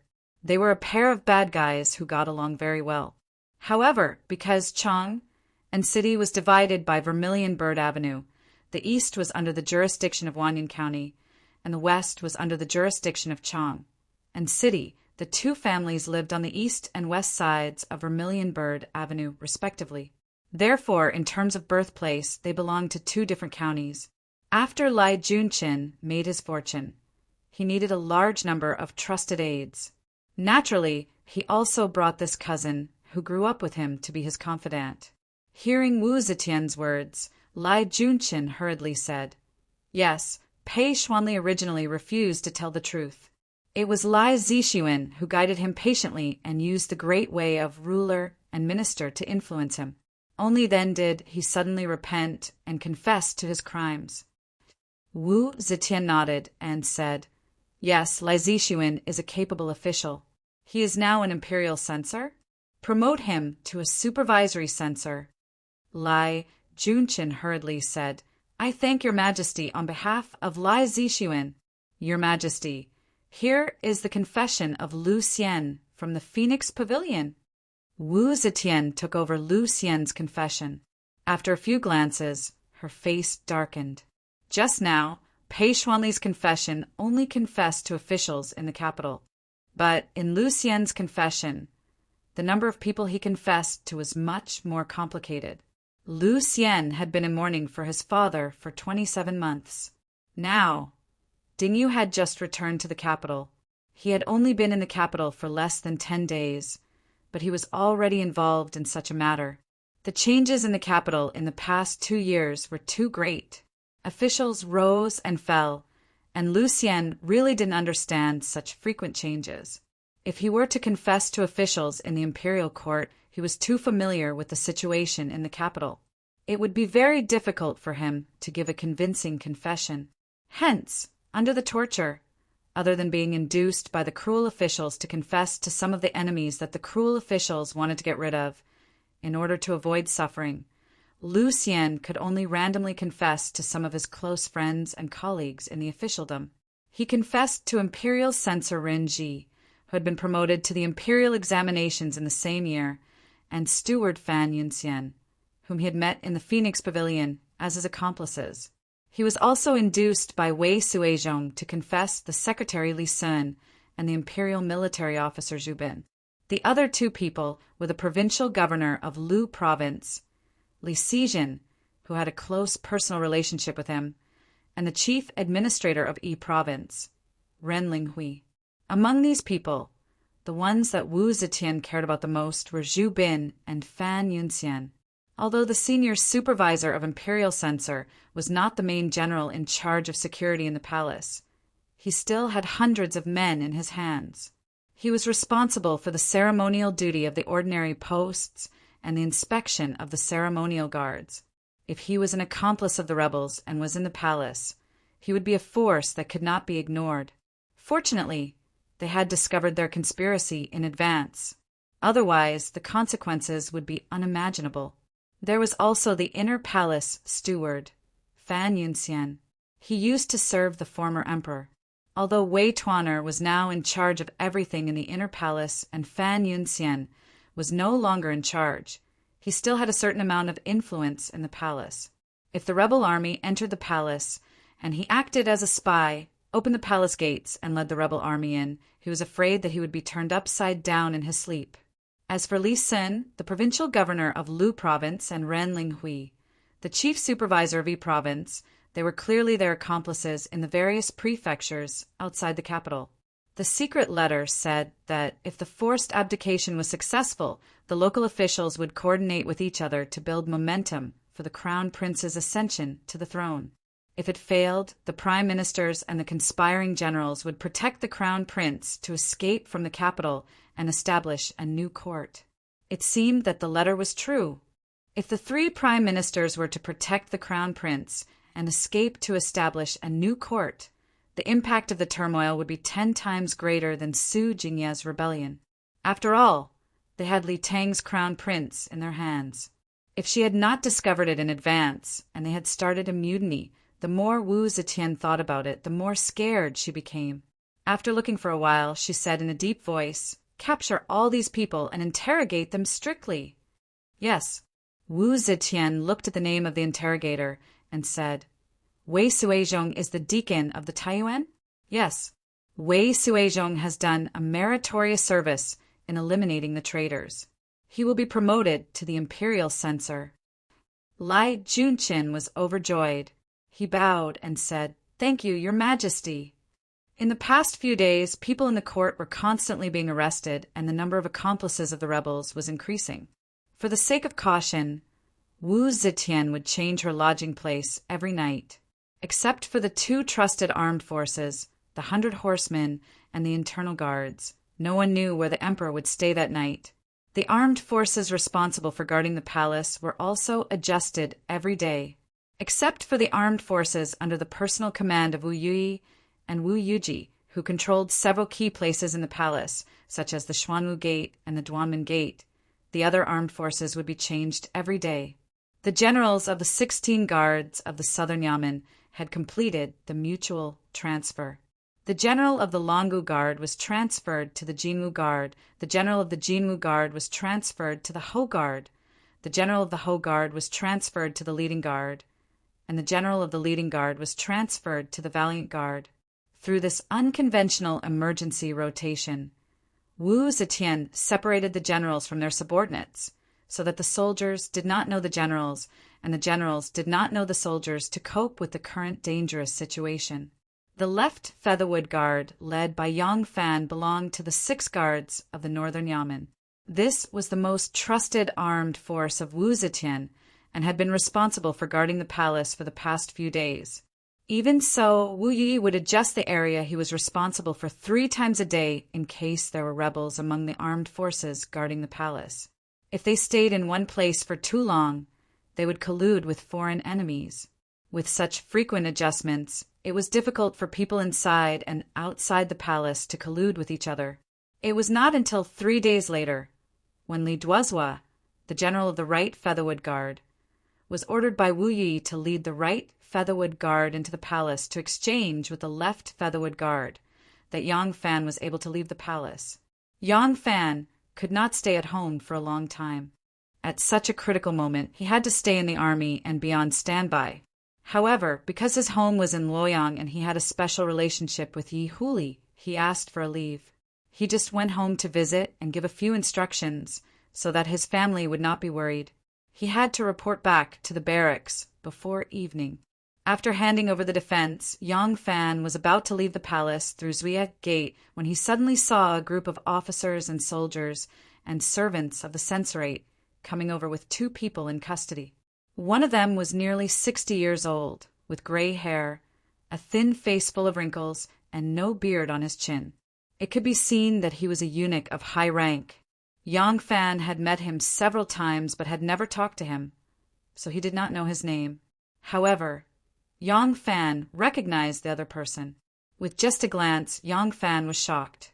This person was Commandant Zhu Bin. "I'm not guilty. I'm not guilty. You bastards! You even dare to frame me, Eunuch Fan. Do you know who hubby is?"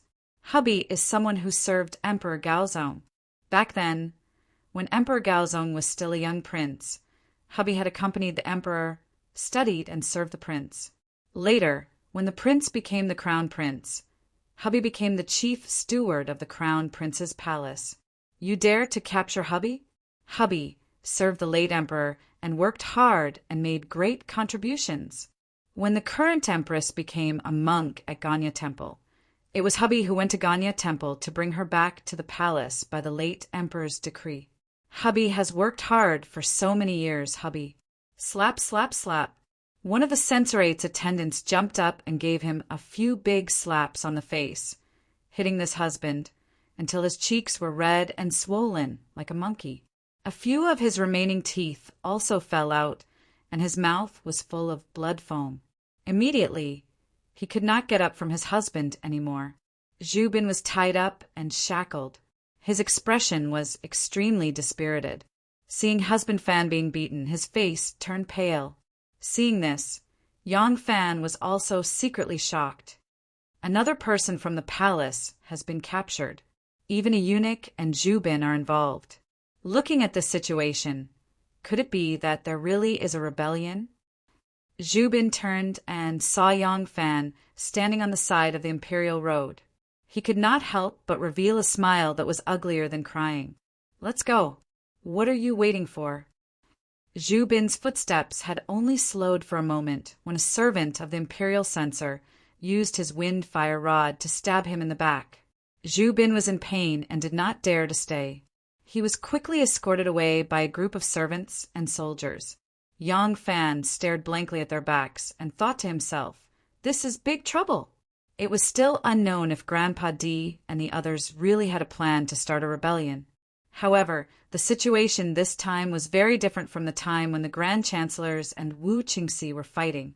Now that the Emperor was panicking, even Princess Taiping would not easily intervene. It would be a great thing for Wu Sanxi if he could get rid of all these officials who were unwilling to flatter the Wu clan. It would be good enough if he did not add fuel to the fire. He would definitely not intervene to stop it. Moreover, if Grandpa D and the others did not have the intention to rebel, this matter might have been orchestrated by him. This person could not be used either. Shenmu was not in Luoyang now. Even if he was here, he might not have the ability to intervene in such an important matter. His hidden sect had always been operating in the western region. His hands might not be able to stretch so far. Moreover, he was a representative sent by the aristocratic families after all. His ultimate goal was for the interests of these aristocratic families. Their usual method was to silently guide the direction of the imperial court. As long as the development of the imperial court was in line with their interests, these aristocratic families who hid their forces in the 9 Earths would be fine. It was impossible for them to go into battle and directly participate in the imperial court struggle. Moreover, Shenmu and Grandpa D had only formed a temporary alliance because of common interests. Such an unforeseen event in the imperial court would not affect his strength. Even if he was here and had the ability to intervene, the current situation was unclear. He might not be willing to get involved in this mess. What should I do? Seriously speaking, I am considered to be on Shenmu's side. So many influential figures in the imperial court have been harmed. Those who can intervene are all watching from the sidelines. What can I, Yang Fan, do as a mere Lang general? Could it be that I should really listen to one, and stay out of this matter to protect myself?